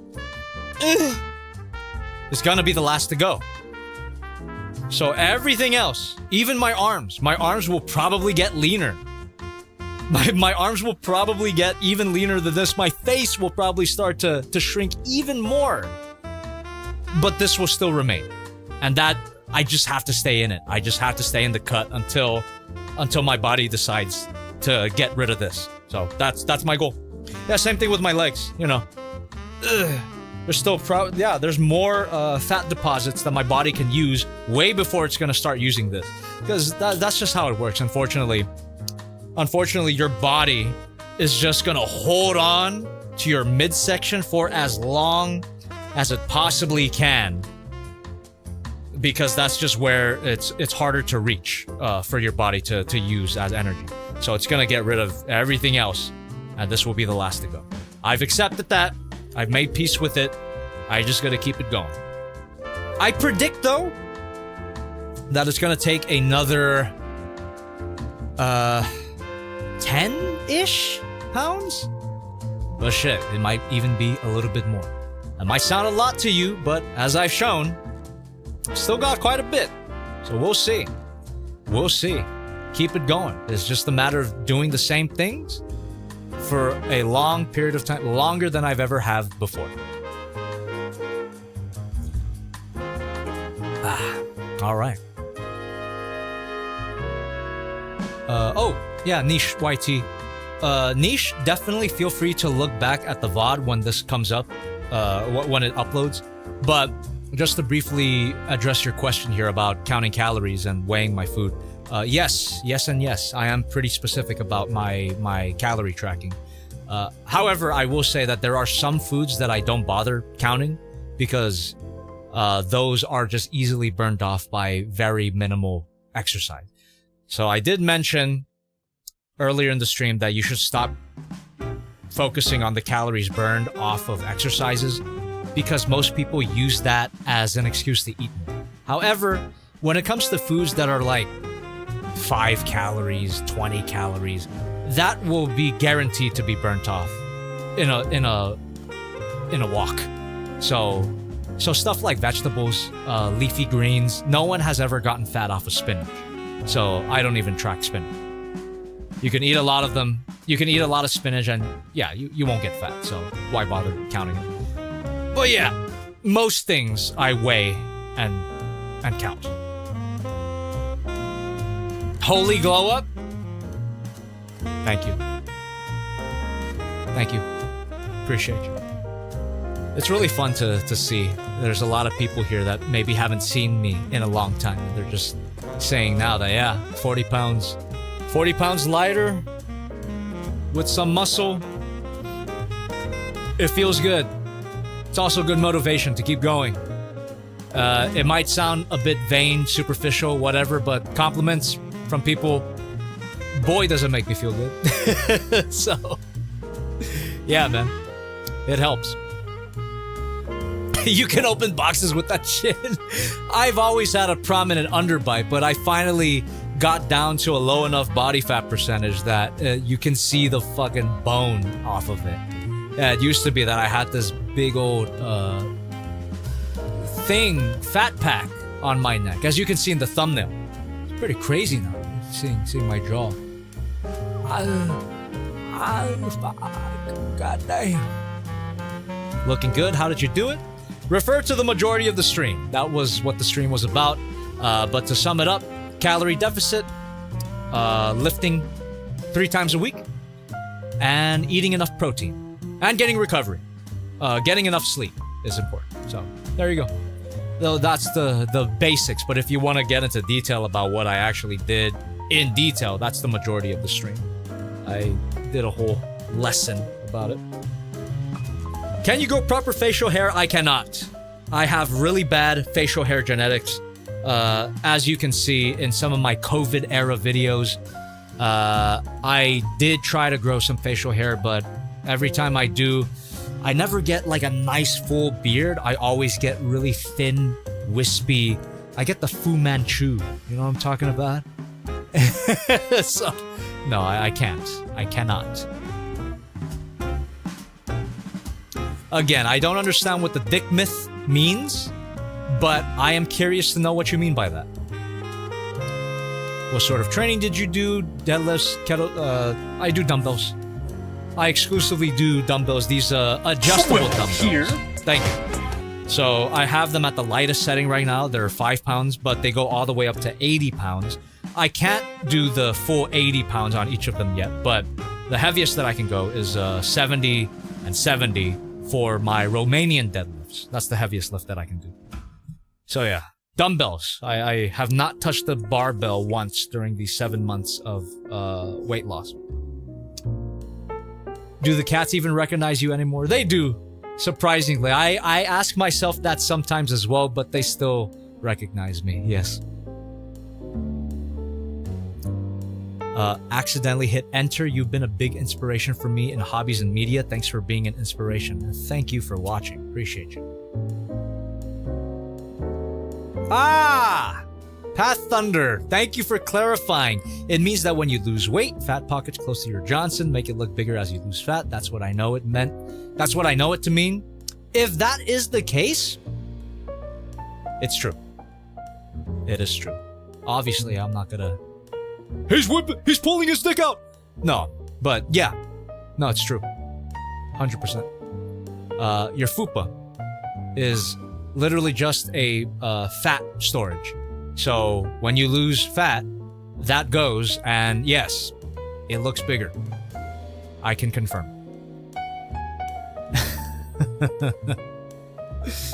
Yeah. Devimax. Hey, at least for me. I don't know if it's the case for everybody, but for me, yes, it is true. Did you gain an extra 3 inches? I would say an extra 1. It's like not dramatic, but it's noticeable. So 1 inch. Good to see you being healthy, definitely inspiring. Thank you very much. And I really hope that you mean that, and I hope it inspires you to actually pursue this, because anybody can do it. Anybody can do it. If me, chop chud that I was, could do this, anybody can. And just for your reference, again, I need to, you know, I look at my old pictures just to remind myself where I came from. And obviously I have my old videos to look at as well for just to see how far I've come. How far I've come. Oh. Yeah, man. Crazy. Oh, it's me and Oni Plays. At the Level Up Expo, it's me and Oni Plays. There you go. Me and my Digital Circus castmates. God damn it, they didn't make it to the red carpet. I wish I could have met them again at the red carpet, but they didn't go. Swivel here. Thank you. Where are the dumbbells from? Low-key might get them for myself. I got these from Amazon. Definitely recommend looking at cheaper options because these are pretty pricey. But look up adjustable dumbbells. You'll find some pretty good budget options. I just got these because they're high quality, and the weights, the actual weights that get locked into place when you adjust them, they don't wobble or fall off easily. Because that's something that I didn't mention, but during one of my workouts, one of the plates from the dumbbell fucking fell on my foot. I didn't break my toe, but I did break my toenail. And that fucking sucked. But I finished my workout that day. It did bleed. So if you're getting adjustable dumbbells, get really high quality ones. And if you have the money, I would say invest in a pricey pair. Yeah. Man, you losing weight and getting trim is kind of inspiring. Gotta get back to it. Let's fucking go. And again, please refer to the majority of the stream for tips and tricks, for information that should be valuable to you on your journey.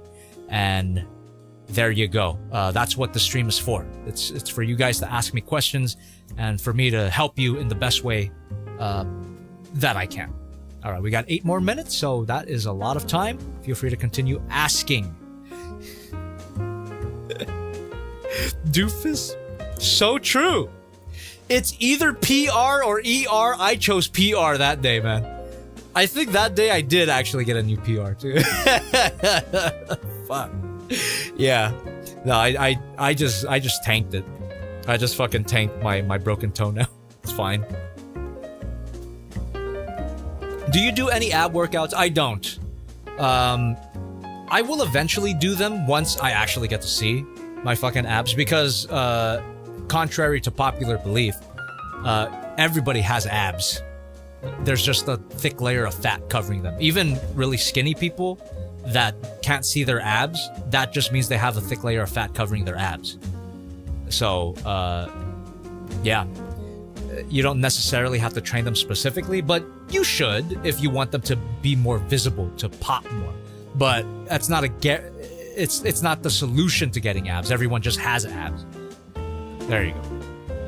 But yeah, eventually I will train my abs specifically once I can actually see them. At least the ghost of them. That's my goal. I've never seen my abs once in my entire life, even as a kid. So I will work towards that. It might take even longer than I expect, but I already expect that it's going to take a long time. And when I see them, you you will definitely know because I will be posting them everywhere. Instead of abs, I have flabs for now. Me too, man. Me too. No shame in it. We're all in this together. Where do you get your workout info? I highly recommend a few content creators. Eric Roberts Fitness on YouTube. Hold on, let me change my screen real quick for this. So, Eric Roberts Fitness. He's a great resource for both working out and calorie deficit, which is the main driver of fat loss, by the way. Fix your nutrition before you even think about adjusting your workout plan. So, Eric Roberts. For workouts specifically, I highly recommend Sean Nalawani. He is the GOAT when it comes to this stuff. His mindset videos and his training videos are really, really helpful when it comes to working out. So, yeah, Eric Roberts and Sean Nalawani, I would recommend for working out specifically. Eric Roberts for nutrition, Nutrition Narc for nutrition, and Fitness Chef for nutrition as well. These are great creators for that. So, I absolutely love this guy in particular because he emphasizes the fact that you can eat what you want and still make insane progress, which is what I've been doing. Like I mentioned before, I've never stopped drinking alcohol, and I have cookies almost every night. So it's possible to eat what you enjoy while still losing a ton of weight. So there you go. Write those down, subscribe to them. They are great. They've helped me a lot during this process. Jobby thirst traps were not on my 2026 bingo card. I don't know. I just sometimes a comment just deserves a flex as a response. Just there you go, thirst trap. Closest you'll get to Jobby thirst trap. And here you go.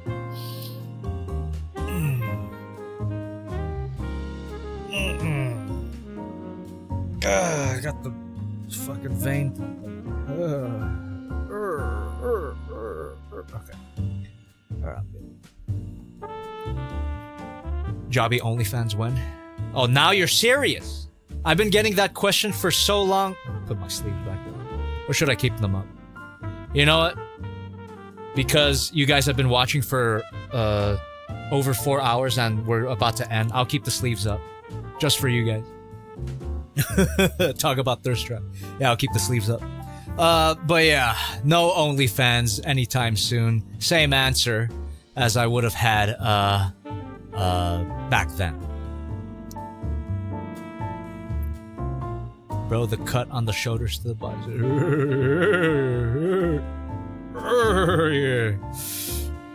Oh, okay.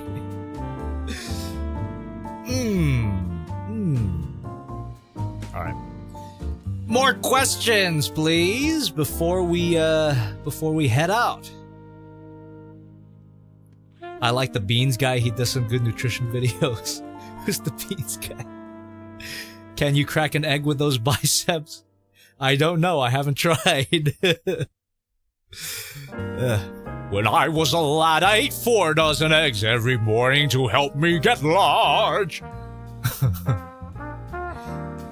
Any secret or tips for losing weight? I am trying to lose mine too. Refer to the earlier on in the stream. When this gets uploaded as a VOD, feel free to scrub through it. I give you all of the information to get you started. So forget about any portion eating. I see what you guys are, I see some questions here. Forget about portion eating. Forget about, intermittent fasting or keto or whatever the fuck. All it comes down to is calorie deficit and counting your calories to make sure you stay in that calorie deficit. Eat less than you burn. And I go way more into detail earlier in the stream. So definitely look at the VOD when this comes out. Thirsty says, Jobby, I'm really starting to wonder if that goon joke I made the other day is true. It is not. It is not. But what is also not a joke is that I have been gooning less. So that's actually not a joke.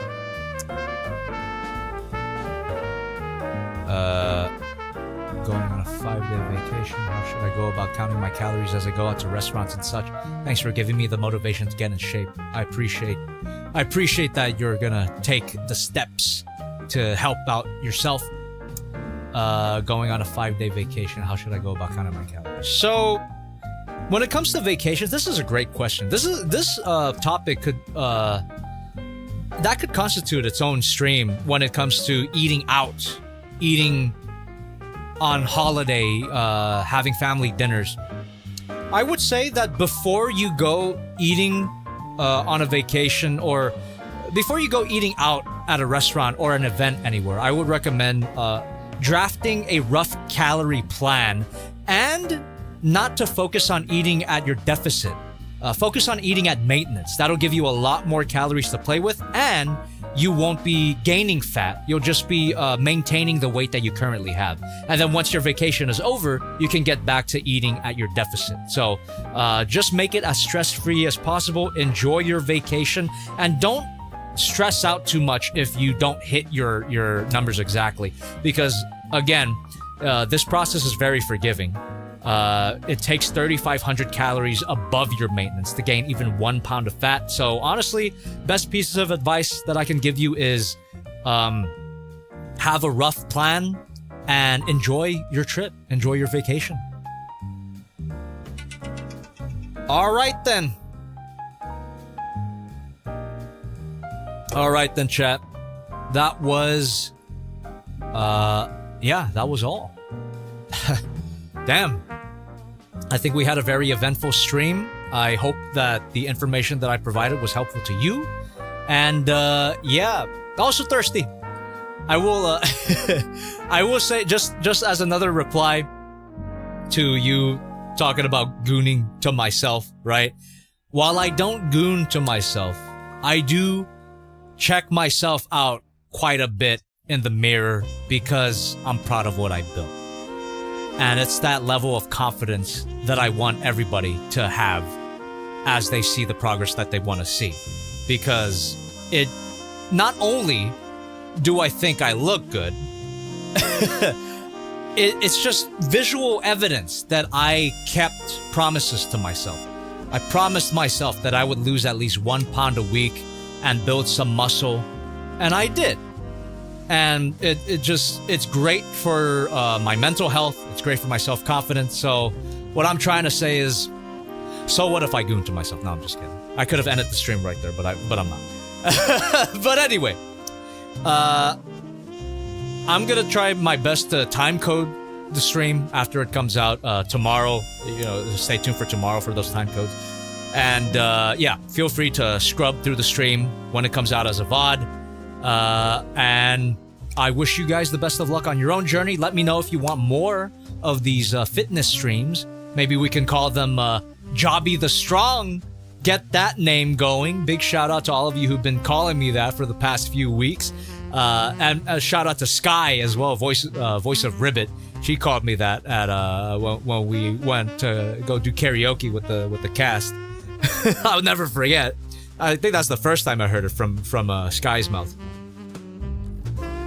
But yeah, we could do more Jobby the Strong content if you guys enjoyed it, if it helps you out. And I really hope from the bottom of my heart that it does help. So, good luck with your journeys. Let me know if you have any questions in the comments of the VOD below. I'll try to answer them or save your questions for the next stream, which will be next week, Failbox on the main channel. So subscribe to this channel, of course, for more streams. But we will take a break from streaming on this channel next week because we're going to do the Failbox. And if you want to participate, I'll post the rules for the Failbox sometime soon. Look forward to that. And look forward to a new review on the main channel as well. We're covering the Gong Gypsy Danger, who is a certified gypsy banger. So, just, come on, spin. The fuck, why isn't... No! It ain't spinning, you son of a bitch. Well, anyway, it's supposed to spin. I think this copy's running out of batteries. So, look forward to this review tomorrow on the main channel. I still review toys for a living, despite appearances. So I still love this shit. And yeah, you know, if you did like the stream, leave a like, leave a comment on the VOD when it comes out, and don't forget to subscribe again so you don't miss the next one. I will see you when I see you, and when I do see you, I had better hear about some progress. You know, I hear a lot of people saying that, oh, I gotta get back to working out. You motivated me to get back to working out, but by the next time I see you, I had better be sure that you're making some progress. Let me know, all right? So that I know that the stream wasn't in vain. Okay. Good night, guys. I gotta get some rest. That is another thing that's super important when it comes to your fat loss, weight loss journey.